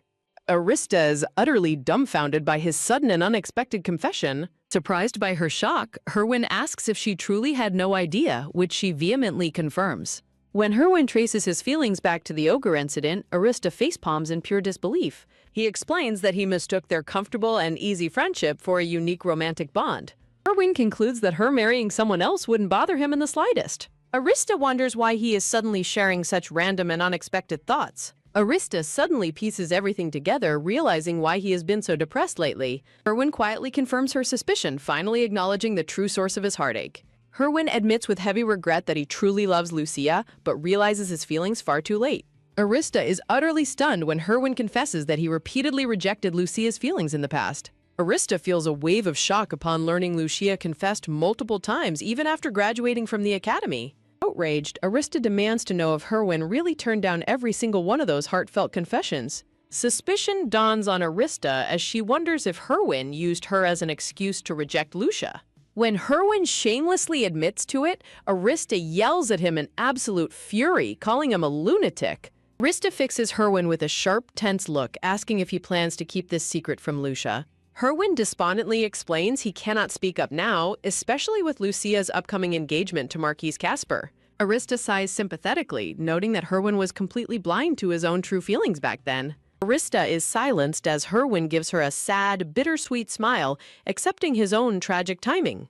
Herwin strictly warns Arista not to breathe a word about his feelings to Lucia. An awkward, heavy silence falls over the sunlit drawing room as they both sit in quiet contemplation. Arista quietly sips her tea, nodding in somber agreement to keep his secret safe. The scene transitions to the grand estate standing serene and beautiful under the starry night sky. Outside, Lucia happily tells Byrne she had a wonderful time and he warmly expresses his gratitude. Byrne gently encourages a tired Lucia to head inside and get some well-deserved rest. Byrne suddenly leans in and leaves a tender, surprising kiss on her cheek. Smiling warmly, Byrne bids her farewell and promises to see her again very soon. With a fluttering heart, Lucia turns and walks back toward the grand entrance of her mansion. Stepping inside the brightly lit hall, Lucia is warmly welcomed back by her maid Sign. Lucia smiles softly to herself, realizing that opening her heart to Byrne has made everything feel comfortable. Lucia requests her maid Scene to help her prepare stationery to write out some invitations. Sane is momentarily taken aback by the sudden mention of sending out invitations. Lucia explains her desire to notify their close friends first, and Sign bows in polite agreement. Determined to focus on her chosen path, Lucia walks back to her quiet study to begin. Standing in her room, Lucia resolves to stay strong and not let any lingering feelings sway her. A soft scratching sound fills the air as she begins writing the invitations with a quill. Sitting at her desk, Lucia focuses entirely on completing the invitations to prepare for the party. She realizes that inviting Byrne's acquaintances as well will require writing a massive stack of letters. With a satisfied stretch, Lucia is relieved to finally finish writing invitations for Christine and Arista. She looks at the pile of sealed envelopes, noting that Brian and Ethan are up next. Lucia looks up thoughtfully, realizing she must also write one for her childhood friend, Herwin. With diligent focus, she carefully addresses the invitations for Brian and Ethan. Picking up the final envelope, her hand suddenly freezes as she hesitates over the next name. Lucia squeezes her eyes shut, trying to block out the bittersweet memories associated with him. Stealing her resolve, she decides she must write the invitation for her childhood friend, Herwin. Her quill glides across the paper as she carefully finishes addressing the envelope to Herwin. Bright daylight reveals elegant horse-drawn carriages arriving outside the grand party venue. Inside the beautifully decorated banquet hall, a group of friends gathers around a tea table. Wearing a lovely pink gown, Lucia arrives at the table with a bright, welcoming smile. Her friends warmly welcome her, noting how rare it has been to see her face lately. Christine clasps her hands together in excitement, eagerly bringing up the upcoming engagement to Marquis Casper. Brian smiles, casually suggesting that a tight schedule is fine, even if some guests cannot attend. Lucia scans the lively table, placing a hand to her cheek as she wonders why Herwin is absent. Brian mentions Herwin's recent seclusion, while Ethan notes it is the first time Herwin has been unreachable. Lucia's expression fills with concern as she wonders if something unfortunate has happened to her childhood friend. Arista quickly speaks up, reassuring Lucia that Herwin is simply feeling a bit under the weather. Laughing nervously, Arista explains she briefly stopped by the Phineas estate and saw him. When asked if he is all right, Arista sweats nervously, saying he merely has a lot on his mind. Arista waves it off with a forced smile, suggesting his thoughts are just keeping him slightly preoccupied. Lucia quietly wonders if Arista and Herwin have been meeting frequently in secret. Lucia reflects on how her past jealousy has faded, realizing she has finally grown and changed. Byrne politely excuses himself to greet other party guests, and Arista amiably bids him farewell. Arista suddenly stands up and calls out to Lucia, stopping her in her tracks. Lucia turns around curiously when Arista hesitantly asks if they can speak privately for a moment. The two young women step away to find a quiet space to talk in private. Lucia expresses her gentle disappointment that Herwin could not make it to the gathering. Arista quietly acknowledges her words with a look of deep, unresolved concern on her face. Arista hesitantly questions if it is truly wise to rush into the engagement so quickly. Arista gently points out that the decision seems incredibly sudden given how briefly they have known each other. Lucia reassures Arista, explaining that she and Byrne came to this decision after many thorough discussions. Lucia then asks Arista to pass along the date of her upcoming engagement to Herwin. Arista is momentarily taken aback before awkwardly agreeing to deliver the message to him. Arista sighs heavily, deeply troubled because Lucia is completely unaware of Herwin's true romantic feelings. Though Herwin swore her to secrecy, Arista feels increasingly conflicted as Lucia asks what is troubling her. Overwhelmed by her friend's ignorance, Arista clenches her fists in a surge of silent frustration. A sudden flashback reveals Arista questioning if the two are actually in a relationship. In the past, Herwin and his companion had both firmly insisted that they were merely friends. Arista recalls accepting their explanation back then, despite her lingering doubts about their bond. Thinking of the pain Lucia endured, Arista resolves that she cannot let her friend live in ignorance. Stealing her resolve, Arista declares she has something vital to share, sparking Lucia's immediate curiosity. Arista bluntly advises Lucia that she needs to have an honest conversation with Herwin first. Arista stares intensely at her friend, urging her to face the truth before it is too late. Arista explains that her advice stems from a shocking revelation she heard directly from Herwin. She urges Lucia to discover what Herwin is truly holding deep inside his heart. Lucia is left utterly bewildered and deeply unsettled by Arista's sudden, highly emotional outburst. Lucia laughs off the tension, teasingly asking if Arista is implying that Herwin actually harbors feelings for her. Arista's grim silence instantly shatters Lucia's lighthearted mood, replacing it with a sudden chill. Stunned, Lucia begs Arista to stop joking, insisting she knows better than anyone that Herwin does not like her. Arista steps forward, completely serious, refusing to let her friend dismiss the truth any longer. Lucia desperately claims that everything in the past was merely a massive, unfortunate misunderstanding. Arista counters by revealing that Herwin admitted he had mistaken their deep friendship for romantic love. Lucia tries to brush it off, suggesting Herwin likely never thought too deeply about his feelings anyway. Arista gently calls her name, pointing out that Herwin must have communicated his feelings completely wrong. Arista firmly urges Lucia to go meet Herwin and ask him about his feelings directly. Lucia is utterly stunned, questioning if she is seriously expected to go see him right now. Lucia wonders aloud what difference hearing Herwin's true feelings would actually make at this point. Arista points out that remaining ignorant is entirely different from making a fully informed choice. Arista promises not to force her, but reiterates her deep desire for Lucia to hear the truth. Lucia tightly grips the fabric of her pink dress as a wave of distress washes over her. Back in her room, Lucia sits on her bed, deeply contemplating Arista's advice to speak with Herwin. Arista apologizes for prying, but confesses she simply cannot stand to see Lucia living in unresolved heartache. Lucia admits to herself that she genuinely wants to know the truth, but remains deeply hesitant. Lucia worries that seeking out Herwin will only bring disappointment and hurt to her fiancé Byrne. Her elegant white heels click softly against the floor as she paces around in deep thought. Torn between her past feelings and her current commitment, Lucia desperately wonders what path she should choose. Looking out into the quiet night, Lucia stands alone, gripped by an agonizing storm of indecision.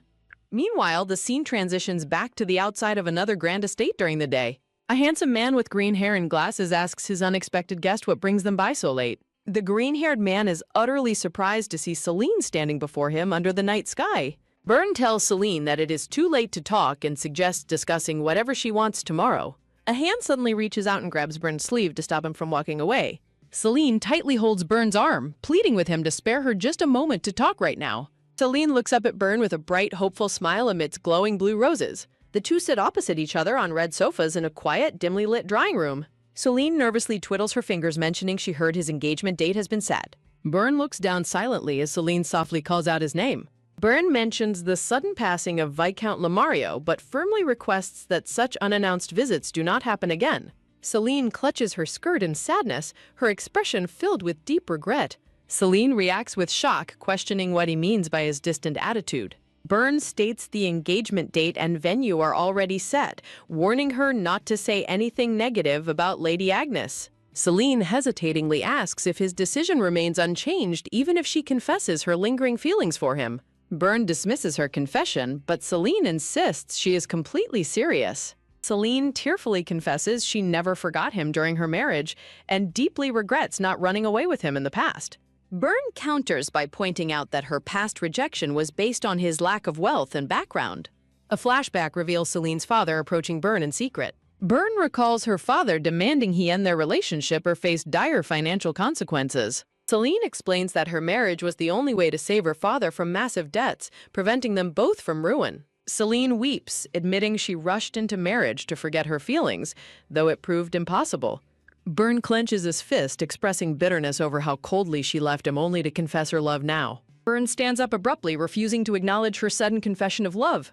Walking away, Byrne tells her to calm down and promises to inform the butler of her departure. Celine is left sitting entirely alone in the quiet, empty drawing room. Crying hysterically, Celine covers her face and tearfully apologizes to Byrne. The scene shifts to Lucia, who walks down the street looking completely dazed and distracted. Lucia pauses in confusion as her maid, Seem, walks beside her. Seim laughs cheerfully, telling Lucia to keep moving forward. Lucia smiles awkwardly, trying to brush off her troubled thoughts. Lucia reflects on how Arista's revelation about Herwin's feelings has completely preoccupied her mind.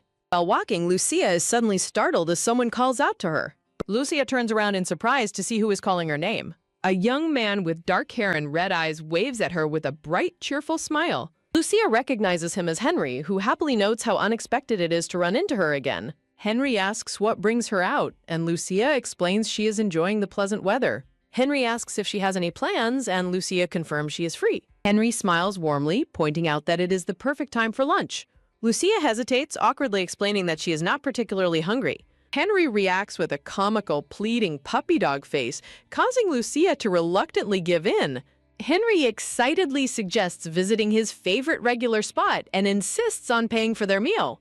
Lucia offers to pay instead, but Henry waves it off, eager to treat her. Henry grabs her hand enthusiastically, telling her they should head over quickly. Henry pulls Lucia along as they run down the street together. Sign follows behind them, calling out a cheerful apology as she catches up.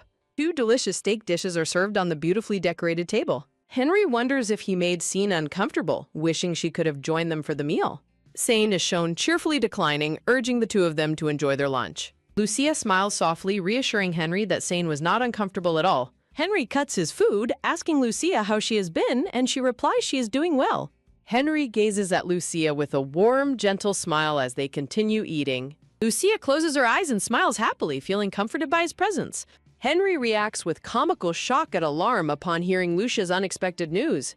Lucia gently explains her reasoning, though Henry remains deeply skeptical about her sudden timeline. Over their lunch, Lucia suddenly realizes that Herwin is likely completely unaware of her plans. She melancholically confesses that Herwin failed to attend her recent engagement announcement party. Henry is utterly bewildered by his brother's absence, while Lucia can only wonder about his reasons. Memory resurfaces of Arista urging Lucia to discover Herwin's true feelings before making her final choice. Lucia quietly reflects on the past conversation, hoping Arista will bring her updates soon. Henry grows increasingly irritated by his brother's thoughtless neglect of a childhood friend. Trying to ease the tension, Lucia softly changes the subject as they resume their lunch. Henry quickly apologizes for his blunt outburst, but Lucia warmly reassures him that it is fine. A quiet clattering of utensils fills the silence of the dining room as they eat. After finishing their pleasant meal, the two step outside the restaurant into the afternoon light. Henry asks about her plans, and Lucia reveals she is visiting her family home for a change.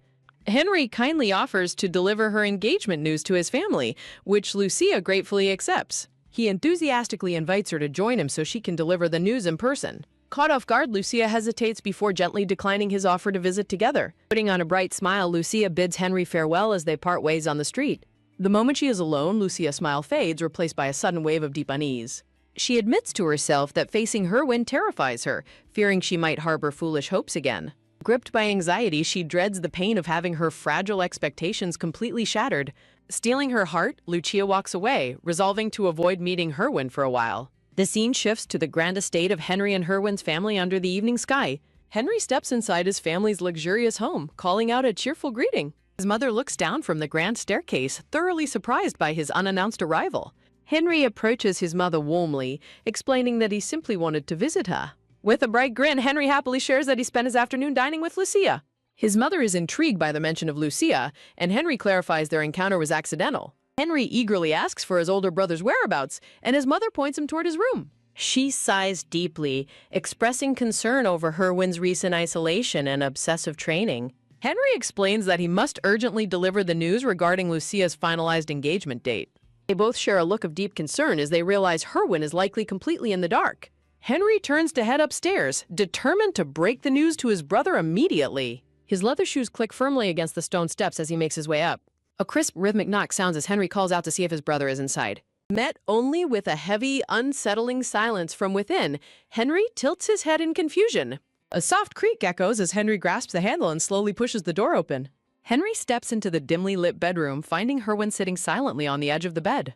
Herwin looks up with a gloomy, exhausted expression, quietly calling out his brother's name. Henry walks closer, asking why his brother has been isolating himself in the dark lately. Herwin defensively questions the sudden visit, and Henry answers that he has vital news to share. Henry bluntly informs him that Lucia's engagement ceremony is set for less than a month away. He urges Herwin to put aside his brooding and at least show his face at the event. Henry questions if Herwin realizes how incredibly cruel his constant rejection has been to Lucia.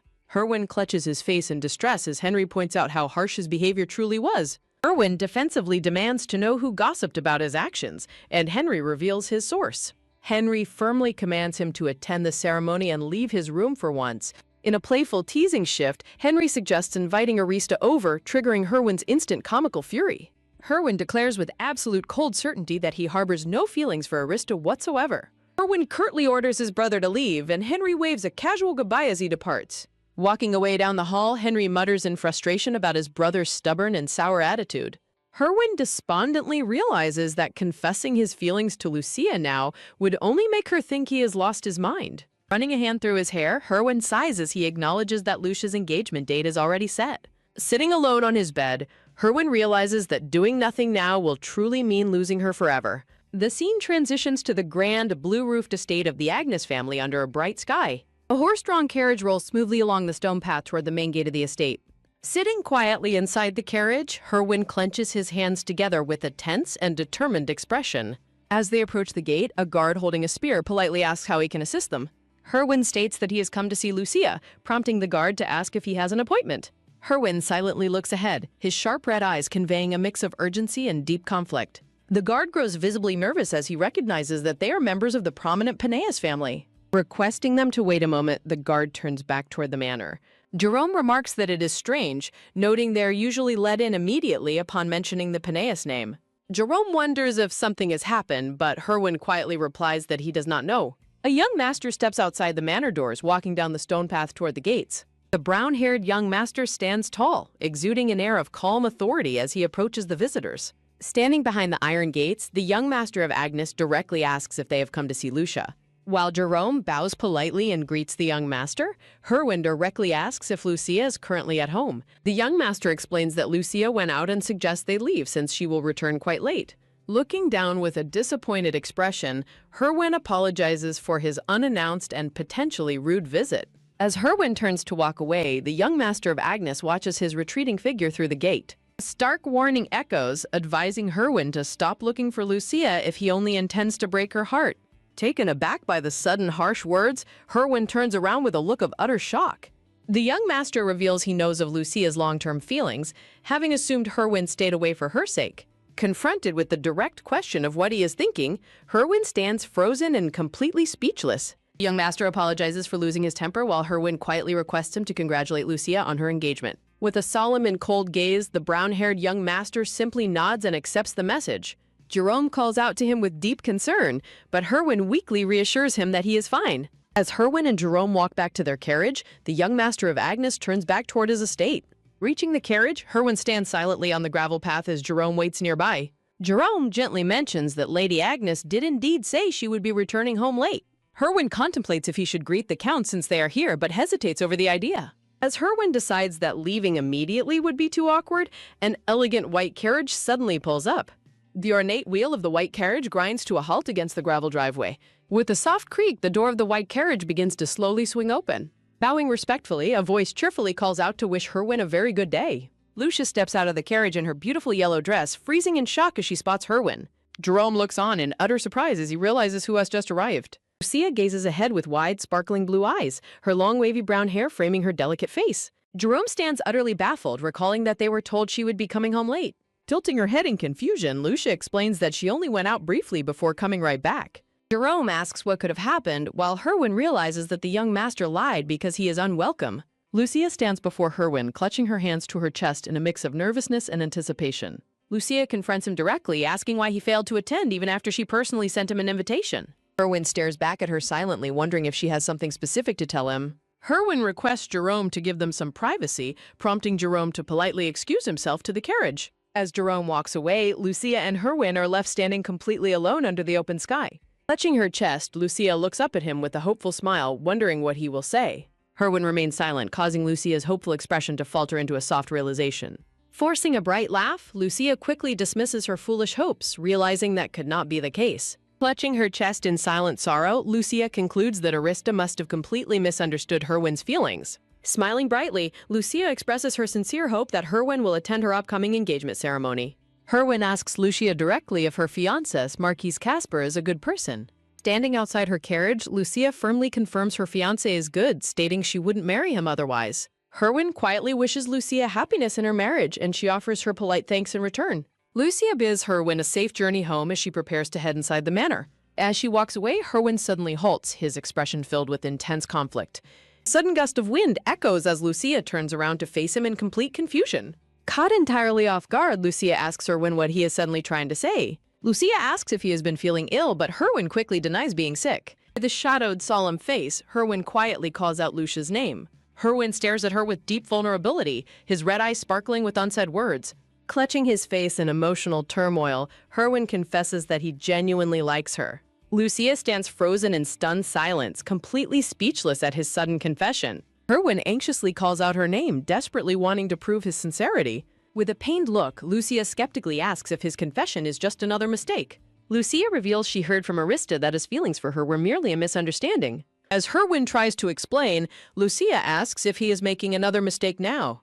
Lucia sorrowfully recalls how he spent years repeatedly rejecting her feelings. Smiling sadly, Lucia remarks on how jarring it is for him to suddenly confess. Herwin desperately pleads his sincerity, but Lucia firmly cuts off his frantic explanation. Lucia points out that he spent 13 long years insisting he had no feelings for her. With a shadowed face, Herwin deeply apologizes, admitting he was incredibly foolish. Herwin explains he saw her as a friend, but Lucia coldly orders him to stop. Standing with her back turned, Lucia quietly speaks of the reality of her own feelings. Herwin looks devastated as Lucia declares she refuses to be hurt anymore, asking for his understanding. Herwin stands completely frozen and silent as Lucia prepares to walk away from him. Lucia coldly ends the conversation, stating she is heading inside the estate immediately. A soft creak sounds as she pushes past the grand iron gates of her home. Rhythmic, heavy footsteps echo as a defeated Herwin slowly walks back toward his carriage.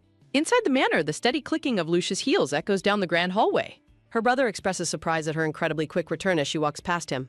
Sensing her deep distress, her brother asks if something happened while she was outside. He scratches his head in confusion as Lucia ignores him and walks away. Lucia stands silently in front of her bedroom door, her shoulders slumped in exhaustion. Once safely alone, Lucia's composure completely shatters as tears stream down her face. A quiet sob escapes her lips as she resolves to never let Herwin sway her heart again. Slapping her cheeks, Lucia commands herself to snap out of it with her engagement ceremony approaching. Sniffling softly, Lucia wipes away her tears, desperately trying to regain her composure. The scene shifts to the next day at the ground estate under a bright sky. Jerome knocks firmly on Herwin's door, announcing it is time for his daily sword practice. A crisp knock sounds as Jerome waits for a response from within the silent room.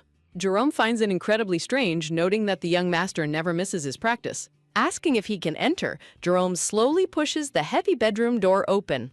Jerome gasps in utter shock as his eyes widen at the scene before him. Spotting him running frantically, the mother calls out Jerome's name in deep confusion. Jerome frantically warns that something is terribly wrong, sending the mother into an instant panic. Jerome exclaims that Herwin is terribly sick as the young master lies flushed and sweating. The scene transitions to the grand estate of the Peneus family under the night sky.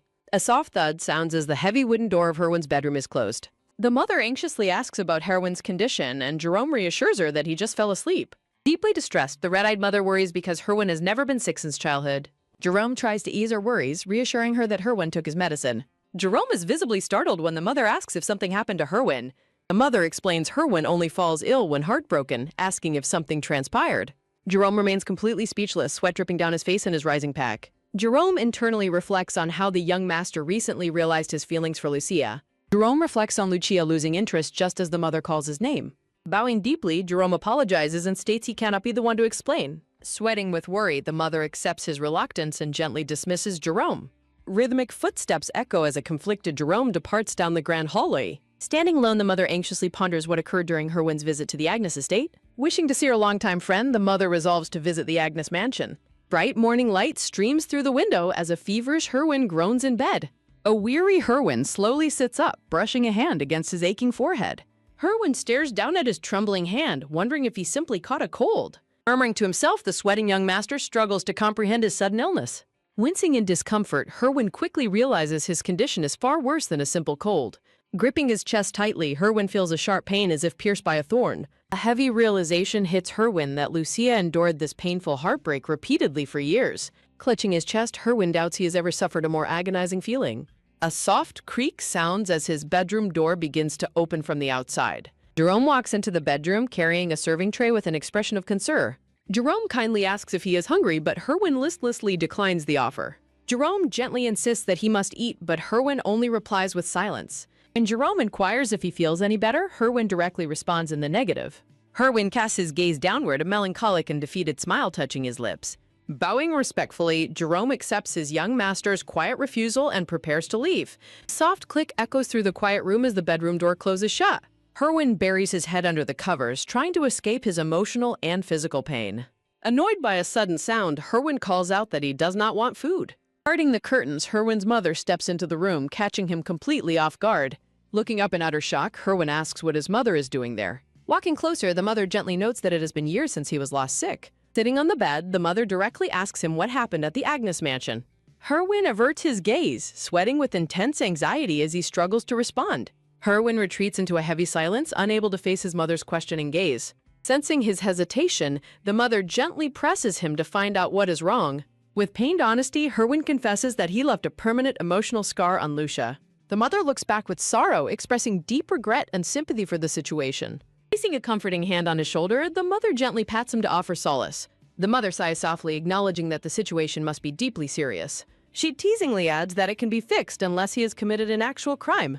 She advises him to eat first when he feels better, explaining food helps overcome illness. Herwin weakly smiles back, agreeing to follow his mother's warm advice. Rhythmic clicking sounds as the mother gracefully walks away, leaving Herwin to rest. Jerome runs down the grand hallway, calling out to the mother to catch her attention.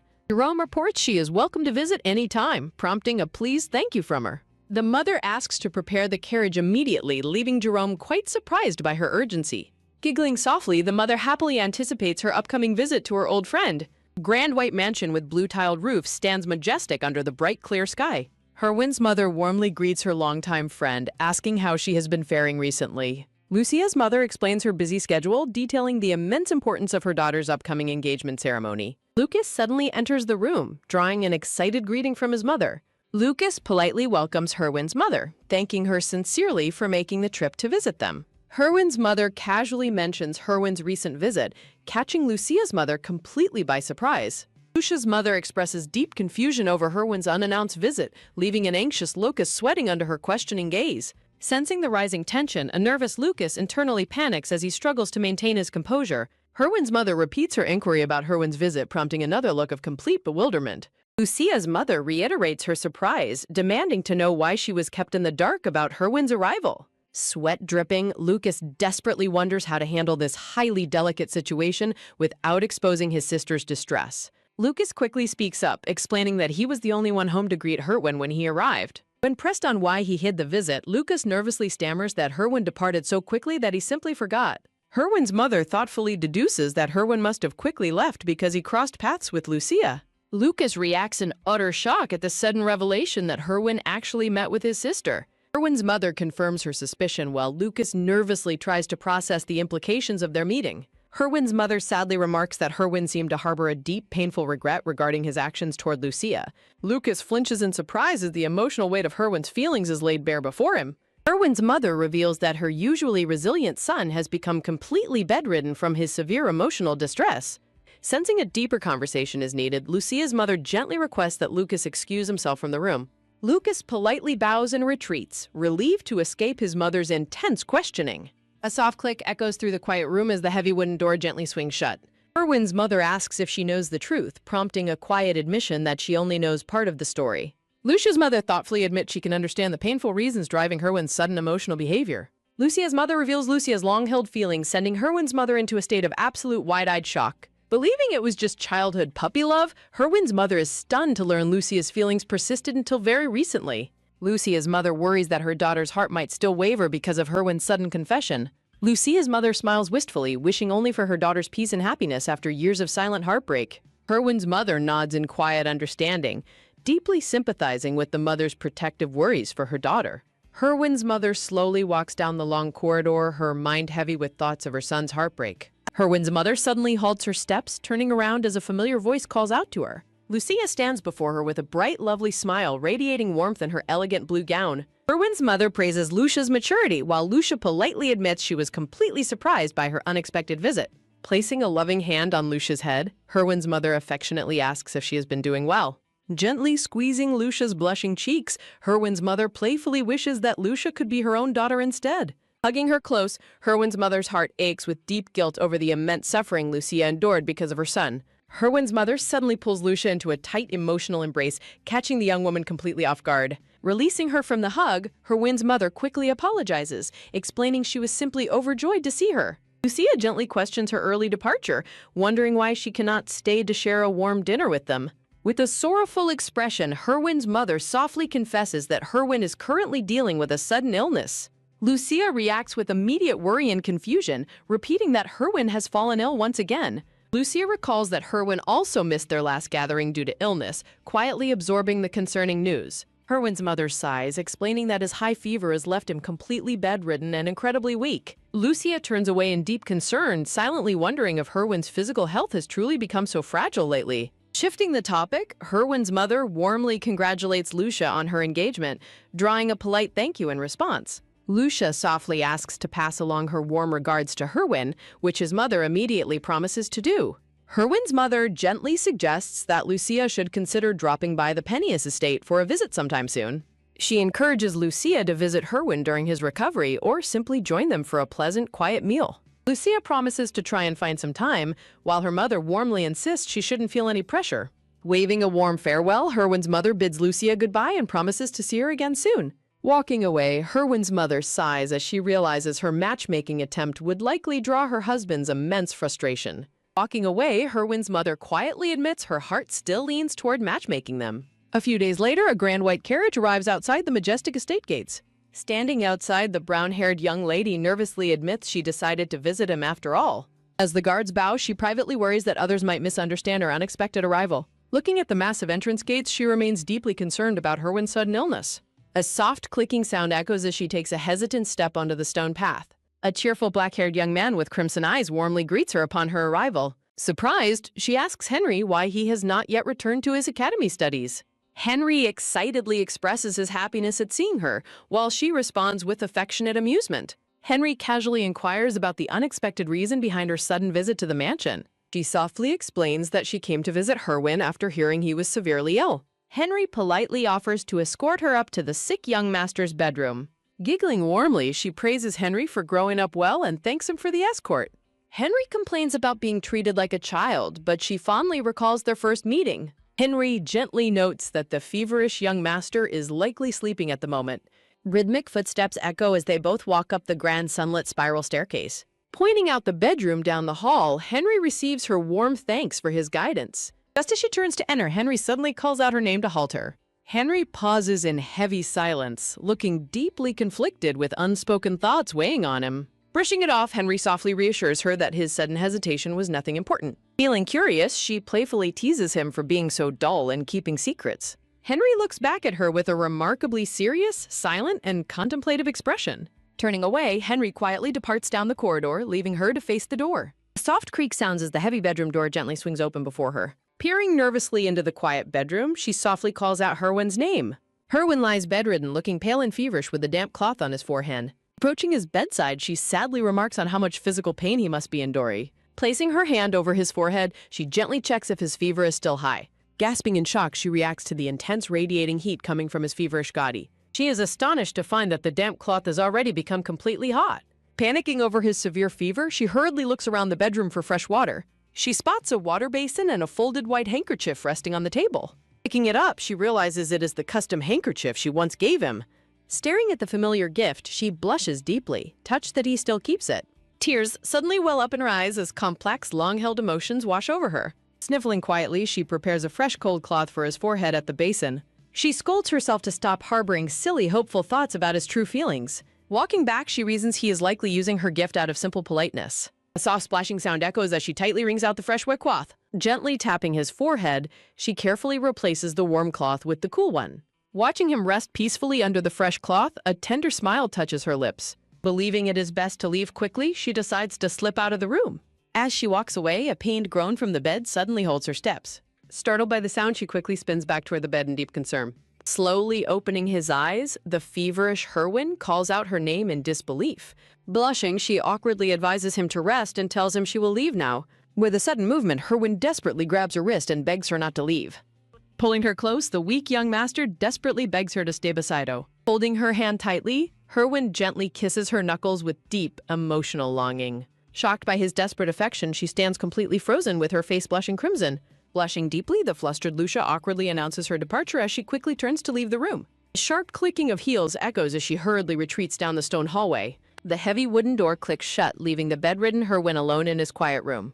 Leaning back against the closed double doors, Lucia clutches her chest as her heart beats rapidly. She desperately tries to convince herself that his warm affection was merely a delusion caused by his fever. Despite her rationalizations, her face remains flushed as her heart continues to beat in heavy agitation. A moment later, the sick young master groans softly as his eyes begin to flutter open. A soft splash sounds as a pair of hands tightly wring out a cool wetla. Still heavily dazed, Herwin weakly looks up and calls out Lucia's name in confusion. Standing beside him, the dark-haired servant Jerome turns in surprise, asking if his master had called him.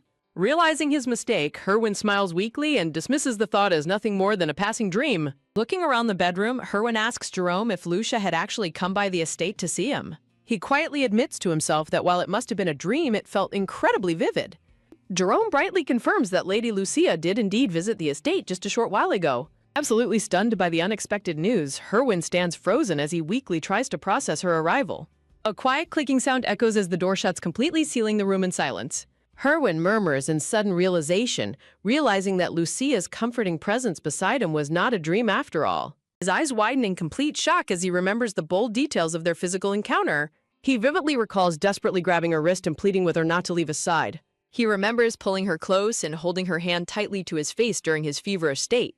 Sitting up abruptly in his bed, Herwin reacts with immense shock as the memories rush back.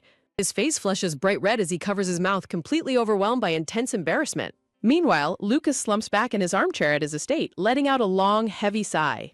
Behind him, his blonde employer Eris mutters in irritation, questioning why he continues to employ Lucas. Lucas yells back in sheer frustration, demanding to know why Ares is also giving him a hard time. Entering the study, the blonde-haired Arista playfully remarks that she could hear Lucas's heavy sighs from outside. Ares looks up in surprise at Arista's sudden arrival, reminding her he called her to help work tomorrow. Arista glances over at Ares, who quietly looks down in silence at his desk. Stepping close, Arista whispers to her brother, asking if this is his first time acting so strange. She brightly suggests that her brother should step out for a moment to let her handle him. Agreeing to her suggestion, Ares stands up and remarks that leaving is probably better for his peace of mind. Before departing, Ares casts a final, deeply suspicious look at his troubled employee. A sharp click sounds as the study doors firmly close behind Ares.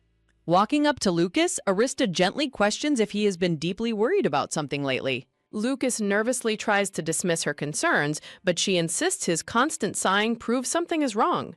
Lucas looks away in heavy silence, keeping his troubling thoughts strictly to himself. Lucas cautiously poses a hypothetical question, asking how she would feel if another family turned her away at the door. Arista immediately responds with anger, stating she would be absolutely furious at such rude treatment. She points out that leaving a guest outside without a proper explanation is incredibly impolite. Lucas smiles sweatily, quietly agreeing with her assessment while feeling immense guilt. Sensing his hidden guilt, Arista suspects he is hiding a real event and demands to know the truth. Lucas breaks into a cold sweat, struggling to maintain his composure under her sharp questioning. Arista gasps in sudden shock, asking if he actually turned Herwin away from their gates. A soothing splash sounds as warm tea is carefully poured into a delicate cup. Holding her teacup, Arista demands confirmation on whether he actually drove Herwin away. Lucas nods guiltily, admitting he behaved that way because he was incredibly angry at the time. Arista is left completely speechless, staring at him with a sweat drop of absolute disbelief. The room falls quiet as they sit together, the gravity of his confession settling between them. Arista admits she understands the situation, prompting Lucas to ask if she knows the truth about Lucia and Herwin. Lucas directly questions her, asking if Herwin was the real reason behind his sister's sudden engagement. Arista gasps in sudden surprise, realizing she had only a vague suspicion about the truth. Lucas explains how Lucia constantly rejected arranged dates for Herwin, only to eventually grow exhausted from his repeated rejections. Arista softly admits that she can understand her brother's protective and frustrated perspective. While Arista lectures him that slamming the door was too harsh, a sheepish Lucas quietly agrees. Lucas grumbles that he hesitated to tell her because he fully expected this critical reaction. Lucas admits he originally did not want to interfere, but detests how Herwin keeps confusing Lucia's feelings. Arista shakes her head in disagreement, reminding her brother that Herwin is not that malicious. When Lucas questions what Herwin's true issue is, Arista admits she is also uncertain. A vivid memory reveals Herwin's confession that his rejections stem from a deep misunderstanding of his own heart. Lucas asks in disbelief if Herwin actually mistook his romantic feelings for someone else all this time. Arista sweats nervously, hesitating to give a definitive answer regarding Herwin's emotional confusion. Arista defends Herwin, noting that he seemed genuinely remorseful for his past actions when they spoke. She recalls Herwin expressing deep regret over repeatedly breaking Lucia's heart. Arista is suddenly left speechless as she reflects deeply on the complexity of the situation. Lucas clenches his fist in heavy silence, digesting the weight of Herwin's true intentions. Lucas quietly admits that while he still cannot comprehend Herwin, he wishes them well if his feelings are sincere. Arista softly agrees, relieved to see her brother's anger finally beginning to subside. Lucas thanks his sister for helping him clear his mind and promises to send her a gift. Arista, trailing off, suggests she wants something else entirely, catching her brother off guard. Smiling brightly, Arista requests that her brother set aside some time for her instead. Taken aback by her request, Lucas readily agrees to make time for his sister. When Lucas asks what she has planned, Arista blushes and suggests they simply share a quiet meal. Meanwhile, a luxurious carriage arrives at a grand manor as a new situation unfolds elsewhere. Inside his study, the green-haired Marquis intently reads a stack of official documents. Hearing a knock at his study door, the green-haired man calmly calls out for them down. A servant enters the room to inform the Marquis that a guest has arrived. The Marquis plans to finish his work quickly, but the servant reveals the visitor as Viscountess Lamario. The servant explains that the persistent female visitor is firmly insisting on waiting for him. Letting out a frustrated sigh, the Marquis reacts with clear irritation at her persistent return. The Marquis questions if she is still waiting outside, and the servant confirms she is. The irritated Marquis threatens to file a formal complaint if she continues to linger outside. The servant bows respectfully and accepts his master's harsh instructions before departing. A soft click echoes through the quiet room as the heavy wooden door firmly closes. Left alone, the Marquis closes his eyes as a wave of exhaustion washes over him. He sighs heavily in distress, deeply troubled by her persistent and confusing behavior. Resting his forehead in his hand, the stressed Marquis struggles to focus on his work. Outside in the courtyard, the servant politely informs the orange-haired Viscountess that the Marquis cannot see her. The orange-haired woman stands frozen, her face flushed with deep embarrassment and sorrow. A heavy, awkward silence falls between them as she processes the blunt rejection. The servant adds that the Marquis finds her persistent presence to be quite troublesome. Clutching her chest, she quietly accepts his cold rejection, referring to him as Byrne. Turning away quickly, she prepares to depart the estate to hide her tears. She politely requests the servant to ask the Marquis for forgiveness regarding her persistent intrusion. The servant bows respectfully as the heartbroken Viscountess steps back into her carriage. The carriage rattles away down the stone path, leaving the silent estate behind. Sitting alone inside the carriage, she bitterly rationalizes that his cold rejection is only natural. Tears stream down her cheeks as she realizes how deeply she must have hurt him in the past. She vividly remembers Byrne's harsh, pouting words telling her she was useless and should forget him. The memory of her walking away in deep despair flashes through her troubled mind. She relives the intense grief of that painful day, deeply regretting the distance between them now. Filled with regret, the crying orange-haired woman wishes she had run away with Byrne back then. Sobbing softly, she presses a green handkerchief to her face as her tears flow freely. Resolving never to let Byrne go again, she reflects on how empty her world is without him. A violent jolt suddenly rattles the carriage, catching the orange-haired woman completely off guard. Frantically pulling the reins, the panicked coachman shouts in terror as the carriage spins out of control. A terrifying snap echoes as a carriage wheel breaks off, sending the vehicle crashing violently. The overturned carriage rests in ruins, leaving the coachman lying unconscious on the dirt road. A bedside lamp casts a warm, soft glow across the quiet bedroom. The orange-haired woman tosses and turns in bed, slowly recovering from the carriage accident. Slowly opening her eyes, she weakly tries to process her unfamiliar surroundings. Her vision remains blurry as she vaguely recognizes a man wearing glasses standing nearby. She gasps in surprise as she recognizes the green-haired Byrne looking down at her. Weakly looking up, she asks Byrne if she is dreaming or if he is truly beside her. Shaking his head gently, Byrne reassures her that she is awake and not dreaming. Byrne explains he brought her to his estate for urgent treatment after finding her crashed carriage. Byrne angrily scolds her for riding in a damaged carriage and risking her life. She grows emotional, recognizing his worried expression from their cherished past together. Byrne coldly states she must leave once she recovers, prompting a disappointed sigh from her. With a heavy heart, the orange-haired woman quietly nods and accepts his decision. He silently walks away, leaving her alone with her thoughts in the spacious bedroom. Hesitating for a brief moment, she calls out his name to stop him from leaving. Turning back toward her, Byrne politely asks if she requires anything else. Blushing deeply, she softly admits that she simply wanted him to stay a little longer.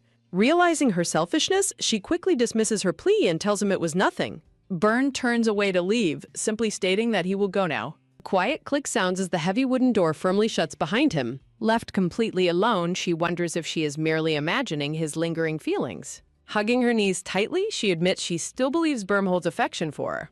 She curls up beneath the blanket, sobbing quietly as her grief overwhelms her. Soft sobs and hiccups echo through the quiet bedroom behind the closed door. A new day dawns, shifting the scene to a grand estate under a bright sky. The brown-haired Lucia praises Byrne for perfectly organizing the guest list for their upcoming engagement. While holding his teacup, Byrne stares off blankly, clearly distracted by his troubled thoughts. Snapping out of his daze, Byrne reacts with surprise as Lucia calls his name. Apologizing for his distraction, Byrne claims he was merely lost in thought for a moment. Byrne hesitantly asks if they should push back their engagement date slightly. Seeing her surprise, Byrne immediately backtracks and asks her to forget his suggestion. Lucia gently notes that delaying the date is possible if he has a valid reason. Byrne calls her name in concern, prompting a flustered Lucia to apologize for her reaction. Turning her head away quickly, Lucia asks him to ignore her comment as well. An awkward, heavy silence falls between them as they sit together in the parlor. Lucia suggests ending their meeting for the day, and a sweating Byrne readily agrees. Trying to ease the tension, Lucia brightly asks if he will join the summer hunting tournament. Byrne confirms his plans to attend, but warns her not to expect much from him. He sheepishly explains he is not athletic, but Lucia kindly reassures him it is fine. Byrne smiles warmly, admitting he simply does not wish to embarrass his fiancée in public. Lucia laughs softly, promising to prepare an embroidered handkerchief for him despite her lack of skill. When Lucia asks what design he would prefer, Byrne replies that anything is fine. Lucia thoughtfully suggests forget-me-nots, noting the flower is highly appropriate for the summer season.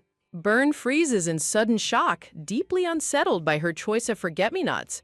A warm memory shows the orange-haired Celine calling out Byrne's name in a quiet library. Byrne looks up from his book and gently acknowledges her call. With a cheerful exclamation, Celine proudly presents a white cloth embroidered with blue flowers. Byrne asks if she made it herself, and Celine beams with pride as she confirms she did. Celine sits close to Byrne, explaining that she lovingly embroidered the handkerchief just for him. Smiling warmly, Byrne takes the precious gift and sincerely thanks Celine. Looking at the small blue flowers, Byrne curiously inquires about their name. He gently holds the delicate handkerchief, admiring the blue blossoms embroidered on the white fabric. Celine brightly explains that the flower is a forget-me-not, which symbolizes true love. When Byrne repeats the romantic meaning, Celine nods and hints at another deeper meaning. Back in the present, the green-haired Byrne struggles to recall that second meaning until Lucia calls him. Snapping out of his deep trance, Byrne turns his attention back to his fiancée, Lucia. Looking at him with concern, Lucia curiously asks what has him thinking so deeply. Byrne silently reflects on his inability to remember the full meaning behind the forget-me-nots. While gazing downward, Byrne struggles to piece together the lost memories of Celine's words. The long-forgotten words, pleading not to be forgotten, echo softly in the quiet air. Lucia smiles warmly, revealing that the primary meaning of the flower is "don't forget me." Byrne freezes in sudden realization as his lost memories of Celine's confession instantly flood back. Hiding his inner turmoil behind a strained smile, Byrne quietly accepts her explanation with a soft laugh. Looking away in deep remorse, Byrne remembers that those were Celine's exact parting words. He vividly recalls Celine tearfully asking him to think of her whenever he looked at the handkerchief. Back in the parlor, Lucia notes that Byrne must have a deep affection for the flower. Looking directly at her, Byrne gently denies her assumption about his personal preferences. He explains that his attachment is actually to the special person who originally gifted it to him. Lucia repeats her observation about his knowledge of flowers, but Byrne remains quiet and reserved. Tilting her head in slight confusion, Lucia questions his vague response before quickly dismissing the matter. Byrne places his hand over his chest, softly acknowledging her words with a solemn look. Lucia secretly wonders if her mind is playing tricks on her, noticing Byrne's lingering sadness. The scene shifts to the sunny courtyard of the Grand Manor as their afternoon together concludes. Walking down the steps together, Lucia and Byrne politely express how much they enjoyed each other's company. Gently holding her hand, Byrne wishes her a safe journey home as she promises to see him again soon. A sudden sharp clack sounds as the heavy wooden carriage door is firmly shut. Standing on the paved path, Byrne raises his hand and waves a polite farewell. The elegant carriage rolls away down the driveway, leaving the green-haired Marquis standing alone. Left in isolation, Byrne bows his head in heavy guilt and quietly apologizes to Lucia. The carriage speeds along a scenic road surrounded by lush green trees and bright sunlight. Inside the carriage, the gray-brown-haired maid gushes excitedly over Byrne's polite manners and devotion. The maid happily expresses her joy about the match, contrasting it with Lucia's past heartbreak. She continues to praise the Marquis' impeccable character and constant kindness with a bright smile. Looking out the window, Lucia's sweat drops as she realizes the maid is mistakenly comparing him to Herwin. The maid playfully accuses Lucia of leaving her behind on purpose to avoid these conversations. Flustered, Lucia waves her hands frantically, claiming she only wanted to spare her from extra chores. Desperate to change the subject, Lucia excitedly suggests stopping by the shopping district to buy handkerchief materials. Lucia asks if they have any white silk left at home to prepare for her embroidery project. The cheerful maid readily agrees as the carriage rattles down the paved streets of a busy city. The sunlit shopping district bustles with activity as carriages and citizens move between tall buildings. Two armed palace guards carrying long spears march vigilantly past the elegant storefronts. Noticing the unusual tension, Lucia questions a nearby guard about the high volume of street patrols. The guard reveals that terrifying monsters have suddenly been sighted lurking within the capital city. He urgently advises Lucia and her maid to return home and avoid traveling alone outdoors. Brown-haired Lucia smiles warmly and acknowledges her maid Cian's suggestion inside the shop. Bright sunlight illuminates the luxurious interior of the boutique, showcasing elegant displays of fabrics. The blonde shopkeeper cheerfully presents a shimmering piece of white silk woven with gold thread. Cian excitedly recommends the white silk fabric, but Lucia hesitates with a troubled look. A dark memory of sewing Herwin's handkerchief reminds Lucia why she cannot use this fabric. Requesting to see other options, Lucia asks the shopkeeper for materials suited for her gift. Lucia's expression darkens as she reveals her plan to make a handkerchief for her fiancé. Changing her phrasing, Lucia clarifies that she wants to give it as a good luck charm. Cian looks at her mistress with sudden realization and concern about her intentions. Lucia gently smiles, trying to reassure her concerned maid that everything is fine. The shopkeeper eagerly presents several rolls of brighter-colored fabrics for Lucia to choose from. Multicolored rolls of premium silk fabrics gleam brightly under the warm store lights. Pleased with a vibrant green silk, Lucia decides it will perfectly suit the recipient. Clapping her hands, the delighted shopkeeper inquires if she should wrap the fabric. Lucia happily hugs the chosen green fabric, excited to begin her embroidery at home. Two women walk out of the elegant boutique as the shopkeeper bids them farewell. Lucia cheerfully asks Cian where they should go next on their shopping trip. Cian's stomach suddenly rumbles loudly, causing her to blush in extreme embarrassment. Smiling playfully, Lucia suggests they grab a bite to eat first to satisfy Cian's hunger. As they walk down the paved street, a suspicious hooded figure observes them from behind. The hooded man intentionally brushes past them, walking closely behind the distracted women. Bumping hard against Cian, the mysterious thief swiftly snatches the blue shopping bag. Cian gasps in shock and screams to alert everyone of the pickpocket. Urging Lucia to stay put, Cian prepares to run and call the nearby guards. Before Serene can react, Lucia suddenly dashes past her in pursuit of the thief. Gathering her long skirts, Lucia runs down the street with fierce determination. Cian watches in complete despair, panicking over her lady's surprisingly reckless behavior. A childhood memory flashes back, illustrating a young Lucia running in terror from a wolf. Puffing heavily, Lucia continues her desperate chase through the city's winding alleys. Slowing down, Lucia gasps for breath, realizing her high-heeled shoes are hindering her speed. Exhausted, Lucia leans forward and clutches her chest, fearing she has lost the thief. A sudden, loud shout nearby startles Lucia, drawing her attention further down the alley. A sharp heel clicks against the pavement as someone steps forward to block the path. The hooded thief struggles fruitlessly as a tall, dark-clothed man firmly grabs him. Turning the corner, Lucia cautiously approaches to see who stopped the fleeing pickpocket. The black-haired Herwin glares coldly at the thief, scolding him for stealing in daylight. A sword hangs at Herwin's waist as he holds the thief in an iron grip. Lucia freezes in absolute shock as she recognizes the man standing before her. Herwin's eyes widen in surprise as he looks up and spots Lucia standing nearby. Seizing the moment of distraction, the thief cries out as he struggles to break free. With a sudden twist, the thief successfully breaks away from Erwin's grasp. The thief quickly runs off, dropping the blue shopping bag onto the paved ground. Retrieving the dropped bag, Herwin holds it out and asks Lucia if it belongs to her. Amidst a soft glow of flowers, the two stand together in a tense, silent reunion. The city guard runs up and assures Herwin that they will apprehend the thief. The fleeing thief complains that he only wanted to steal food, feeling unfairly pursued. Shouting angrily, Lucia retorts that there is absolutely no excuse for stealing. Anger fading, Lucia looks up at Herwin with a mixture of confusion and shock. Feeling awkward, Herwin rubs the back of his neck and gently asks if she is all right. Lucia softly thanks him, holding her back close as she acknowledges his timely help. Lucia warmly smiles as she reveals her plan to make a special handkerchief for Byrne. Herwin looks away, quietly acknowledging her response with a somber expression. Lucia asks Herwin if his cold has improved, and he quietly confirms that he is recovered. Herwin rubs his neck awkwardly, feeling a lingering tension as they stand together in silence. Lucia frantically waves her hand, blushing as she quickly denies his unspoken assumption. Lucia reassures Herwin with a bright smile, telling him not to worry since he did nothing wrong. Herwin gazes at her with a troubled expression, softly repeating that he understands. Herwin reflects on his past behavior, concluding that Lucia's casual reaction proves she no longer has feelings for him. Lucia politely bids him farewell as she prepares to take her leave. Herwin suddenly calls out to stop Lucia, prompting her to turn back in surprise. Herwin stands tall and gently warns Lucia to be careful on her journey home. Lucia realizes that patrol duty brought him there, which Herwin quietly confirms. Herwin hesitantly asks if he can escort her for a portion of her walk home. Lucia politely declines, teasingly reminding him to be careful instead after his past injury by an ogre. Lucia cheerfully bids him goodbye as she spins around and walks away. Herwin is left standing completely alone in the quiet alley, staring at the closed doors. Herwin slowly turns and walks away, his expression filled with a quiet, lingering sadness. Night falls over the grand estate, bathed in the soft glow of street lamps and starlight. Inside the manor, Sign asks Lucia if she actually ran into Herwin earlier that day.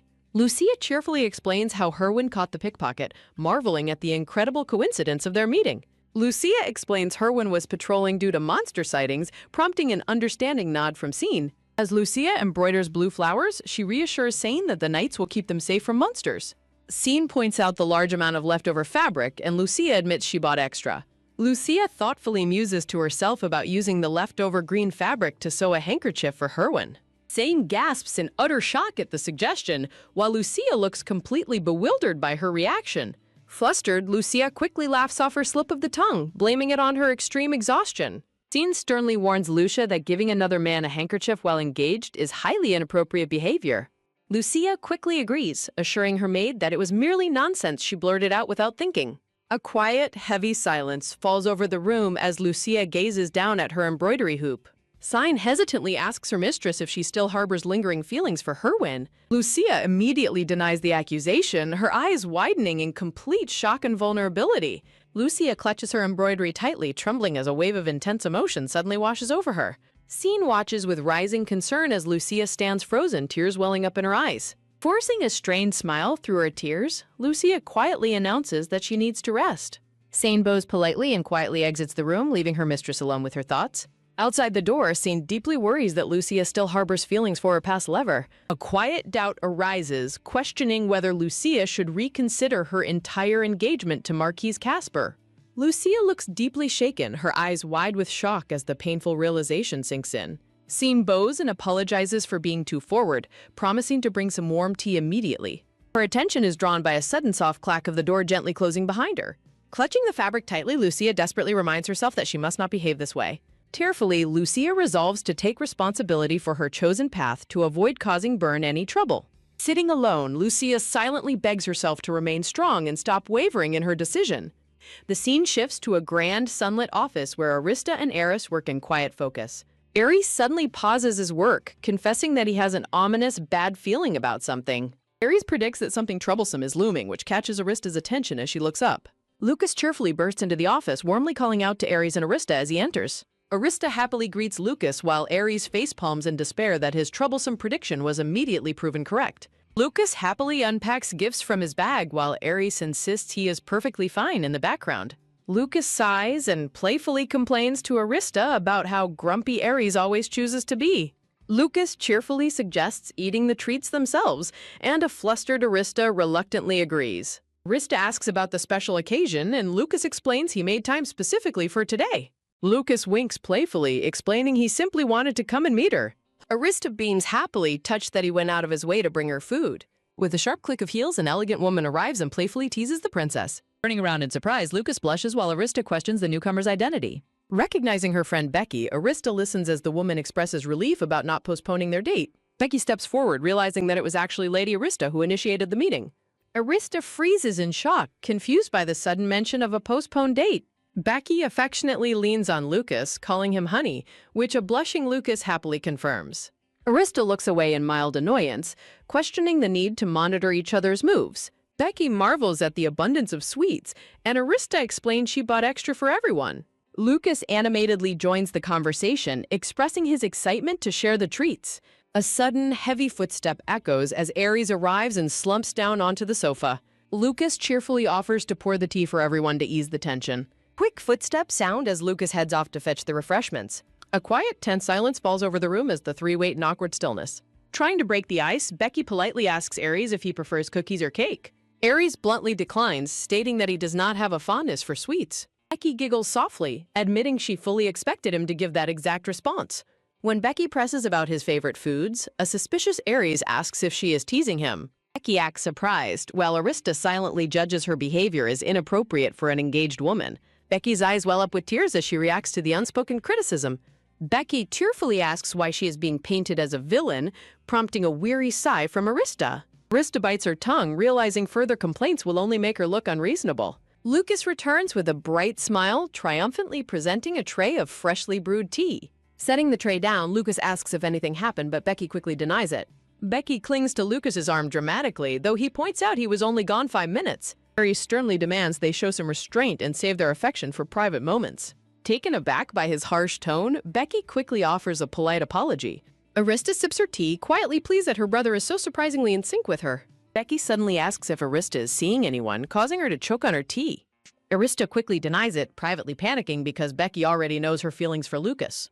Becky smiles knowingly, commenting that Arista seems like she would have many admirers. Becky turns to Lucas, suggesting it is a waste for Arista to remain single. Becky playfully suggests introducing Arista to a man, while Lucas chuckles in agreement. As Arista stammers a refusal, Lucas surprisingly agrees that a blind date is a good idea. Lucas smilingly warns Becky to be careful with her selection of potential suitors. Lucas's smile fades as he looks directly at Becky with a serious, testing gaze. Becky freezes in complete shock, her face losing all color at his implication. Flying into a rage, Becky loudly demands to know if he thinks her friends aren't good enough. Terrified by her explosive reaction, Lucas frantically waves his hands to deny her accusation. Lucas desperately apologizes for his slip of the tongue, while an angry Becky warns him to be careful. Arista intervenes with a polite smile, firmly stating that she has no need for any introductions. Arista clarifies that she is currently not interested in romance, so they shouldn't bother. Becky tilts her head in deep confusion, finding Arista's lack of interest quite strange. An ominous shadow falls over Arista as Becky brings up her past confession of liking someone. Lucas looks at Arista in pure shock, demanding to know if she truly has someone she likes. Sweating nervously, Arista quickly turns away and insists that Becky must be mistaken. Lucas is left completely stunned, his wide eyes betraying his intense shock and dismay. Becky senses Arista's mounting tension and looks back at her with a highly skeptical gaze. Aries quietly sips his tea while reflecting on the growing friction in the room. Aries claims to have figured out the truth, causing Lucas to panic and demand to know the identity of Arista's crush. A sudden rustling sound draws their attention as Aries reaches into the box to grab a cookie. Aries forcefully shoves a cookie into Lucas's mouth, bluntly telling him to remain silent. As evening approaches, Becky warmly expresses her appreciation for the pleasant day they spent together. Becky turns her attention back to Arista, smiling politely as she addresses the princess. Becky requests some private time with Arista, prompting a confused but agreeable response from Lucas. Arista stands up abruptly to accompany her guest, ready to conclude their gathering. Arista turns around sharply, her expression filled with a mixture of suspicion and unease. Becky lets out a quiet smirk, clearly harboring a hidden motive as they prepare to speak. Becky bids a sweet, affectionate farewell to Lucas before stepping away. Quiet clack echoes through the room as the door gently closes behind them. Lucas wonders aloud when Arista and Becky became close enough to share private secrets. Aries sighs and shakes his head, criticizing Lucas for his utter lack of awareness. Out in the courtyard, Becky begins the conversation by addressing Arista's obvious curiosity. Becky tells Arista to relax, claiming she only wants to clarify a certain matter. When Arista questions her intent, Becky drops a bombshell about her upcoming engagement to Lucas. Becky beams with triumph, clearly enjoying the impact of her shocking announcement. Arista is left entirely speechless, staring in utter disbelief at her rival. Becky gloats about Lucas's bright future and his deep, unquestioning devotion to her. Arista angrily demands to know if Becky has truly severed her relationships with other suitors. Becky nonchalantly dismisses the concern, provoking further outrage from a highly disgusted Arista. Becky mockingly reminds Arista that her anger is useless and that she has never taken action. Becky delivers a parting warning, calling Arista a coward who is too afraid to confess her feelings. The scene shifts to Casper, who gravely observes the destruction and notes the situation is worse than expected. Casper deduces that the threat has shifted territories rather than merely expanding its reach. Casper's gloved hand picks up a sharp fragment of debris, confirming the lack of monster activity in the west. Casper realizes the monsters migrated due to a lack of food, raising a disturbing possibility. The subordinate respectfully bows and acknowledges Casper's commands as they plan their next move. Heavy footsteps echo through the ruins as Casper investigates reports of a massive early morning explosion. Casper observes the uneven path of destruction, finding the selective damage highly unusual. The subordinate reports back, relieved that there were no human casualties despite the heavy damage. Casper questions the report, expressing deep skepticism about the lack of any casualties. Casper points out that typical monster instincts drive them to attack people rather than focus on storage. Referring to a map, Casper notes the monsters targeted food storehouses, suggesting they are raising young. The subordinate argues that intelligent monsters should avoid the heavily patrolled area near the royal forest. Casper agrees, explaining that the lack of casualties was a calculated choice to avoid night intervention. The discussion is suddenly interrupted as a soldier in a red uniform freezes at attention nearby. The soldier bows respectfully, greeting the Lord and waiting for permission to speak. The soldier explains he is checking the outskirts to prepare for the upcoming summer hunt festival. The soldier reveals they are relocating wild beasts to stock the royal forest for the hunt. Casper immediately connects the relocation of prey to the monster's sudden migration for food. Casper dismisses the soldier, who bows and thanks him before taking his leave. Casper warns his subordinate that the monsters will inevitably head toward the prey-rich areas. Casper realizes that the migrating monsters will soon target the royal forest itself. Casper worries that participating nobles will be in grave danger, yet canceling the festival is impossible. A sudden, chilling realization strikes Casper as he remembers a crucial detail. Casper realizes that Lucia is scheduled to attend the hunt, putting her directly in harm's way. Refusing to let Lucia face danger, Casper immediately orders his men to move out. Vern questions where they are heading as they walk through the tout. The red-eyed man looks back over his shoulder with a quiet, questioning gaze. Vern stands outside the brick building, arms crossed as he waits patiently. Vern smiles warmly as he calls out Lucia's name upon spotting her. Celine turns around in surprise, startled to hear Vern calling out to her. Vern questions her presence, prompting Celine to apologize for their last encounter. Celine looks down bashfully, softly expressing her heartfelt gratitude to him as well. Vern looks at Celine with a mixture of surprise and slight awkwardness. Celine's eyes widen in sudden shock as she notices someone approaching from behind. Celine beams with a radiant, joyful smile, her worries seemingly melting away. Lucia stands a short distance away, silently observing the two of them together. Lucia freezes in utter shock, her hand clutched tightly against her chest. Vern gasps in startled surprise as he suddenly notices Lucia standing nearby. Vern frantically explains their meeting was coincidental, while Lucia calmly greets his companion. Celine expresses her sincere condolences, which Lucia politely accepts with a quiet thanks. Celine politely bows and takes her leave, wishing them a pleasant time together. Vern anxiously reassures Lucia once more that his encounter with Celine was purely accidental.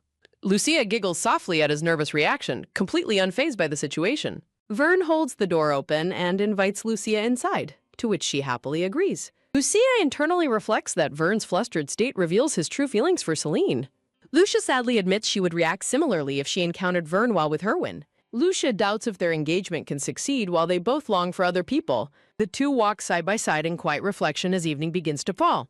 Vern expresses how much he enjoyed their time together, and Lucia warmly agrees. Lucia points out that her carriage has arrived first to take her home. A white horse-drawn carriage pulls up smoothly on the cobblestone street to meet them. Vern warns of nearby monster sightings, but Lucia assures him they are far away.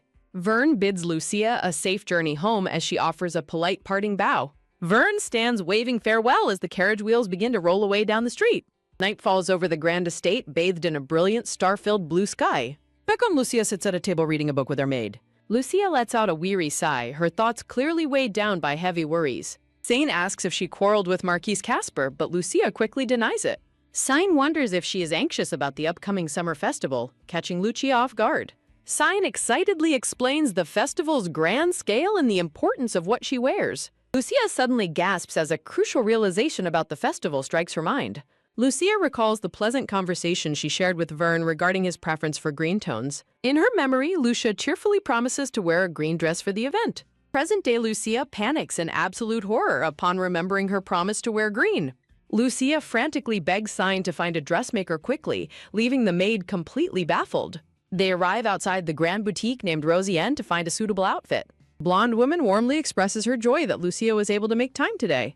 The blonde woman asks her companion how she managed to secure a meeting with Lucia. Her companion explains that Lucia had previously turned down invitations, claiming she was too busy. Gray-haired woman pauses thoughtfully as she recalls her friend's busy schedule. The blonde woman inquires if that busy schedule was the reason for their current venue. Her companion finds it highly unusual that Lucia is rushing to secure a dress last minute. Down below, a rhythmic clacking sound echoes as the carriage rolls over the stone streets. Two women stand together, watching the empty carriage depart down the narrow street. Lucia bursts into the room in a bright yellow dress, apologizing for her delay. The maid frantically warns her rushing mistress to be careful so she doesn't trip. Blonde woman cheerfully reassures Lucia that they have not been waiting very long. The gray-haired woman kindly tells Lucia they are fine and advises her to be careful.